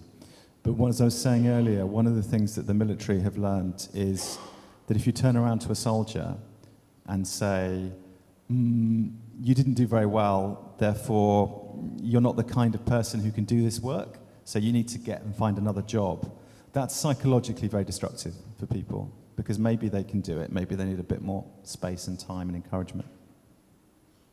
You want to add something? Then we we have lots of questions, and it's you, yeah? Yes. Добрий вечір ще раз. Good evening. I think that trauma, we all have been exposed to trauma, and after the war, some of us will have the stress level reduced, and some of us will stay traumatized all through our lifetime. Because every one of us experiences these situations in his or her own way. Now, there is this word, rehabilitation. We speak a lot about rehabilitation of the military. Maybe we should talk about rehabilitation of the journalist. Now, can we replace this word with some other word? Because I can say someone, you need rehabilitation, and that person would immediately oppose me and say, no, I'm healthy, I need no rehabilitation. Is there any other word that we can use so as not to use the word rehabilitation? I need another word to replace the word rehabilitation so that I do not re-traumatize the military or any other people. Well, we use the notion of reintegration. We use the word reintegration, although that particular notion was applicable to the situation in the Donbass region. Then we spoke about reintegration, because most of the territory was actually in peaceful condition, and therefore it was all about reintegration. So the military were reintegrated back to a peaceful life. But now, it's a different story. And it's a good question. And actually, I don't know. I cannot think of a word that could replace the word rehabilitation. Because all the country, all Ukraine is at war that way or another. It's fighting the war. If I just add something to this, it's a slightly separate point. It's picking up on what you said about people having trauma, bad, negative trauma impacts that go on for forever. We're not, as we've both said, we're not at the moment yet where it makes sense really to talk about treatment in that sense. But actually it's worth knowing that trauma treatment's very effective. So it has very high levels of positive clear up, and if there's one kind of trauma treatment that doesn't work, then there are other kinds that might work for an individual. So it's really, I mean, don't be depressed about that, is what I'm trying to say, in the sense that I think that, you know, in whenever it is, in a year or 2 years or whenever it is, and Ukraine is making reintegrating the whole society into a time of greater peace, there'll be lots of opportunities for people to heal and to process and to work through these difficult experiences. Я ще додам. I will add a couple words. There's also, in psychology, there's a notion of increasing trauma. We always say about trauma as about something horrible, but this is also a term, trauma growth, when we acquire new skills, knowledge, and even at this moment, what we have inside us, the sense of, how should I put it? Well, I forgot the word. Natalia, this self-respect is on the increase, that we've done this, we managed, we survived, we have lived through this, and this gives us self-assurance, adds to self-assurance. And Gavin was mentioning the sense of guilt. I would like also to say, from my experience, mine and my colleagues working in Ukraine, from our observations, our sense of guilt is quite minimal, because we're in our own land, because we're doing our job, and this sense of guilt, well, is implemented. Okay, they're trying to push through this, those who left and those traitors who left the country. But I would say the greatest patriotism for a woman during the war is protecting life of their child. Those who left, they are kind of traitors, and they're not traitors. They're sometimes capable of assisting from outside. We say about this feeling of guilt, yes, as if we're doing not enough, or somebody is doing bans of donations while I'm doing only 3 packages. But this sense of guilt is not that great, which is completely different from the Russian soldiers who came to occupy our land. That's why we also need to pay attention to that as well. Доброго дня, мене звати. Good afternoon, I'm Irina Sampan, I'm a war correspondent in Ukraine. I've got 2 questions, in fact. When talking about the post-traumatic stress syndrome among the military, always the psychologists recommend to work with their families as well, because quite often a person could return from the front line to becomes absolutely new person, a different individual, and the family might have some. It would be difficult for a family to find a new connection to this person. Can we say? Can we transfer the same experience to the families of journalists, family war correspondents? Because I believe that they receive their own trauma in the front line, and they bring this trauma to the family. Military, same with the journalists. Also, divorce and disputes in the family, because a new person comes back from the front line. Could we kind of make use of this experience of working with military, also to working with journalists, families of journalists? And my second question is about receiving this trauma. I believe that there are journalists who work in their own conflicts, in their own wars, and they have become part of that war. They receive a bigger trauma because of this mental involvement, mental connection with the conflict. But I'm also interested in those journalists who work who cover for wars and foreign conflicts, not in their own country. They also subjected to a certain trauma. I'm interested what kind of a trauma this could be when you cover not your conflict. One thing when you see just horrors of war, but the other thing when you see horrors of war committed against your own people, your own nation. I'm interested in, well, what kind of trauma a foreign journalist could get from the experience in Libya or Syria or Afghanistan. Thank you. So I'll do the foreign reporters bit. Families, maybe, if you could, yeah, pick up on that. It's a very interesting thing because obviously people who are foreign reporters have different profiles as individuals. So they have different experiences, they often have very different motivations. And some foreign reporters are actually people who come from conflict-affected countries, who really understand conflict, and they have a very strong personal mission to do the best job they possibly can. And then there are other reporters who maybe, it's like an exciting thing to do, and it's kind of interesting work, and that's a slightly different set of motivations as well that go into it. And there's a psychiatrist who did some research after the Iraq War, and it's about published in 2008, called Anthony Feinstein. And he looked at career wartime correspondents who would go from conflict to conflict to conflict. And there was some staggering figure that something like, some of them, I can't remember the actual average figure, but some had been to over 36 different wars in very different countries, Middle East, Africa, Afghanistan, all kinds of different places. And so they had masses of exposure, much higher levels of exposure than most soldiers would get. And I think that the challenges often are to do, firstly, with the amount of violence they've experienced. So the level of time of their body has been exposed to a very big fear response. And then the other thing, which is quite interesting, is something called moral injury.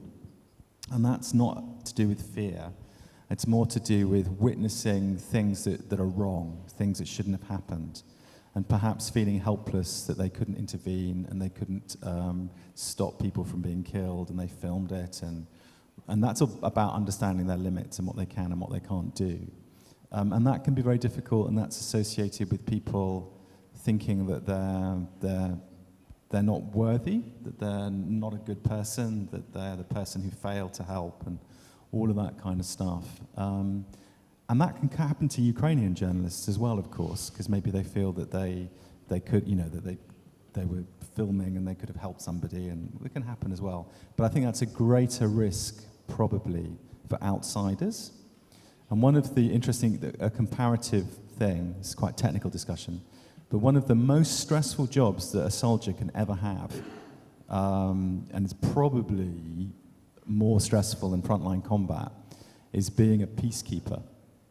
So when you have soldiers who go to African countries and they have civil wars, or the story of the Dutch soldiers who went to Srebrenica, and it's not their war, and they were watching people being killed, and they felt helpless and they couldn't do anything, then they had bigger impacts than other soldiers who were fighting for their country or protecting things, So it's complicated, but yeah.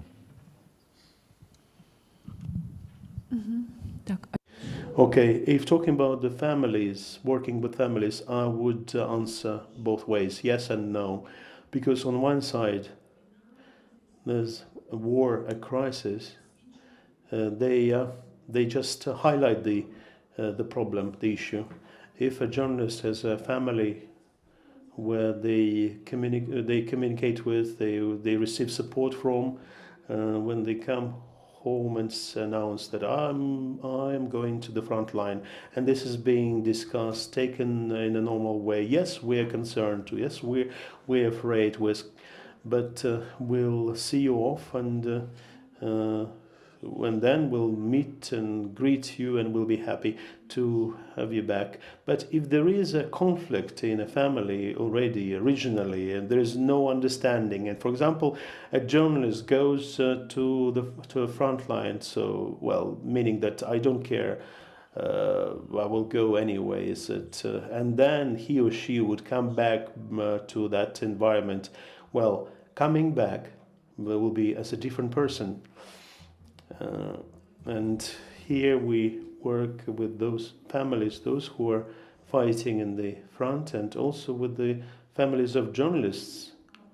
This is probably a question for some certain future in perspective, because for that you need, well, patience, first of all, understanding, to give a person some rest. Well, do not really kind of touch or asking how was it or what's really was happening. Give this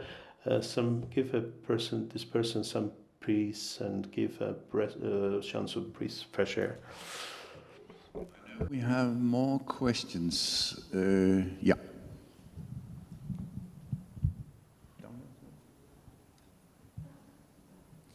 So sexual violence has been happening in Ukraine since 2014, when the war started in eastern Ukraine. So my question is, what have been done in Ukraine, and what can you expect to be done in future to help the affected people by these sexual violence? Thank you. Who will take that? Well, I can answer. Well, we have some funds, foundations, those work with the women subjected to sexual violence. There are some psychologists who are trained properly, specifically to work with those women and children. Yes, we do have this as well. Well, this is that's what I'm aware of, what I can say. I have one more question down there. Yes, the green lady down there. Thank you.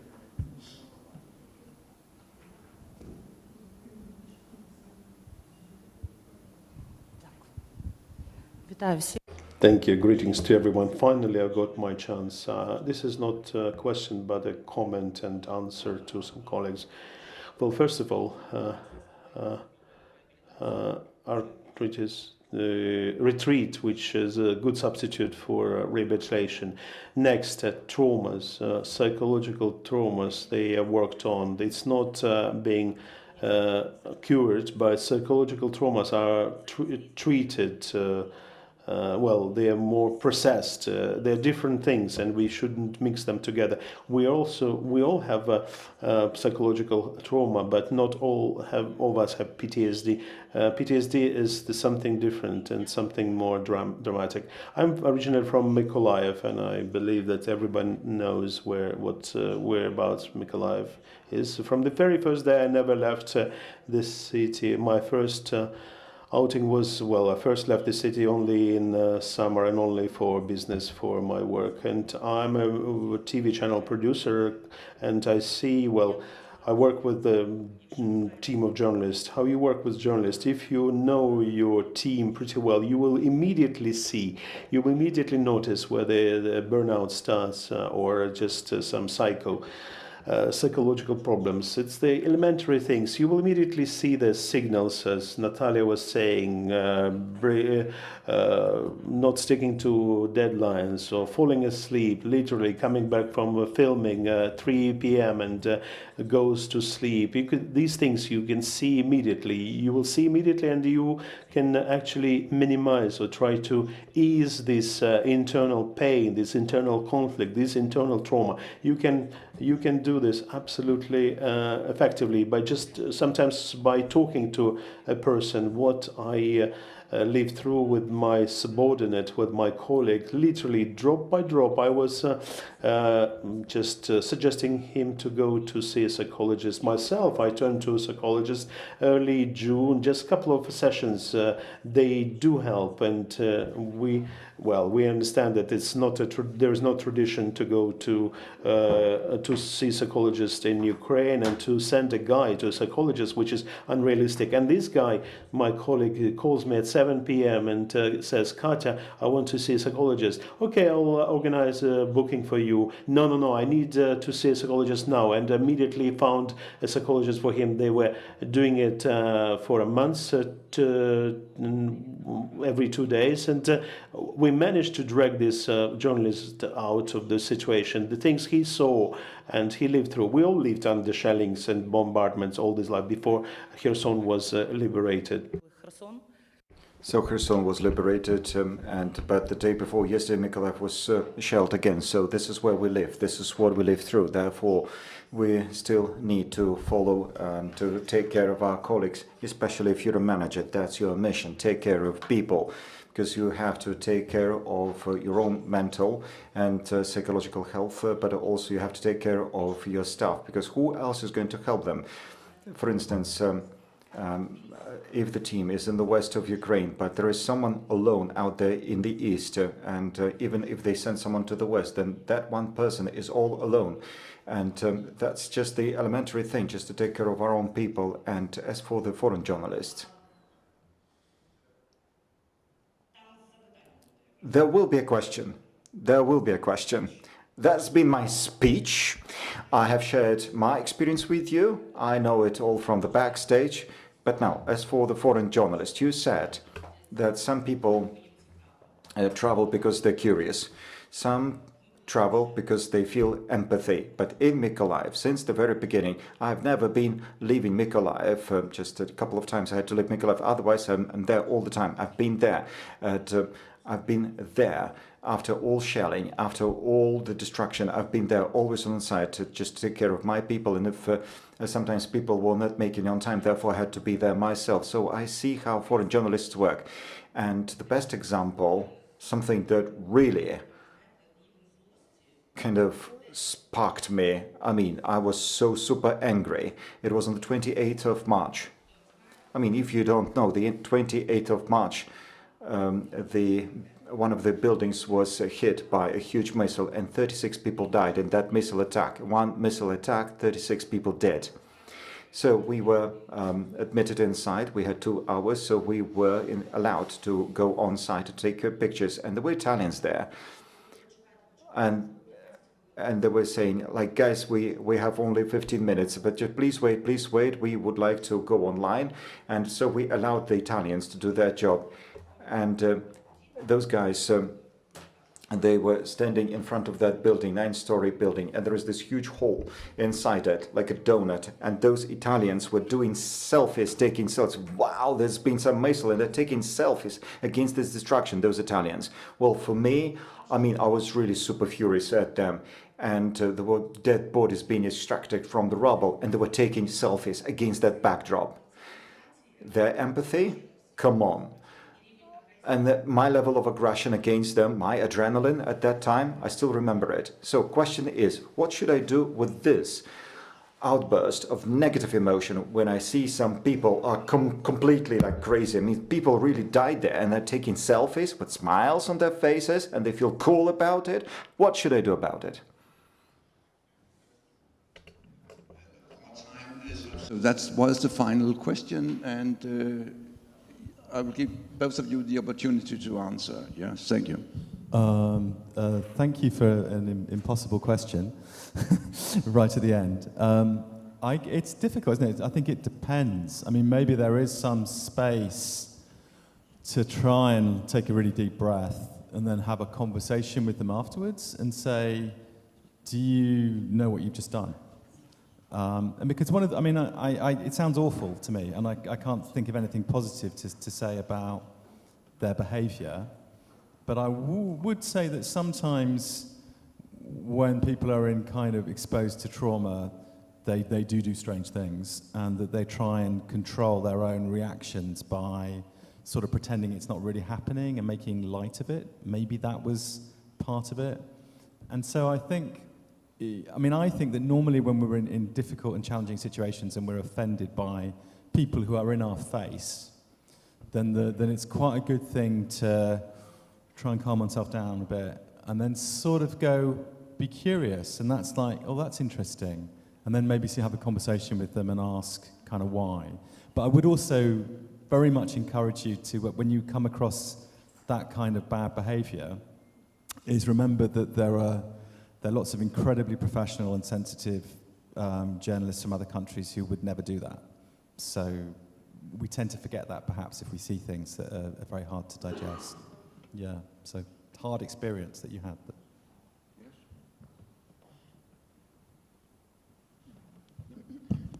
Okay, thank you so much for joining. I know we still have some questions, but time is up, and there's a coffee break, and then there's another session. I have promised to mention that during networking time, that is not going to be in this hall, but in the panel room, there will also be shown a documentary. So much for that, and now it's coffee. Thank you. Thank you very much. thank you for coming.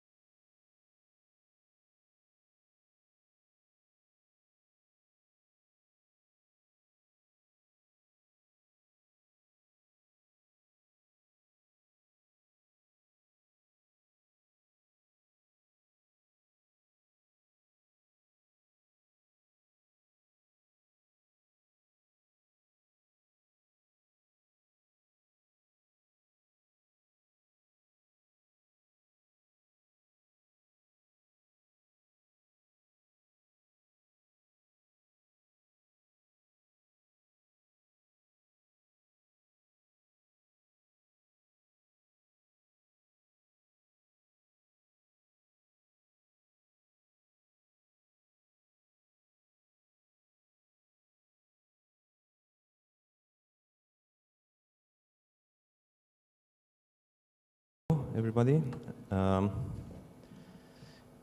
Thanks for coming. There will be more time to discuss in detail after the panels are over this evening.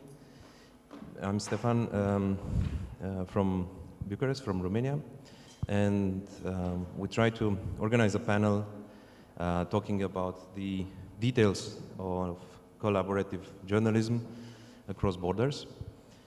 And we have a bit of difficulty here because one of the panelists could not come and will be online. She's on, I think, no? Yes. Yeah. Hi, Jana. And I will just, we'll just have a short intro of each of us, and then I will talk a little bit about the goal of this discussion, at least my idea about the goal. Then we'll have a brief discussion with Felicia, then a brief discussion with Jana, a bit of a wrap-up, and then I hope we can start a dialogue between us and you, and keep more time for this question and answers. So, Felicia, do you want to present yourself? Hi everyone, my name is Felicia Crețu. I'm a video investigative journalist from Moldova. I do it for 3 years at a media NGO from capital city Chișinău. The media organization that I'm working for is a new media project in Moldova. It was funded 3 years ago by 3 investigative journalists, and the focus is to produce investigations in video format. The subjects that we do are about inefficient public money spending, bid rigging in public procurement, political fundraising scams, the classical investigative subjects. Yeah, thanks. Thanks, Felicia. We will hear a short intro from Jana.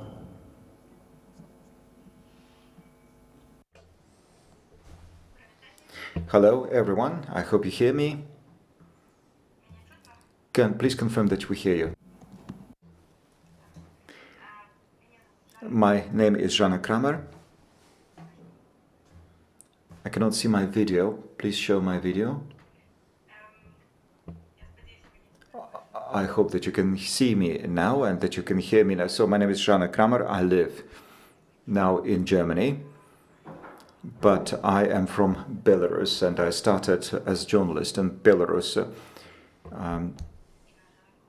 Now, unfortunately, in 2009, I had to leave Belarus for political reasons, for political persecution. I used to work in Belarus. I worked at Nasha Niva, that is the oldest Belarusian-speaking newspaper in Belarus. And also, I have worked with various national level channels. I write about human rights and migration, and now I work for Deutsche Welle in Germany, for Süddeutsche Zeitung, and I have worked as a foreign correspondent for Belsat, which is an independent Belarusian TV channel. So that's about me in brief. Thank you, Jana. So we'll come back to you in a short while. A bit of details about myself. So I work now as a coordinator. I co-founded a network called European Investigative Collaborations. But I started working out of Romania on organized crime issues across the border in our region in the late 90s. And during the early 2000s, I was involved in co-founding one of the first centers for investigative journalism in Europe, the Romanian Center for Investigative Journalism, which was early on involved with the creation of the Scoop network with Hendrik here, who now co-organized this conference. And then with other ventures related to cross-border investigations, like the Global Investigative Journalism Network, the OCCRP, and investigations with the ICAJ network. The ICE network, by agreement, it's a smaller construct than those networks that we hear about, because it's just 11 to 12 media, but it's a different construct. It's not an NGO, it's not a foundation, it's just a network by agreement between media newsrooms who put together resources to do investigations across borders in Europe. My idea of this panel, and I wanted to start with Felicia because she comes from Chisinau and she does work in an area where they have for decades now a frozen conflict, Transnistria, and where it is challenging to work, to obtain information. My idea was to look through the perspective of the countries around Ukraine on how will war change journalism from the other side of the coin. So one side is the war itself, but the other side is the experiences related to interventions from the outside of the conflict area. And you know, there are interventions from the outside, like this conference itself. And this type of interventions will definitely shape one way or another journalism and how journalism would look like in Ukraine. And some, I'm sure, will change it for the better, you know, in the interest of journalists, in helping information in the public interest to thrive. But considering my experience so far in the region, some will also only focus on foreign geopolitical agendas of other states, or in some cases will also help enrich a cohort of parachuted experts, bureaucrats, trainers, and so on. So I want to talk about this side as well during this discussion, at least to learn something from the experiences that we had in the last 2-3 decades. So with Felicia and Jana, I hope we have a dialogue here with some of you as well, and focus on concrete ways that are functioning or not functioning in the production of journalism across borders. To talk a bit about issues of you know, insurance payments and like practical things when working with media from abroad. To talk about self-promotion and promotion, awards, conferences, and so on. The agenda setting that is happening sometimes when you are in a collaboration with foreign media or foreign donors, and the resulting influence as possible self-censorship, and so on. So maybe I give now the floor to Felicia first to talk a little bit about how you work, what is your experience so far. It's a young newsroom that you have. And then what are your sort of lessons learned so far? And I will follow up with some questions. Yeah, when talking about cross-border subjects, as you said, the newsroom, or the media organization is young, so we just had our first cross-border experience. So recently we published a subject that has this little cross-border element. We managed to find the hiding place of a Moldovan oligarch, a Moldovan Israeli citizen.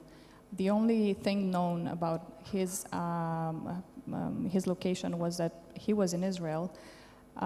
He fled the country 3 years ago despite having a travel ban in connection to a criminal case that was running in Moldova because of his involvement in the billion-dollar bank fraud that happened in 2014 in Moldova. So basically $1 billion were stolen from 3 Moldovan banks.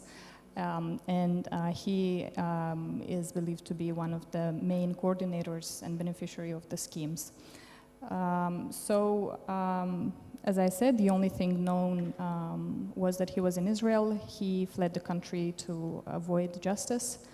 And by using open source informations and basically piecing together details from social media pictures posted by his wife, we managed to identify the luxurious villa in Israel where he was staying in the past 3 years, he and his family. Now in this case, we had to obtain information from Israel, and we also needed on-the-ground reporting. in this country, which is believed to be pretty closed. We couldn't go there as tourists. At the same time, if we requested a press accreditation, we didn't want to disclose our main purpose for the visit. So I will briefly describe what was our strategy when it comes to obtaining information, land records, company records. We had no idea about the specific of the country. We didn't know what kind of information is available in Israel. So the a shortcut that we used was to ask for the help of the OCCRP research team. They have people that provide assistance to journalists to access databases abroad. So within 2 days, we received from their Middle East researcher an extract from the land records. We could see that the property was owned by a real estate company, and we also received an extract from the company records. So in 2 days, we knew who owns the property, and we could check whether there's a link with the Moldovan politician. When it comes to field work, it was more difficult. We didn't have any contacts in Israel. So we tried to talk to several journalists that were recommended to us. We pitched them the subject, hoping that they would be equally interested. Because if they decided to take this story and to publish the story in their outlet, then we would get a co-publisher. We would get a person that would do the field work, would do the research in Israel, and we would get also a bigger impact when we would publish the stories in both countries. But we didn't manage to convince the journalists. We talked to two journalists. They were busy, or maybe the subject wasn't of interest to them. So in the end, we just hired a local journalist, like a fixer, and this was a job that they've done. But this experience wasn't the best one. In the end, we got a lot less video material than we expected and than we needed. And another problem was we had some troubles at the fact-checking stage because the journalist, while being at the villa and talking with the neighbors, she hasn't used the full name of the Moldovan politician. She used just his first name. So that was very close to not be used as a proof in our subject. We were lucky that the politician himself published a video recognizing that he is living there at that property after we have sent him the questions to ask for a reaction from his side. So our situation just proves that we had a little bit more trust in this unknown person, unknown journalist, than we should have. We should have signed an agreement. We should have gave her a training on what is essential for the fact-checking process. We didn't know her level of experience with video, her level of experience with investigations, so we just assumed that everything is going to be all right. But because we didn't know nothing about the journalist, we should have taken precautions and put a little bit more effort into preparation and to make sure that everything will be okay. So this just proves that, or this experience, which didn't go that well, proves that it's important to have contacts, to know personally at least one journalist.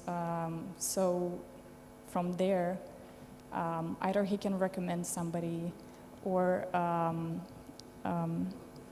this will help to really have somebody you trust, and this is the easiest way to make sure that you don't get into troubles. Yeah. So, since you mentioned your dependency on another structure to give you information. In this case, OCCRP, do you know other alternatives to that, or this is for you kind of the only option out there when you want to investigate outside your own country? There are other networks as well. I know about Global Investigative Journalism Network. There are also some networks at the local level, or the other option is to do the research yourself, to try to understand the specific of the country, to find out what is the official database that you need to use, give a call to the public officials and ask them for their help to access information. Yeah, networks are very important, and we just asked for OCCRP's help just because we knew about them, and my colleagues had previous experiences with them. And now talking about a even more difficult task to get information from your own area, which is from the Transnistrian Republic. What is your experience with that in terms of really working in a area that is inside of frozen conflict, and practicalities about getting information from your experience or from the experience of colleagues in Moldova, in the way that you can verify the information but also don't put the person in danger, and also in such a situation, is it even possible to have sort of objectivity such as it is described in the journalistic textbooks, especially in Western Europe or the US, when you report about Transnistria or investigate in Transnistria?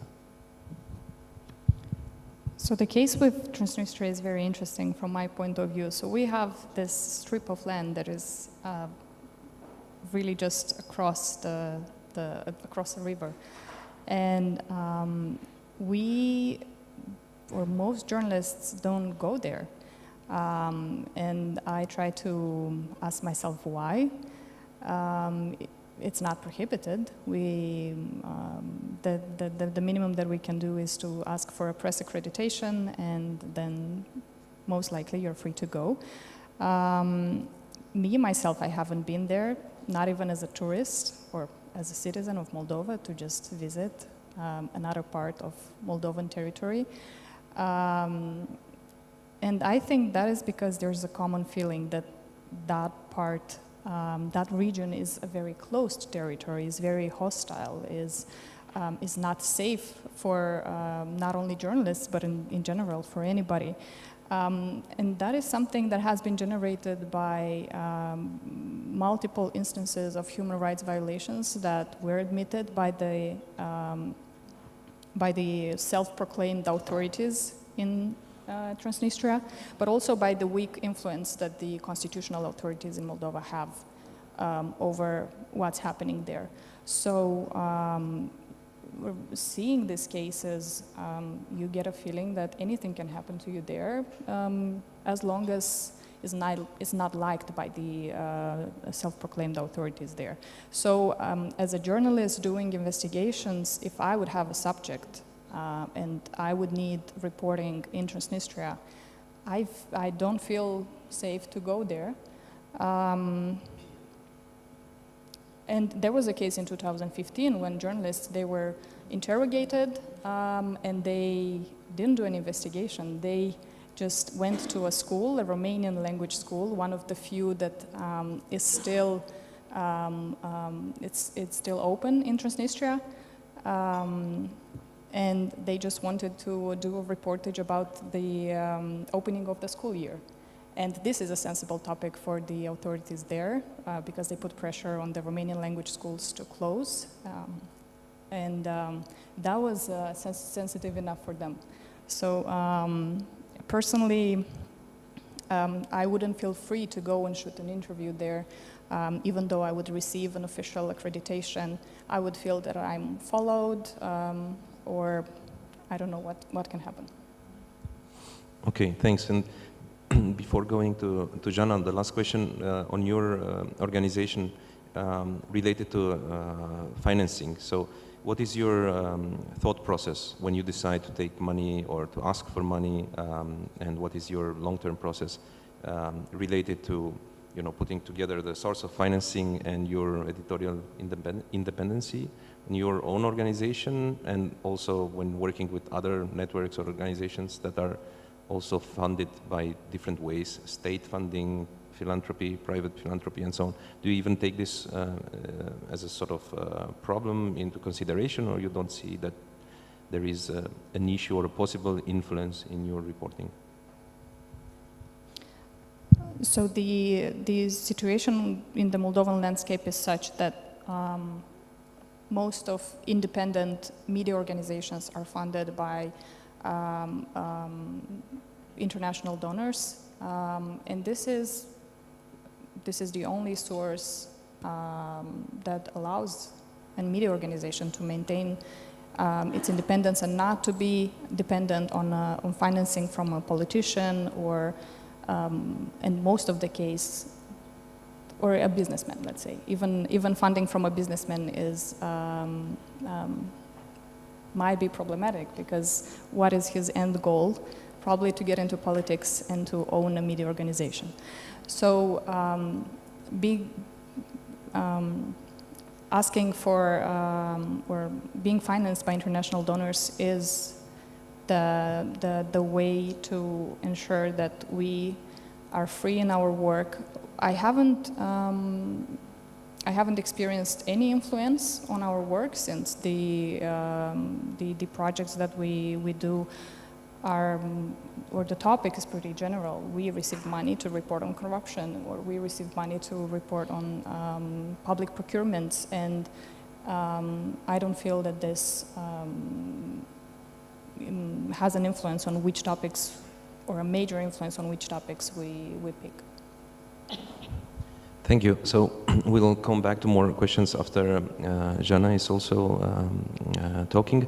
So Jana, you are in a different situation where you are outside of your own country for a long time, and you still want to work on topics about Belarus. And in that position, you also work with Western colleagues and develop topics about Belarus. Can you describe your work experience and the concrete ways you manage to do that, and the issues you see in your daily work?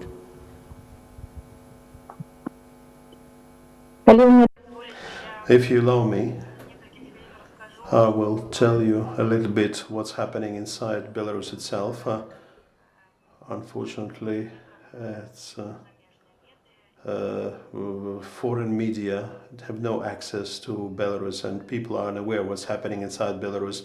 Belarus is situated as far as the index of freedom of speech, Belarus now, or Reporters Without Borders, is third place out of 180. In the bottom. Only it is worse only in Vietnam, China, or Iran. What does it mean in practice? That means that the first task for a Belarusian journalist, or those who write about Belarus, not even collecting information, not even finding finance. Just it's about survival for them, because people are put in prison for the operation, for the activities. It has become much worse in 2020. There were big protests, as you know, and after all this so-called presidential elections, you saw it on TV. Unfortunately, these protests were persecuted, and after that Belarus has disappeared from the media landscape. But all this time, what is happening in Belarus is a state terror against their own population, against media. It's not an exaggeration to call it a terror, because people are raped, harassed, put into prisons. Some of them are killed. And for example, I can say, well, all major media, all the independent media which used to be independent, and those who are reporting differently from the public, from the state media, they all closed down. More than 40 media outlets, the major web portals are down, they're closed, and journalists and editors are put behind bars. More than 30 journalists and editors now imprisoned, and the terms they receive is they're unbelievable. For example, 12 years in prison with the wording for treason. Treason of what? 12 years, the sentence of 12 years or 8 years. One of the journalists, example, who was streaming, just doing her professional duties. She wasn't calling for anything, she didn't organize anything. She was standing just with the microphone, giving floor to people, doing Vox Populi. And now she was arrested, and first she was sentenced to 2 years, and then it was extended to up to 8 years. And this is for a state treason. My classmate, Denis Ivashin, a journalist who was investigating using open sources, also received a sentence, a 13-year sentence for the investigation he did 2 years ago, and it was about Berkut. Berkut is the how shall I call them correctly? These are a military branch of police in the country. Those who in Maidan, they were fighting they were on the opposite side against protesters, and after they were dissolved after Maidan, and most of them moved to Belarus. They received citizenship from Lukashenko, and they serve now in Belarus. And most likely those people were also used against the Belarusian demonstrators, protesters in 2020, and they were shooting. But so, and Denis Ivashin proved that they took part in those events, and he could prove it using open source information. He was capable of finding these people, their names, and he could prove that they first served in the Berkut force and now they are in Belarus. Therefore, he did not actually disclose any state secret, as he did not have any access to any confidential information. He used OSINT only. There was a lot of information available. His material consists of 4 parts, and 3 parts of his material he has managed to publish. But before he could publish the 4th part of his material, he was taken away by the police, and he has been sentenced for 13 years of imprisonment for his journalistic work. So this is what is happening today in Belarus.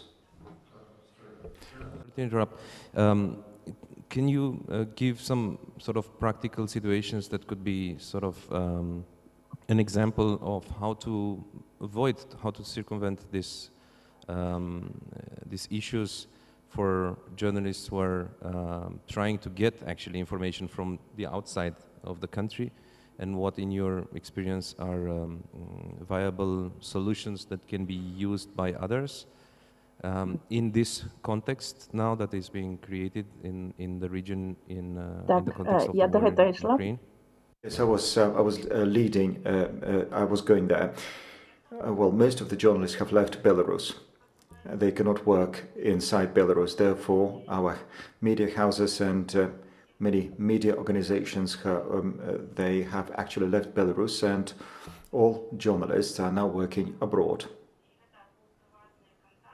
So we use some secret, confidential, private contacts, and whatever we could, whatever contacts we could, we have anonymized those contacts.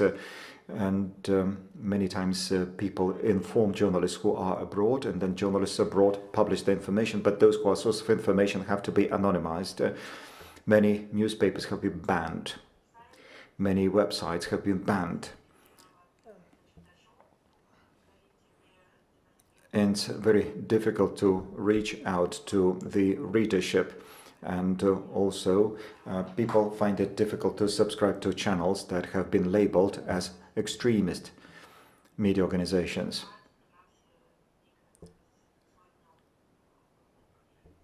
Which means that we are also having difficulties with reaching out to the readership.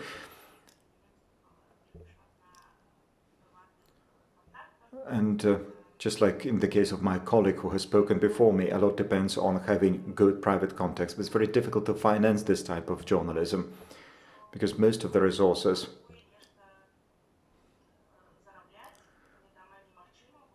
are very difficult to get, but we cannot remain silent. And many times we work for the country, but we cannot use advertising. There is no advertising market inside Belarus because no one would place their advertising in the mass media that has been labeled as extremist, and therefore any company that places advertising would be prosecuted by the law enforcement as well. So the journalists, those who work abroad, they have to apply to different foundations with requests for funding. The projects that I manage are being paid for by the ministries of foreign affairs of different countries. So the Deutsche Welle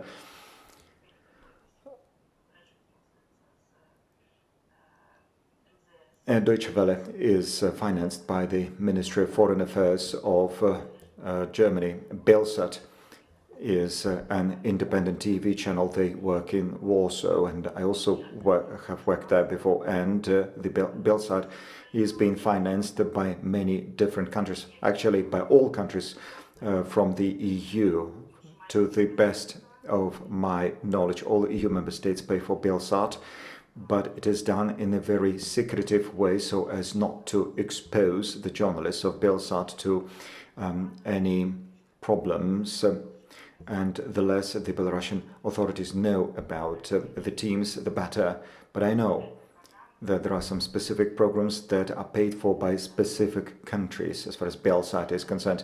And Belsat, it depends, in Belsat a lot depends from the Polish government and from the Polish policy, because the Polish government has given space, they have given visas to the Belarusian journalists, investigative journalists, and we are working now in Warsaw and in Poland, and quite naturally very grateful to Poland for the support that Poland has given to Belsat.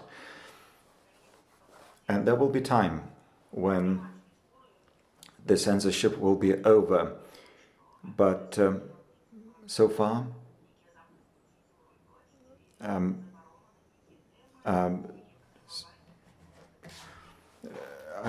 I've heard that I have not heard of any pressures exerted by the Polish authorities. No one says from the Polish government, if we pay for you, you have to do this or that, or should not be doing this and that. No, there is no such pressure. And we are writing about Belarus, but as far as the matters, as far as the Polish government is concerned, if we have to write about the Polish government, we exercise self-censorship. So, for instance, if there is any material about the Polish government, we do a little bit of self-censorship, and we decide not to publish some of the materials. We simply do not want to face some unpleasantries. So this is the example of self-censorship that we use, and sometimes it is a problem with that indeed. We also have the Belarusian Association of Independent Journalists, and the Belarusian Association of Independent Journalists have a list of all the media that are currently writing about Belarus and for Belarus. And there is some information on how to support Belarusian journalists. So some fundraising is possible due to that website. And this is how we raise funds for different projects such as the Media Soul or the National Initiative, as we call it. So some money have already been raised, but it is not enough to finance all of the media organizations. Therefore, we do need support from media funds. And we, as you see, we are not silent because actually we have to keep Belarusian journalism at work. Thank you. I think maybe I want to move the discussion on towards asking a bit of input about yet another model to organize research from outside the country and between the countries.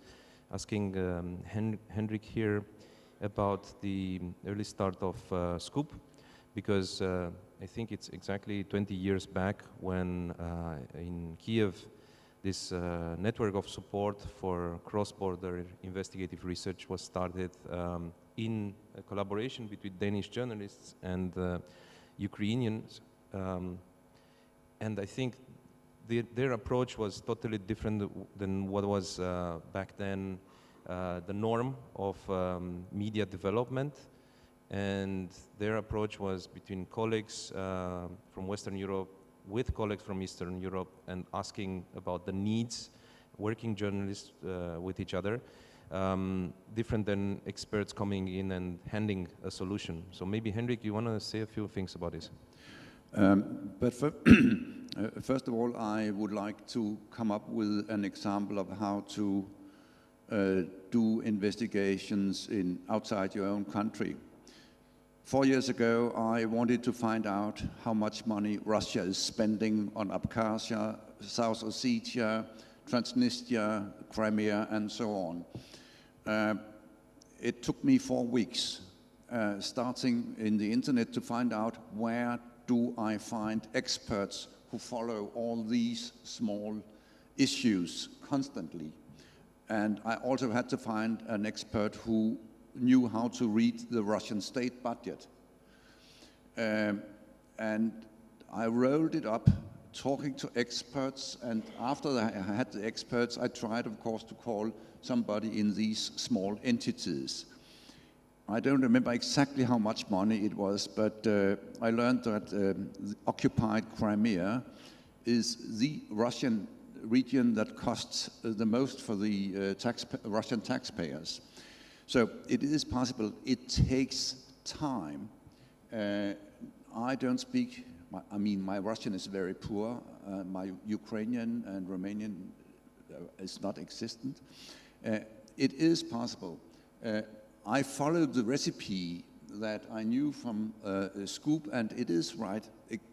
It's exactly 20 years ago that we started this support structure for investigative reporting. And one of our main ideas was to connect journalists in many countries with each other in a network, so that, and we very soon learned that you already at that time, you had a lot of very good journalists interested in doing investigations, but they had no money. So we said, we're paying for the experts, we are paying for access to databases, we are paying for traveling, we are paying for translations, and so on and so forth. And that idea led to several cross-border investigations published in several countries at the same time. And we even used a trick. Milorad is here, yeah, because it is difficult to avoid conflict with the military and security in a country. So we published something in Romania, and it was quoted by the Serbian newspapers because they couldn't publish their findings in Serbia, but if we sent them to Romania and published there, then we could publish in Serbia as well. So I think it's a question of being innovative. It's a question of having a lot of time, because this is time-consuming. Talking about languages, to translate important documents takes time, and it costs money. But I do think that it's possible to do investigations, to get information from other countries. You have to be innovative. You have to know private contacts will help a lot. Journalistic contacts will help a lot. And people fleeing their countries will very often also have good contacts. Thank you.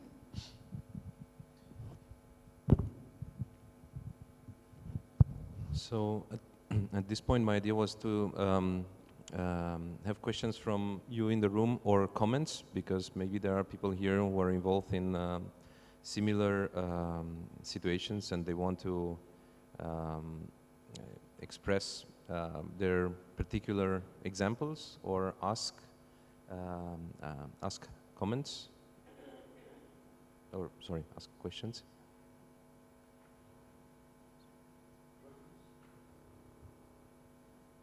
Alina.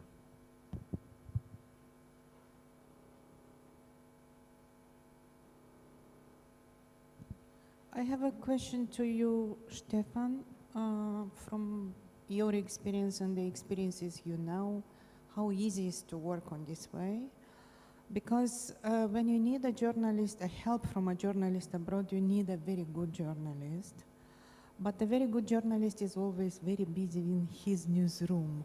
So I just would like to have maybe more insights or advices how to establish this kind of cooperation, because a good journalist will be busy, but you need a very good piece, and you may do it with a good journalist. And the question to Felicia, because I like her piece on this politician criminal in Israel, and I had seen that reporter was working like not with the whole power, and I just wanted to ask, wouldn't it be cheaper and better if you or one of your colleagues could fly to Israel and to do this story? Thank you. We actually thought of going there and to do the reporting ourselves the way we know it and to the standards that we adhere. So we started the press accreditation procedure. We found some other subjects that we would shoot and we would film in Israel without disclosing our main purpose. The trouble was that this took a really long time.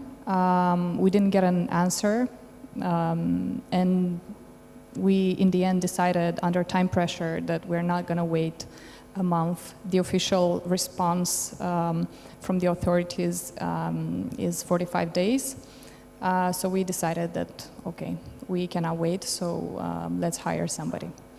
Yeah, the reporter that went there, because it was just a job for her, didn't do the maximum that we would do. But so that's why I believe that it's important to, I think things would have been different if we knew at least one good journalist that could have recommended somebody if he is too busy to do it himself or is not interested. And sorry, so the concrete question was how to contribute, even if to contribute with money or good information. I don't see any other ways, because there are two situations. You want to exchange information, and then everybody is happy because they will have an exclusive story. That is certainly one way to do it. But then the question is where that journalist works. Is it a newsroom that values this exclusive information, or is a non-profit that doesn't value that information but values more, I don't know, the number of stories published and so on. I think it's a very case-by-case topic. And also it comes down to who are these journalists, what is the exchange? Is the Eastern European journalist and the US journalist? Because I do feel like there is a different value that Eastern European journalists put on their Western and US colleagues in general, and a different lower value that Western European and US colleagues put on Eastern European journalists. And you see that in examples of investigative stories where you really need to have patience and invest time, and really have to invest trust as well and share the information. It doesn't happen two ways all the time. It's more of a give, you give, I give from Eastern Europe, and they take. And you see that also in the context, very well in the context of conflict reporting, where the work that it's done, the most dangerous work, is done by local journalists who work as stringers. They don't have insurance. They are not paid at the same rate as a Western journalist would be paid for, and so on. So this is, these are the questions that would inform the answer. Because if you take a situation where, let's say, a journalist at Spiegel and the journalist at New York Times will collaborate, maybe it's a different balance than if there is an investigative journalist that is a freelancer working for a non-profit somewhere in Eastern Europe, and the New York Times reporter. So I think that is, the answer to this is very tricky. It's case by case. Of course, it's also down to personal contacts and personal relationships that are formed in meetings, conferences, and so on. So this kind of networking events like here. And then again, you ask yourself, okay, so who has access to such conferences? Who is invited there? Who is sponsored to participate? And who is, you know, left behind? And there is the question of the language. Can you actually speak the language? Because I know of very good investigative journalists in Eastern Europe that actually don't speak English. And they are a generation older, and say when the language that was learned was Russian or maybe French. That doesn't help much. So I think it's a dynamic that it's a very different case by case. Anybody else wants to? Okay.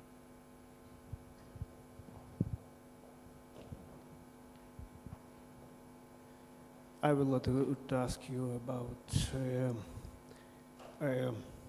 those six. Maybe just let me, I will say so was that to my mind it's important for now to provide cross-border investigation even in small teams, because now the most interesting stories are international, and mostly if you want to have more audience or to have those experiences that could help you for developing your professional skills, that it's important at least to try and to cooperate with your colleagues outside country and to find those stories that will be interesting for both countries, at least for two countries. And for me, after the invasion in Ukraine, it was very important for gathering information about money laundering in Netherlands and in Luxembourg, especially those Russian companies, which there are a lot of those companies that belongs to Russians at the end, but they use those schemes to avoid tax. Even there are a lot of companies that are in European Union, and they use the schemes to avoid tax. And it was the problem that in those countries I do not see journalists that are ready to tell stories about how their government used these schemes for a long time. I mean that not use this scheme, but using this possibility to not to pay for those companies, and positively thinking that it could be providing for a long time. And what can you suggest that for if in some countries there is not too much local journalists, how to cooperate in that case? Thank you. Sorry, what was a question at the end? Because I didn't I didn't get the sound. Was it a question? Yeah, it was a question that if there is those cases, how to be. How to.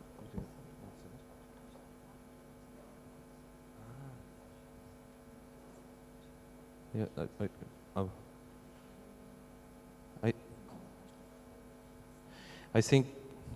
I don't think you can force anybody into a collaboration, and I don't think any journalist is kind of should be responsible that he or she doesn't have the time, resources, or doesn't see the story as you see it or as someone else is seeing it, right? It's a matter of perception. You cannot convince someone if that person doesn't want to contribute.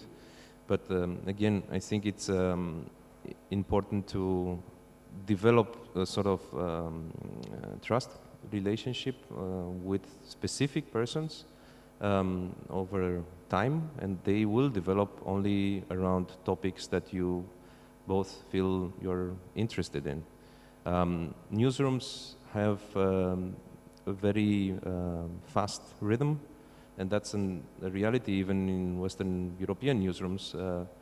You need to put out a lot of material, especially you have now the print and the online version. So you put hundreds of stories as a newsroom during a day. That's a really fast working rhythm. So no wonder that there is little time to look for, more complicated stories and little interest.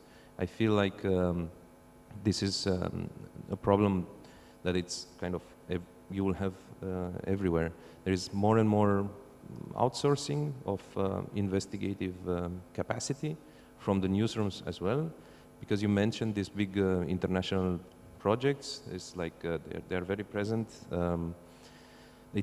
They are awarded prizes and so on. So then everybody wants to be involved in like a project that will publish maybe once a year, Panama Papers or something like that, which is easy to do because there is a data leak. That people work on that thing. Everybody will publish at the same time. Everybody will have something on top of what is the main package, which is delivered by an organization from Washington, let's say ICIJ. It's an editorial package that you get for free as a journalist in a newsroom, so you don't put that much time and effort, and you publish at the same time with a lot of other people. Of course, you will choose that over something that it's kind of complicated, complex, needs a lot of back and forth, it's interpretative, and so on. But unfortunately, I find that in the cross-border realm, this is more and more the norm, that you have a lot of newsrooms working for a longer time on a specific topic, usually based on some data leak, because it's a safe bet for all the newsrooms. It's also a marketing tool. Everybody is doing it under a brand name, so it's a safe bet that they will have some impact. As opposed to this kind of complicated stories. And I think it is something that we really need to, recognize. There is a bias in the way the global north is reporting about the rest of the world. It's a sort of arrogant knowledge. You know better what needs to be done in Romania or Russia or Ukraine. You just go there and to illustrate your convictions already. You're not going there to report or be surprised, because it's then hard to sell that story, which it would be outside of the stereotypical image of a given situation. In general, I mean, news is selling sort of short bits and simple stories. It doesn't sell PhD work.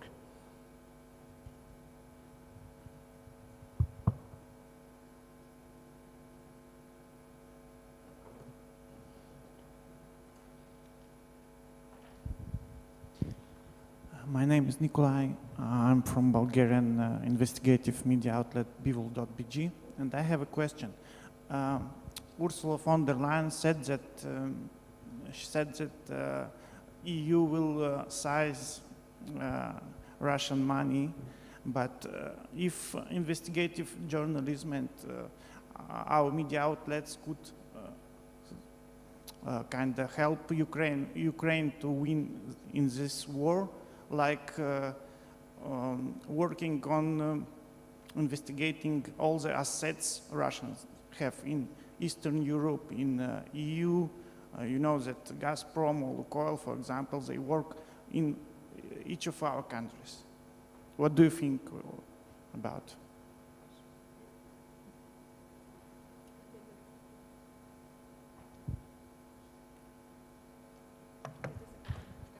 This was for me or for her? I don't know what to respond to this really.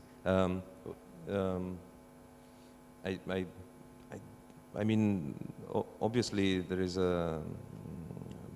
it's very much a big attention now into this kind of following the Russian assets, following the sanctions and so on.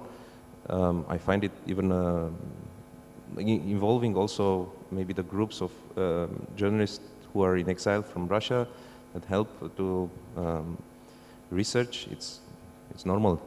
There is this attention, but yeah, I find sometimes it's a disbalanced attention or investment of effort on this at a very late stage, because if you think about the oligarchs from Russia were parking their yachts for 3 decades in the same place, were having their villas in Bavaria or Tuscany or whatever for a long time already. So it's kind of a very late and hypocritical approach right now, but it's something that, you know, you follow you chase the ambulance in the news.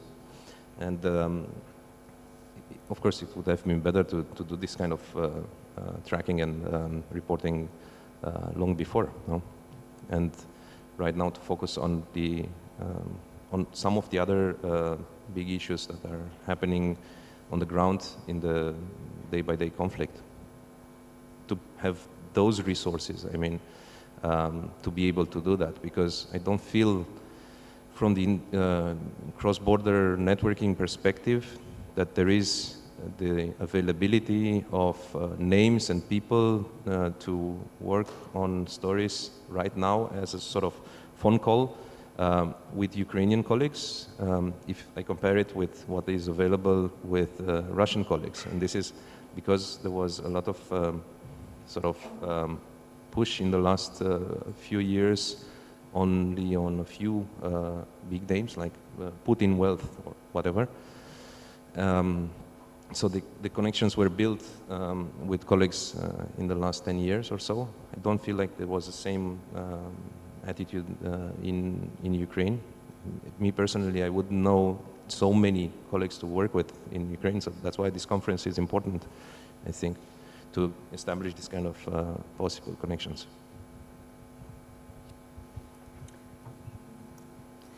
I would just say that I see this with enthusiasm, because mostly it's done through OSINT techniques to find all these assets, and I've seen several initiatives exist already. Even here there was a panel on that, and I feel like it shows great examples of how OSINT can be used, and maybe it's going to become a very mainstream investigating technique.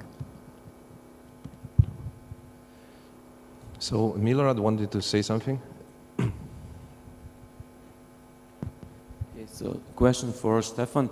What would be your practical advices for a journalist from Ukraine, for example, who have a good story, how to approach Western media?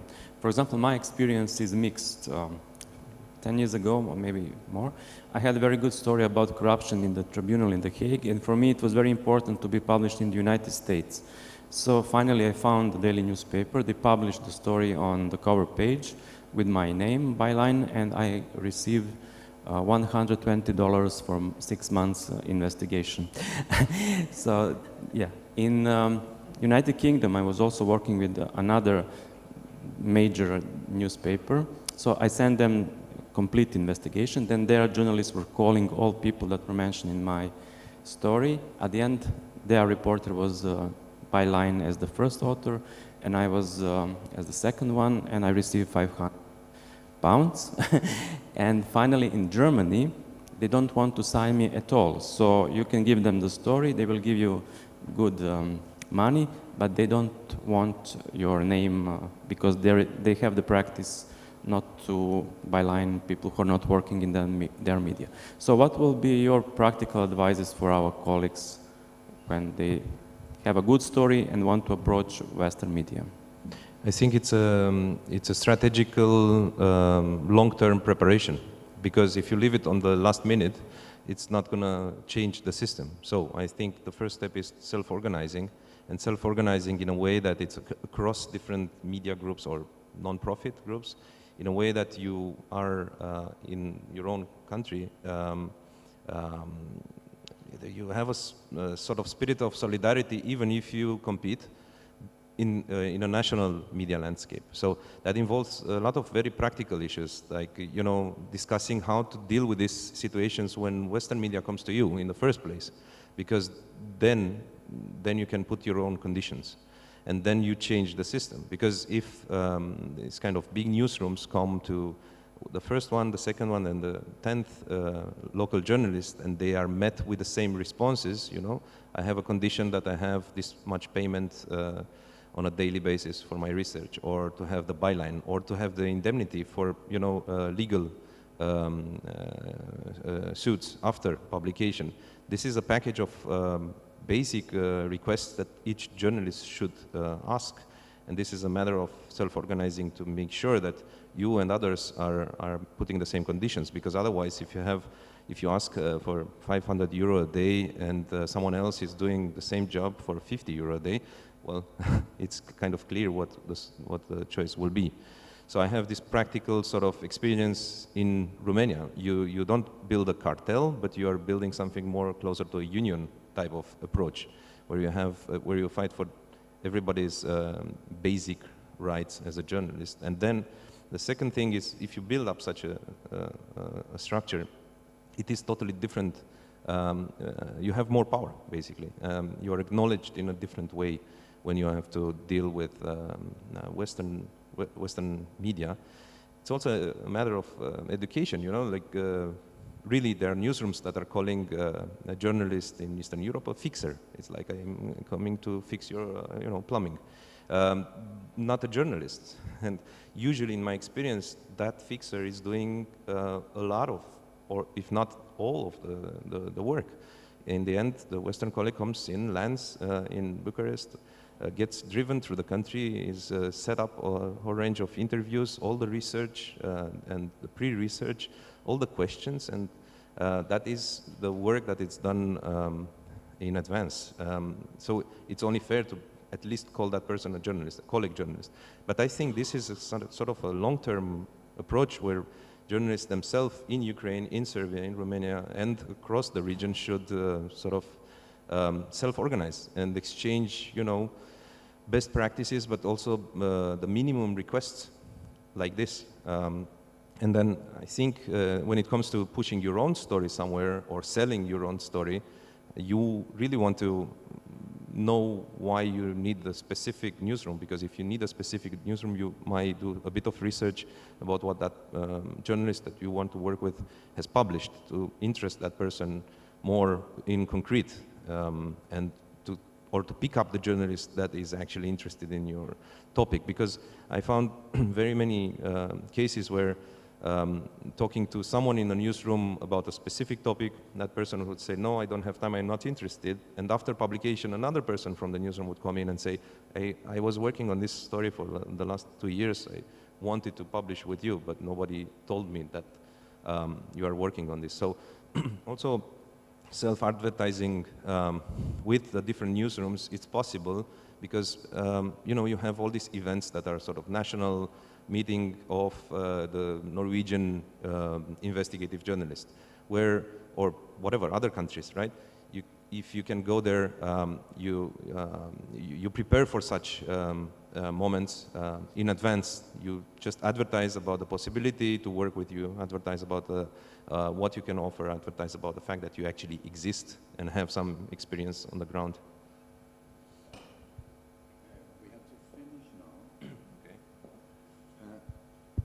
And we have to finish now because we are going to have dinner in this hall and they need some time to get these tables out and others in. But I would like to end the discussion with a small anecdote from Scoop. We did an investigation of smuggling of cigarettes in the Balkans, and the idea was to publish it immediately before the Olympic Games in Greece. And the working title was Cigarette Smuggling as Olympic Discipline. And we pitched it to the Times in London and they were interested. The ideas of the smugglers was to have every garage close to a stadium in Greece filled up with illegal cigarettes and selling them to the fans of soccer, handball, athletics, and you don't know what. The only thing that didn't work was that the investigation wasn't ready when the Olympic Games started. And afterwards, there was absolutely no interest in news from Greece. So you have to be punctual. And it's at 7. Thank you, thanks everybody, and thanks Jana. Sorry, it was only per streaming, but yeah, thanks anyway. And I hope there will be a contact list shared so that people can keep in touch after this event.